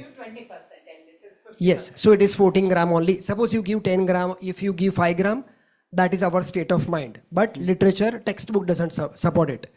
So either we write a textbook or we follow a textbook. Fine. Well done. Thank you, doctor. Thank you, sir. Next, doctor, please.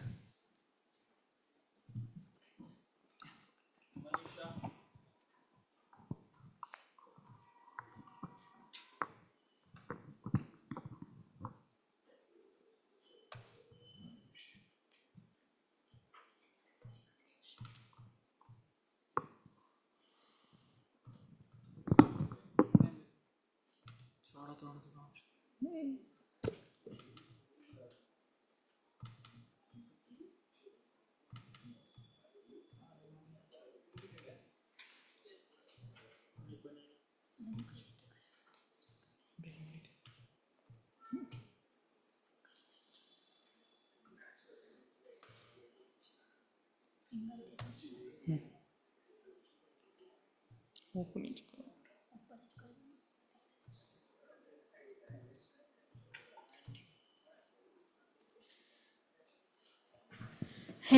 good afternoon, everyone, judges and my colleagues. I am Dr. Manisha from NHL Medical College and Hospitals.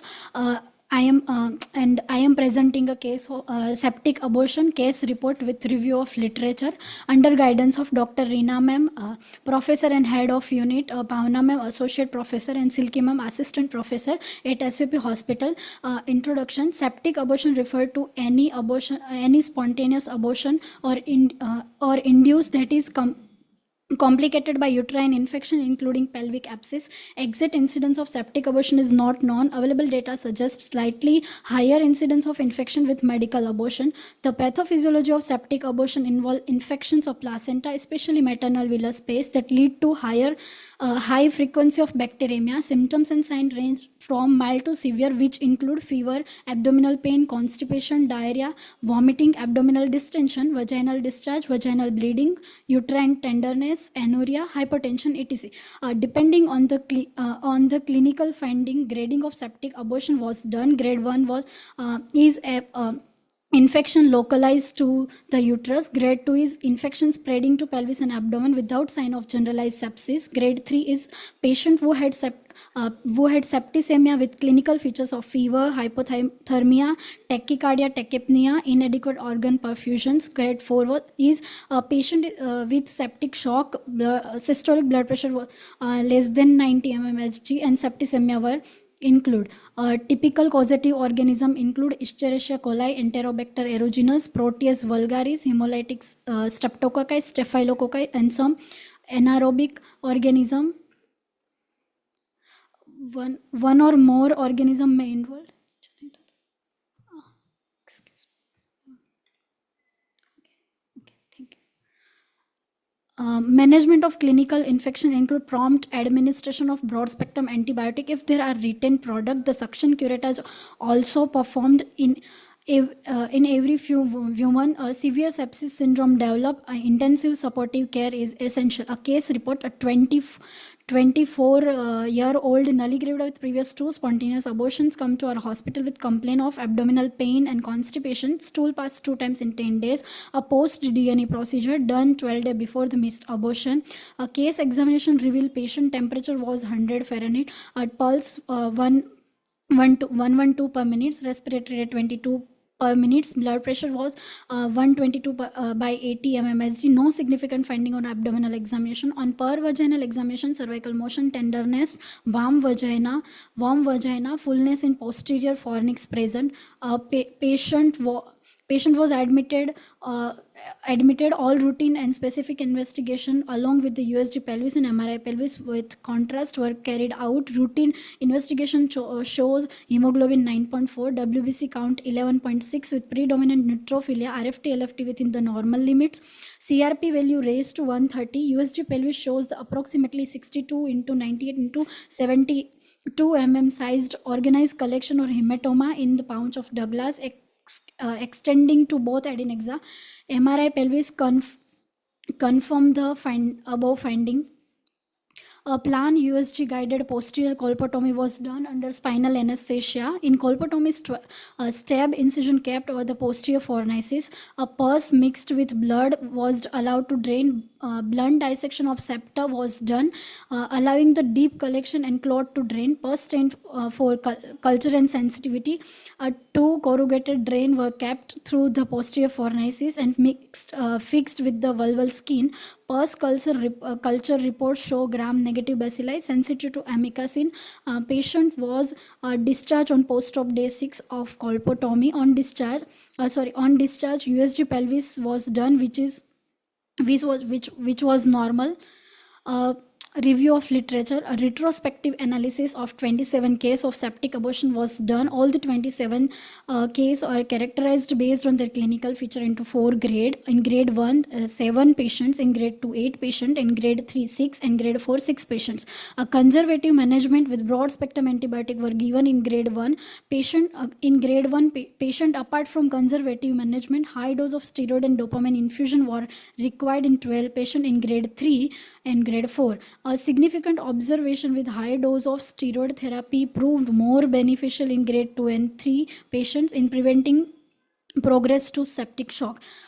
Evacuation done in 16 patients, colpotomy 2 patients, laparotomy with drainage pus 2 and 2 patients, laparotomy with hysterectomy 2 patients. Out of 27 patients, 8 patients died, majority of them belongs to grade 3 and 4.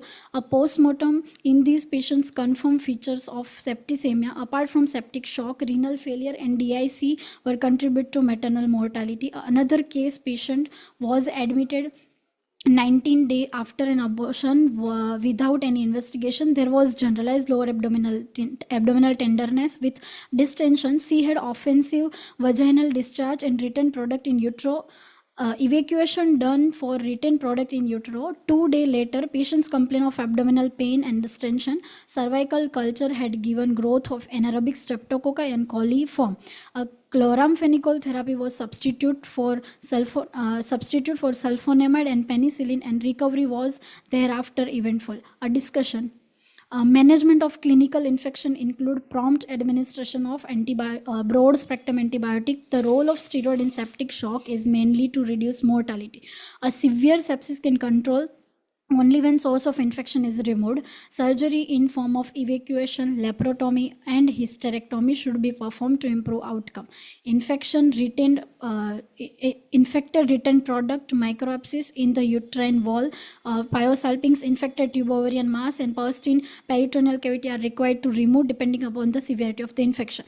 Though only evacuation may help in early cases, hysterectomy may be required in the severe case of infection where whole uterine wall contain microabscess. Case of uterine perforation required hysterectomy. In very serious patient not fit for surgery, drainage of pus by posterior colpotomy may be beneficial. Study have shown that early surgical intervention can significantly improve the outcome. Our study also show similar result. In severe case, septic shock, intensive management, higher antibiotic and high dose of corticosteroid along with early surgical intervention reduce the mortality. In conclusion, most septic abortion cases are due to infected abortion. The complication of induced septic abortion is totally preventable. Management is multidisciplinary approach. Early recognition, urgent management of patient can prevent development of life-threatening complication.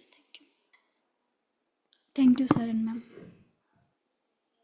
So what was the cause of septic abortion in your case? Sir, main cause was induced not preventing septic precautions, aseptic precautions. Where the procedure was done where? Sir, in our hospital. So DNA was done in institute only? Yes, sir. Okay, fine. So when was the corrugated drain was removed before discharging the patient? On which day? You said that 2 corrugated drains were kept in vagina and they were fixed on the outer surface. That is Yes, on sir. Yes. vulva. When was it removed? On day of discharge itself. On the day of discharge. Okay, fine. You said that the routine and specific investigations were done. Which specific investigations were done? Sir, especially CRP, ESR, and Okay, in other words, which are the markers for infection? so especially in CBC, WBC count. In WBC count, which WBC, count? Neutrophil.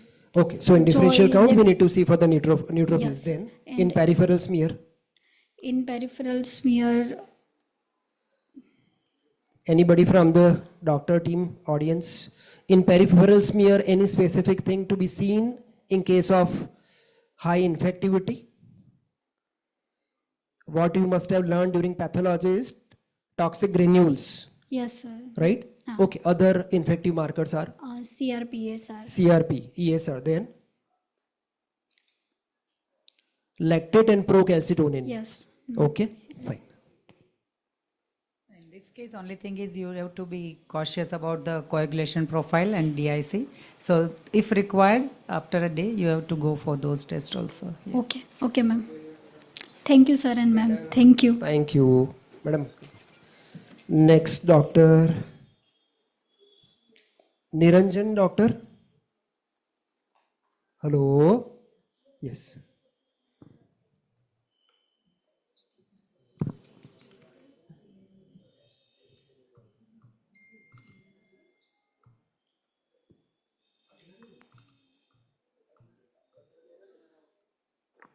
આપણે પૂછીએ doctor the previous doctor બાકીના જે septic એબોર્શનના patient હતા એ ક્યાંના હતા દીકરા references એટલે એ suppose કે 27 cases હતા તો કેટલા વર્ષમાં ક્યાંના કેસીસ છે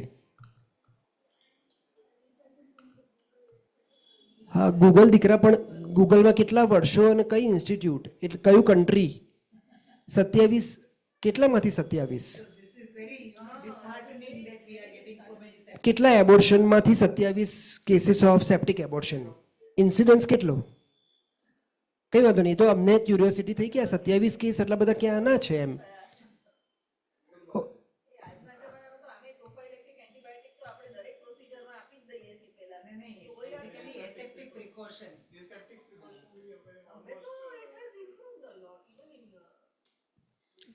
Secondary complication, you can say that tubal block, and ectopic future ectopic because of the infection. That is comparatively common. But this kind of. Okay, thank you.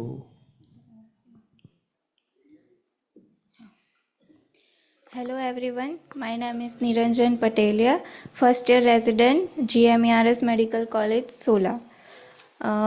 My topic is placenta previa complicated by focal placenta accreta under guidance of Dr. Pallavi ma'am, Dr. Srushti ma'am and Dr. Drashti ma'am. Placenta previa complicated by focal placenta accreta is a rare but potentially life-threatening obstetric condition characterized by abnormal adherence of the placenta to the uterine wall. It is associated with an increased risk of severe postpartum hemorrhage and poses significant diagnostic and surgical challenges. Early antenatal recognition and individualized multidisciplinary management are essential to ensure maternal safety and optimize obstetric outcomes.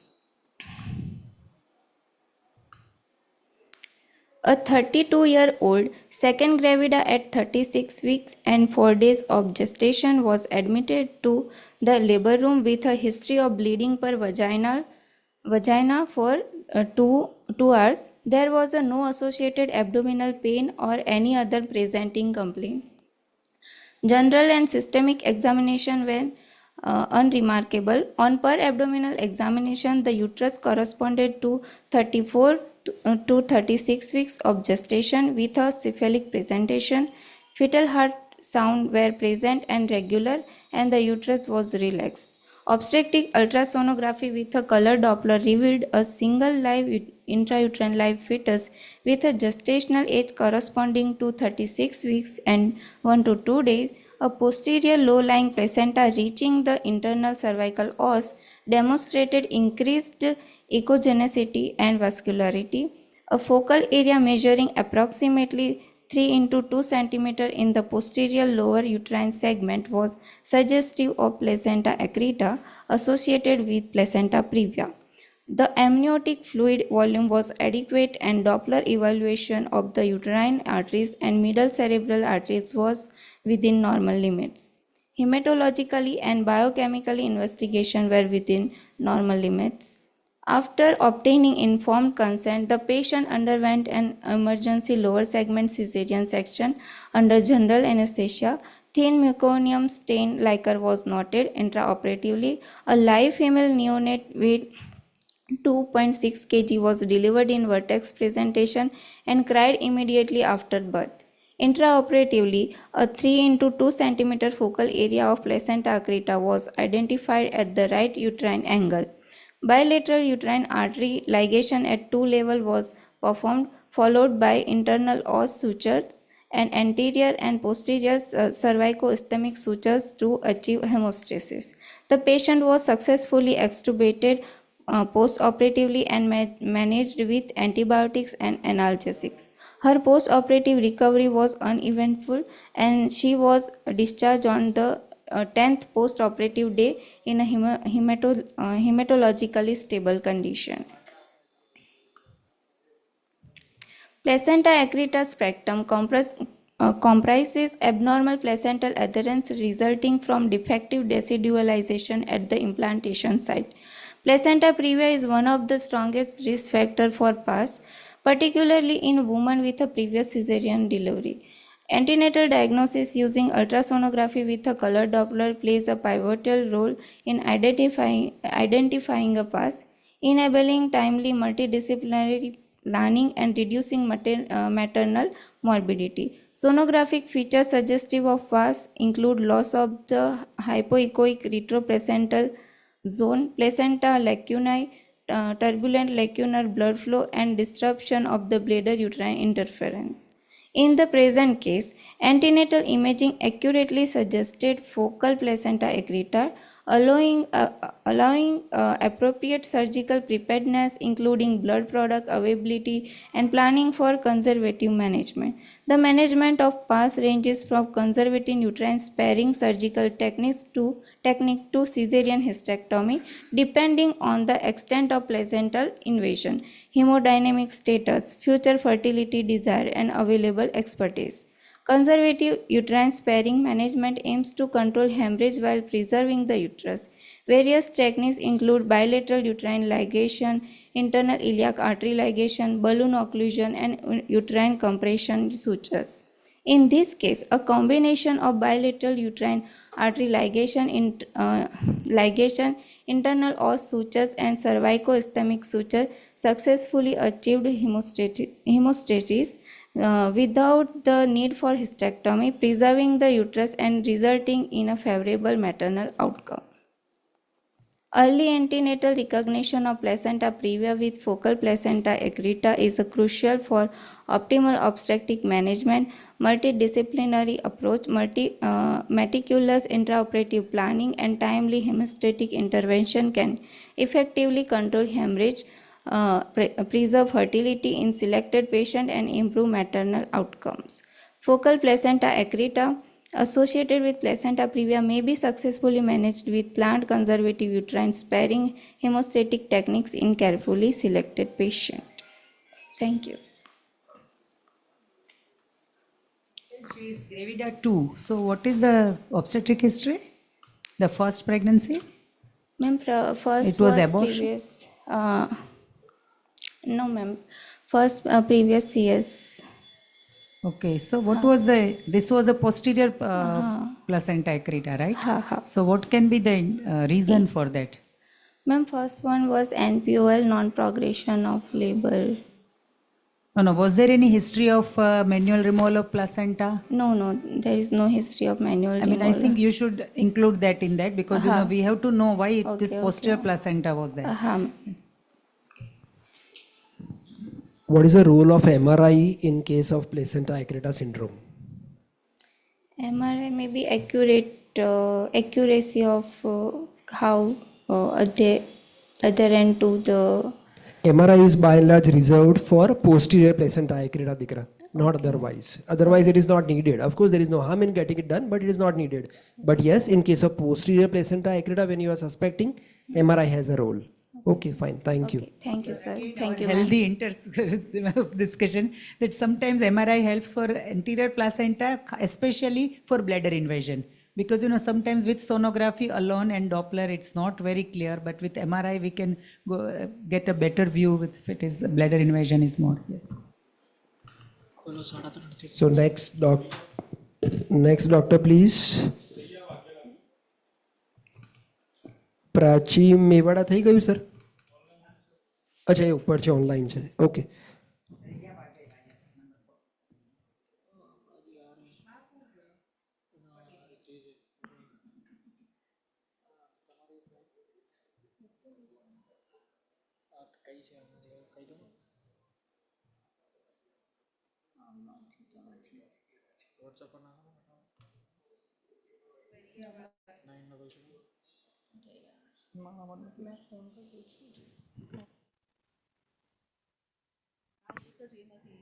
પછી રિદ્ધિબેન છે કોઈ? રિદ્ધિબેન તમારા બે છે? તમે એક છે? Okay, સારું.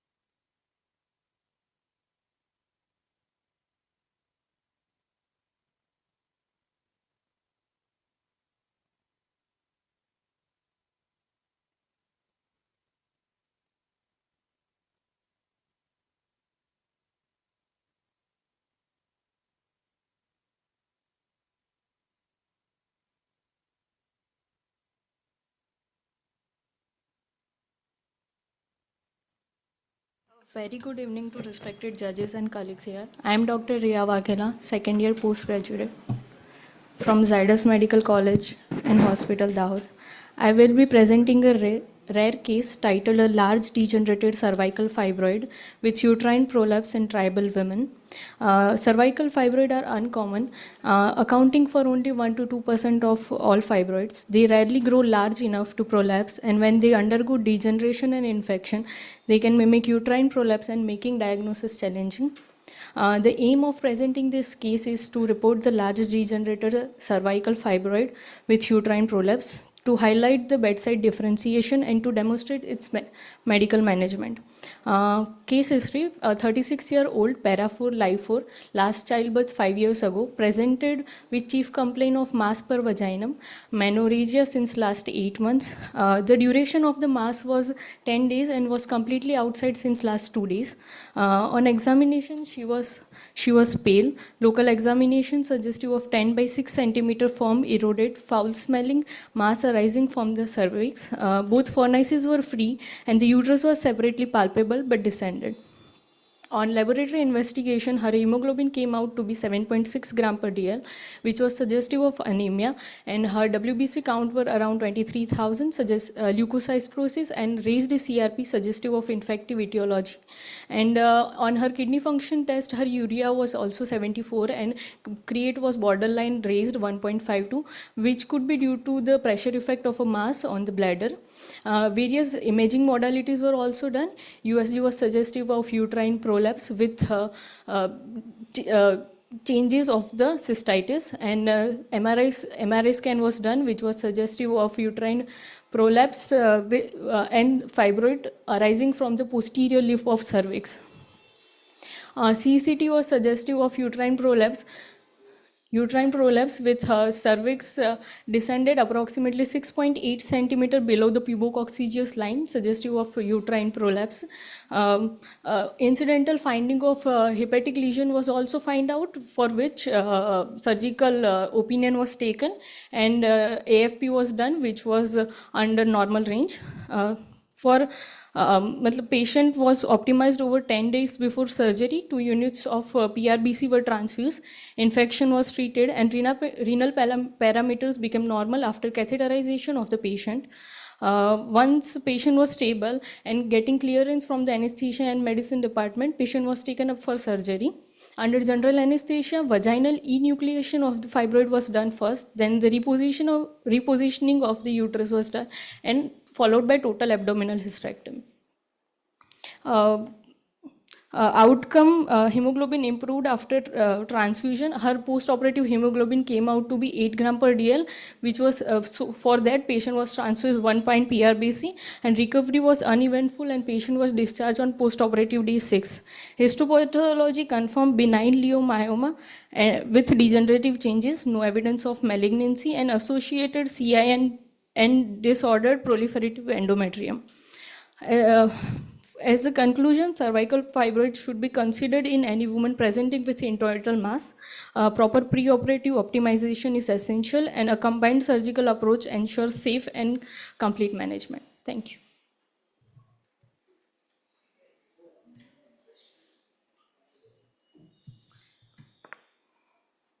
અમારે લોકોને એક વસ્તુ સમજવી છે એટલે this is a unique case. અહીંયા તો બહુ આવું જોવા નથી મળતું મોટા શહેરોમાં તો એટલે પેરીફરીમાં આવું જોવા મળતું છે. So that is a unique case. Abdominal hysterectomy કેમ કરી, વજાઇનલ કેમ ના કરી? Abdominal hysterectomy. First of all, vaginal enucleation was done to for proper operative management. Correct. So we fibroid is cannot, removed. Now that has become as good as a prolapsed uterus. Yes. Then why? Uterus was normal size. Yes, normal. And if there is a prolapse, so why not go for? Because it's a young patient. You are not Yes, removing 30s. the ovaries. You are just doing total hysterectomy. So why abdominal hysterectomy is? There must be some reason. તમારા consultant સાહેબે કે મેડમે decision લીધું હશે તો કંઈ એ પ્રમાણે જ લીધું હોય. We just wanted to know out of curiosity why it was. Just in case you are going for vaginal, what would be the added advantage of doing vaginal hysterectomy in this case? Since you are saying all signs of high infection was there. Yes. So one would prefer a vaginal Nulls. surgery instead of abdominal. Right? So Yes. there must be some indication. I do not know. Sorry. Thank you. Thank you. Very interesting. Thank you.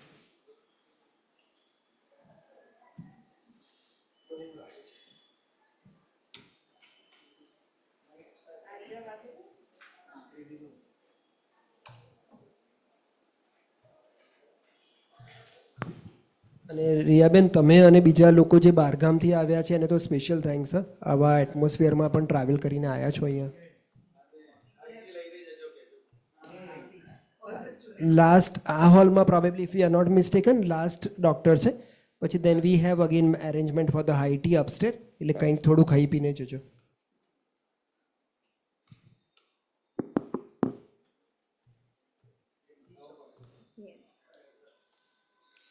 Good afternoon, respected professors. I am Dr. Riddhi Choksi, first year resident at Obstetrics and Gynecology Department in SVP Hospital.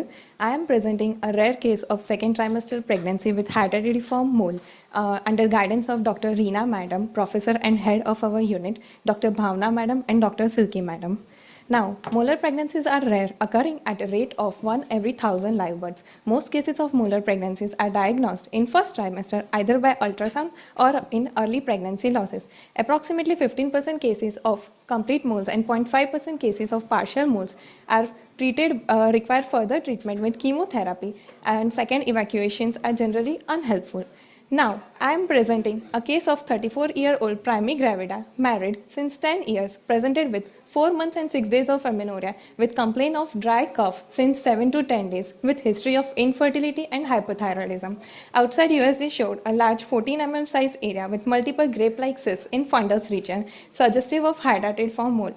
Now, past history showed diagnostic scopies were done, 3 times intrauterine insemination were done, some infertility treatment taken 2 to 3 years ago, and the patient was diagnosed with hyperthyroidism in this pregnancy, and the patient took tablet hypothyroid for 2 months and then stopped. On examination, patient was conscious, oriented. Patient had pallor with bilateral pedal edema and pulse rate was 106 per minute, respiratory rate was 14 per minute, and BP was 154 by 98. Per abdo examination showed 22 weeks of pregnancy, external ballotment was present, and scar of laparoscopies were present. On per vaginal examination, on per vaginal examination, os was closed with no show, no leak, and no presence of no tenderness and fullness in the flanks. USG were done pre-delivery and post-delivery. Pre-delivery showed single live intrauterine fetus with presence of cardiac activity, variable presentation. Fetal weight was 193 grams. Fetal maturity showed 17 weeks and 3 days of maturity. Placenta was fundo-anterior and approximately 13 into 14 centimeter mixed echogenic lesion with multiple cystic areas were seen, grape-like structure in the placental region, suggestive of partial hydrated mole. USG done post-delivery also showed 10 into 6 centimeter sized mixed echogenic lesions which were multicystic grape-like in appearance in endometrial cavity. Also, which was suggestive of retained products of partial mole. Now management. Management induction of labor was done with Sarabhai gel and tablet misoprostol. A single male baby of 110 gram was delivered with breech in presentation and no signs of life were present, and intact placenta with membranes intact along with grape-like structure was delivered spontaneously. Post-delivery USG showed signs of retained products of partial mole. 3 pints of Paxil volume were given on postpartum day 2, and 1 pint PCV was given 1 day before dilatation and evacuation. Now dilatation evacuation was done under short GA to remove retained products of partial mole. Sharp curettage was avoided to minimize the risk of dissemination of tissue leading to metastasis.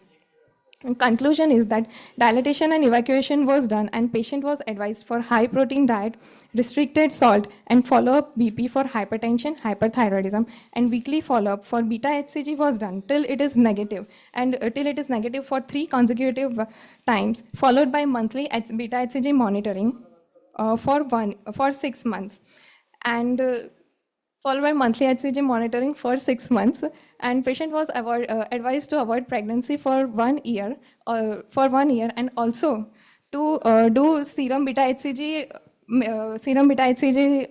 reports in the subsequent pregnancy, irrespective of the outcome. Molar pregnancy is rare, and its etiology, biology, and responsiveness to the treatment are very different from those of any other form of malignancy. And it can be cured. Fortunately, majority of the cases can be cured by simple surgical intervention, and those that require chemotherapy are generally cured with low toxicity treatments. Thank you. Yeah. Yes. It is. Laboratory reports showed that HB on day 1 was 6.3, then 3 pint Paxil volume were given. So HB on day 3 turned to be 8.1. TSH was reduced because of hyperthyroidism. Beta HCG stimulated that alpha subunit of that mimics. So TSH was less than 0.01. Urinary albumin was plus 3. D-dimer was also raised 2.20. It was a positive value, and beta HCG, serum beta HCG was also raised more than 1000. So alpha subunit mimics the, I would like to complete the statement, TRH, thyrotropin releasing hormone, right? I know the sonography machine of SVP hospital. These are not the photograph of SVP sonography machine. Okay. For the clarity purpose, it might be. Okay, suppose when you are doing a dilatation and evacuation in a case of vesicular mole, would you like to start the oxytocic agent first, or would you like to dilate first? We will dilate it first. Why? Oxytocin is generally given after dilatation and evacuation, after suction and evacuation, but not before DNE. Okay, some people use misoprostol tablet before dilatation. Some people start oxytocin injection before dilatation. Some people give injection prostaglandin, PGF2 alpha intramuscular before dilatation. In this case, it should not be done. Why? Because when the intravascular is closed, and if you augment the uterine contraction, again it can cause intravasation of the vesicles. So it can cause embolization. Theoretically, practically it is less likely, but yes, rare things do happen rarely. So ideal is ideal. Okay. So whenever you start oxytocic agent, in this case, before that, the dilatation of the intervals has to be done. Okay, in this case, like you said that patient had breathlessness, right? In this dry cough, yes. Yeah, at that yes, time. yes. Usually when you had to go for X-ray chest, because Yes. you know the reason, no? Yeah, lung metastasis, if there Even is. if not even if it's not malignancy, when you Yes. will say metastasis when there is a malignancy, but otherwise also you can see. There are cysts in the lungs, and it can cause metastasis. I mean, it can transmit to the uterus. That is why we are not giving oxytocin. Via blood, it can go to lungs again. Want to have a look over the histopathology report? Can I have a look over the histopathology report, please? Snowstorm appearance. Histopathology, No, histopathology. not sonography. Okay. Can I have a look over it? Chorionic villus hydropic. Histopathology report in your case. Okay, I have not mentioned it. So that has to be a part of this kind of case, right? Yes. Okay, well done. Thank you. Thank you. Motor side. we are done with the scientific session. Thank you.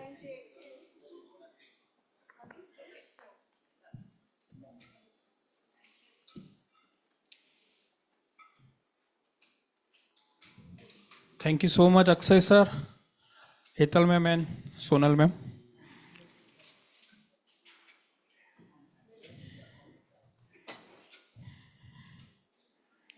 Just wait. Now time for your felicitations.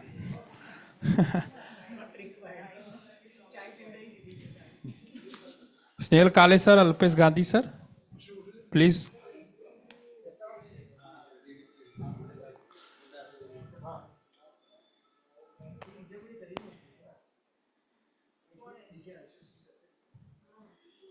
Alpesh Gandhi sir will felicitate Dr. Akshay Shah sir.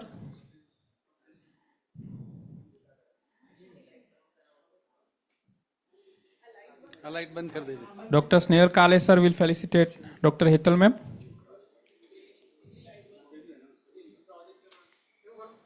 So there is a small request. If you people do not have any emergency in the labor room, if you can stay for a while, we would like to declare the result as well of paper and poster, and the winners will be given a prize for the same. So if you can please spare some time. Obviously, if you do not have any patient pending in labor room, we will appreciate your presence. Thank you so much. One more thing, guys. We have sent a feedback form to you in the group. Please fill it. We would like to have your feedback on this event. So please give us your honest feedback. Thank you.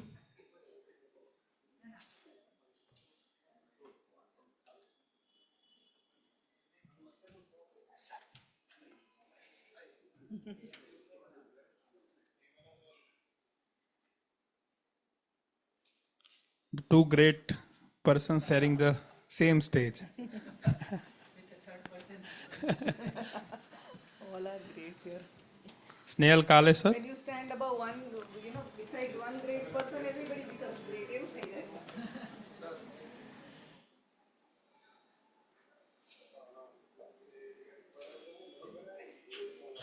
I myself.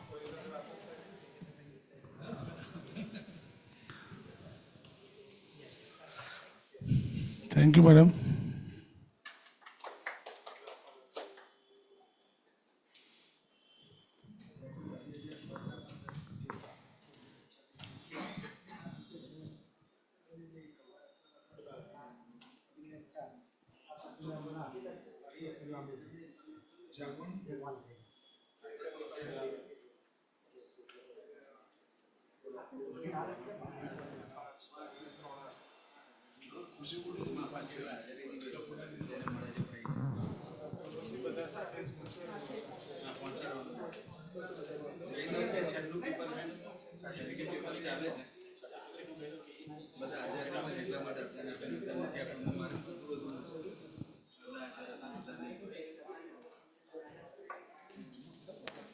The certificates to all the participants will be in the form of e-certificate. So please download it.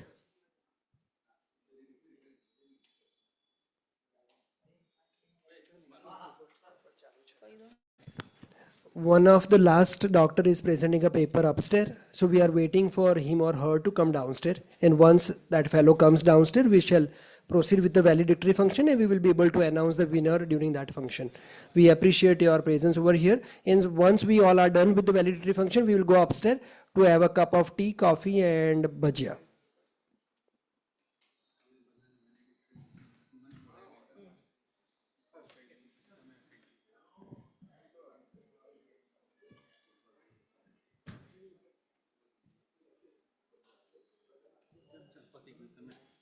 एकदम time मैंने एकदम perfect I think these people enjoyed a lot બહુ સરસ platform આપ્યું બસ thank you કહી દો અને વેલિડિક્રીમાં છેલ્લે આપણે નેશનલ એન્થમ થેન્ક યુ કહો મને બોલાવો હું થોડું કહીશ ત્યાં સુધી બીજા ડિક્લેર થયા હશે તો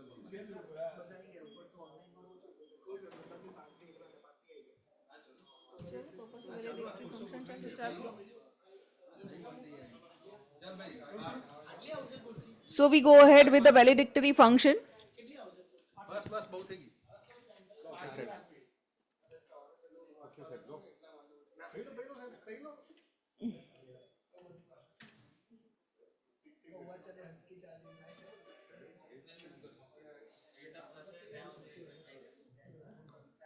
For us all, it was a great event under the leadership of Sogog President Dr. Alpesh Gandhi sir. This was his vision and his concept that has come alive today. Thank you all for your presence and active participation, without which this event would not have been possible. I would request now President Dr. Alpesh sir to please say some words for this.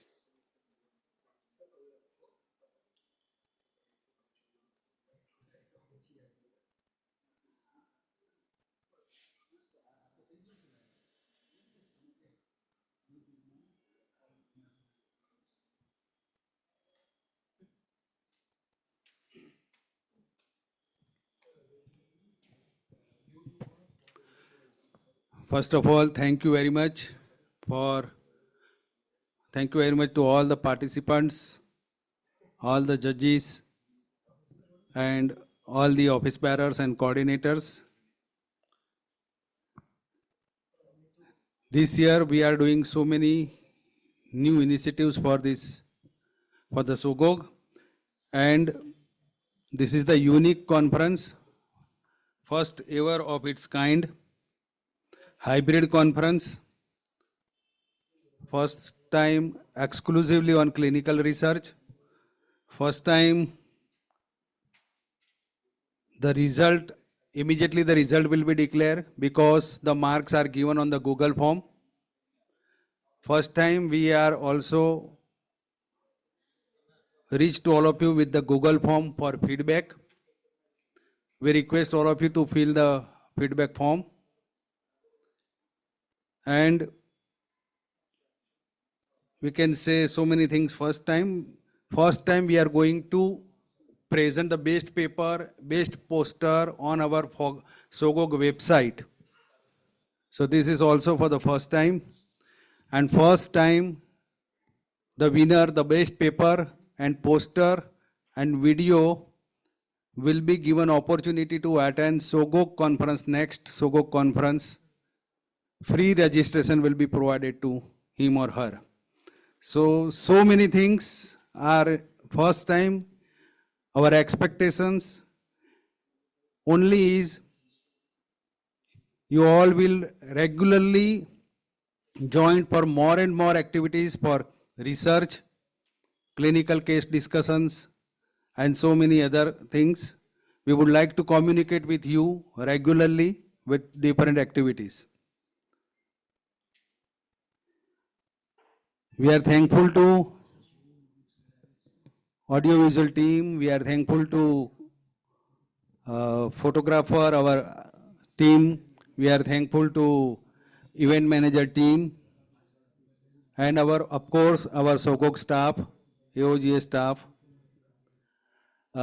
If result is ready, hello.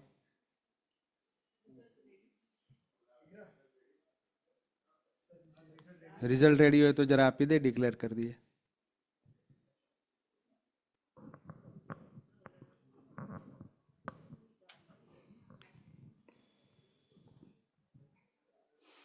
Important what we have observed is in this hall, there was no repetition. સામાન્ય રીતે એકનો એક case વારે ઘડીએ present કરવામાં આવતા હોય, ભલે જુદી જુદી ક્લિનિકલ સિચ્યુએશન હોય, પણ here all different types of cases were presented. So we also enjoyed.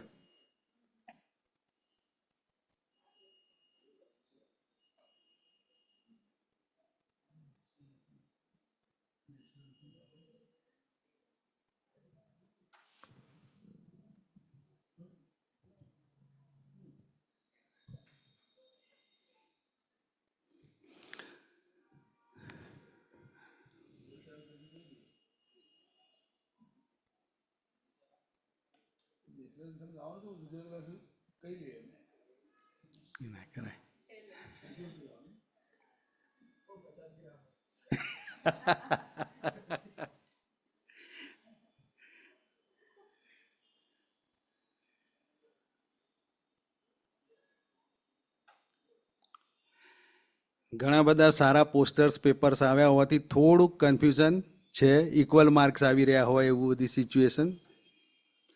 2-3 minute.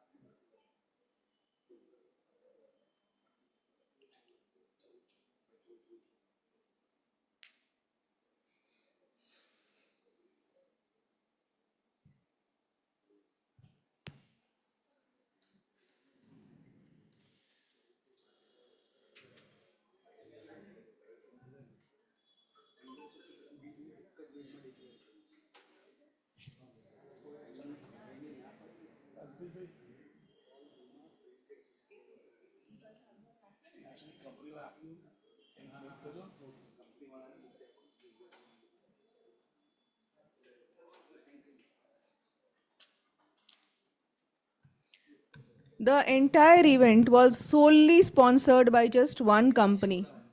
So thank you, Corona, for being the solid support behind this event.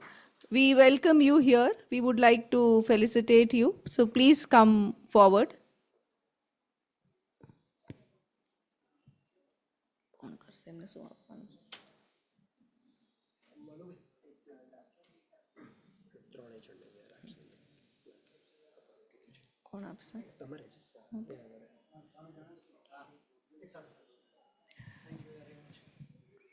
I would request Akshay sir to do the honors, please.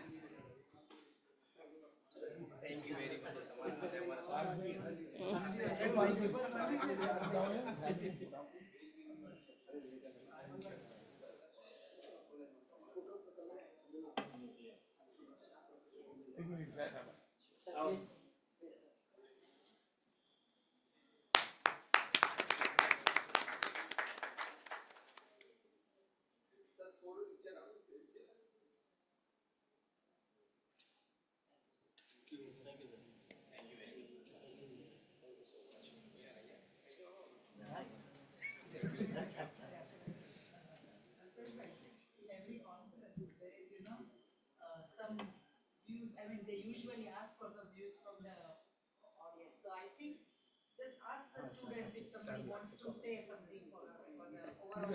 Actually, madam, we have sent a Google form to all the participants in which they will give us a feedback. But this was a very nice suggestion. We would like to hear those experiences also. So if anybody from you would like to share your experience of this event, you're most welcome here. See આખી ઇવેન્ટનો purpose જ એ હતો કે students participate થાય. The whole event was for you. Okay, એટલે we want your feedback.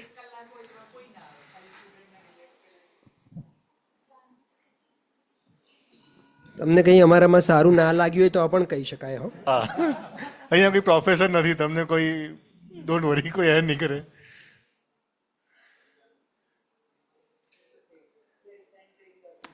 Yeah.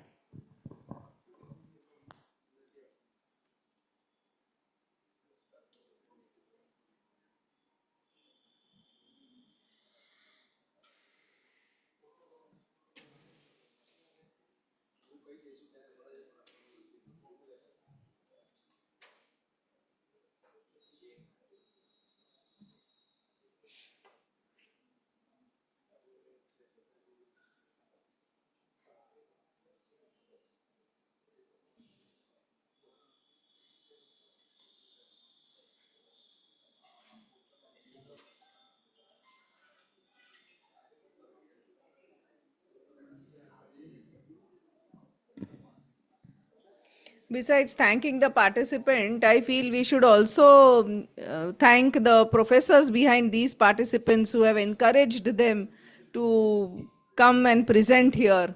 So, whoever are online, all the teachers and whoever are not, a sincere vote of thanks from Team Sogo Clinical Research Committee to you all for encouraging your students to prepare and present here. Thank you so much.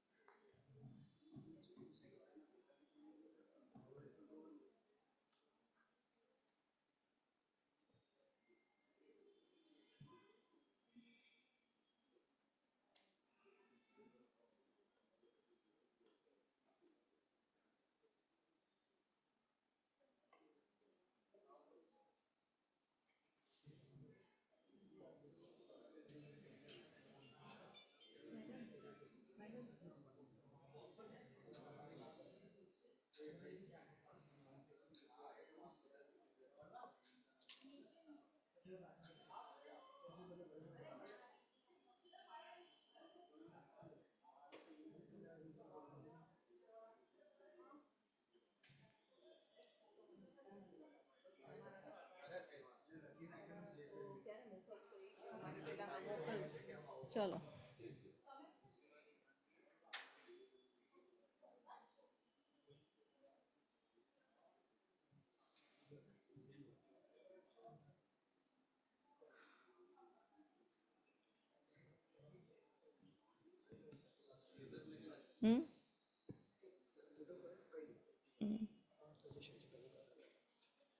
Thank you.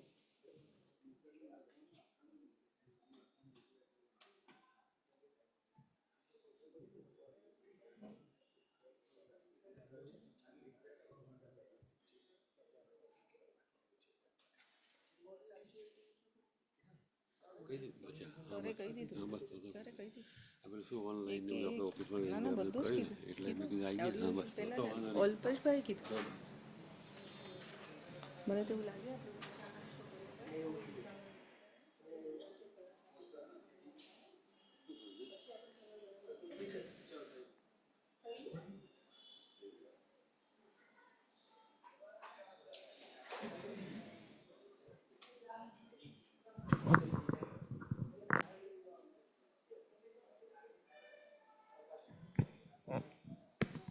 we all are also equally excited to see who the winners are because even we have enjoyed all your work. So I guess final few seconds to go before we have the names. Sir doctor Nitin Rai ઠઠ્ઠા સરનો message આવ્યો છે કરમસદથી. Kudos to team CR committee. Alpeshbhai, purpose has been served as exam is not only important thing, preparation for it is equally and more important. This event has provided that motivation not only for today but also for future. All people working since many weeks and since today morning continuously, a big round of applause. This is a message from Dr. Nitin Rai Thatta sir from Karamsad Medical College. Nitin sir, we appreciate your feedback. Thank you, Nitin sir. And we thank Nitin sir. He is the advisor of the Clinical Research Committee. And throughout, he has been a great pillar of support, guiding us and giving us his inputs, as well as encouraging participation. Thank you so much, sir.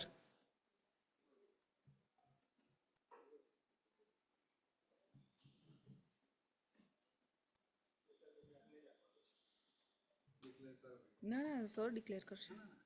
I request Dr. Alpesh sir to please declare the results. No, sir, it is your honor. Poster પહેલું poster છે first number આકાંક્ષા શાહ 96 માં પછી second કાવ્યબા અને જાનવી પટેલ ત્રણ એના પછી છે પેપર એમ નહીં એટલે આમાં ઓફલાઈન ઓનલાઈન એવો લાગે. ના એમ કશું નથી રાખ્યું આપણે. So for poster presentation, the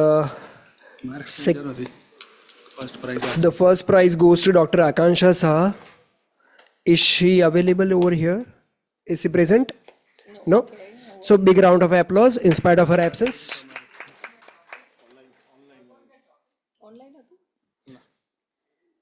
जो ऊपर से madam. Second prize goes to Dr. Kavya Ba. Kavya Ba, is she here? Are you? Okay.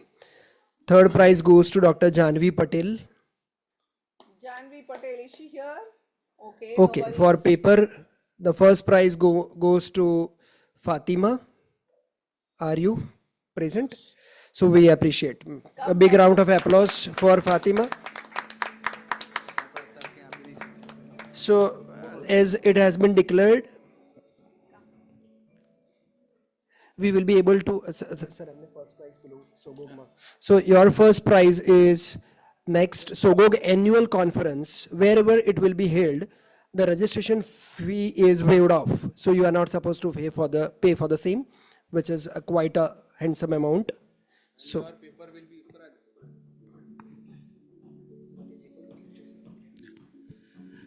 And your paper will be published on our Sogog website. Congratulations, and I hope with your permission we will publish it on our. Okay. So, આ બાજુ આવી જાઓ. Photo લેવા. દાદા કુંડું આપી દેવું છે. હા. મેડમ આવી જાઓ. ટીમ મેડમ આવી જાઓ.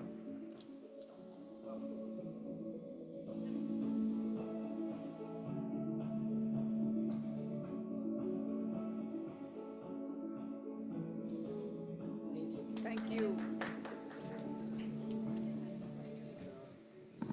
The second prize for paper presentation goes to.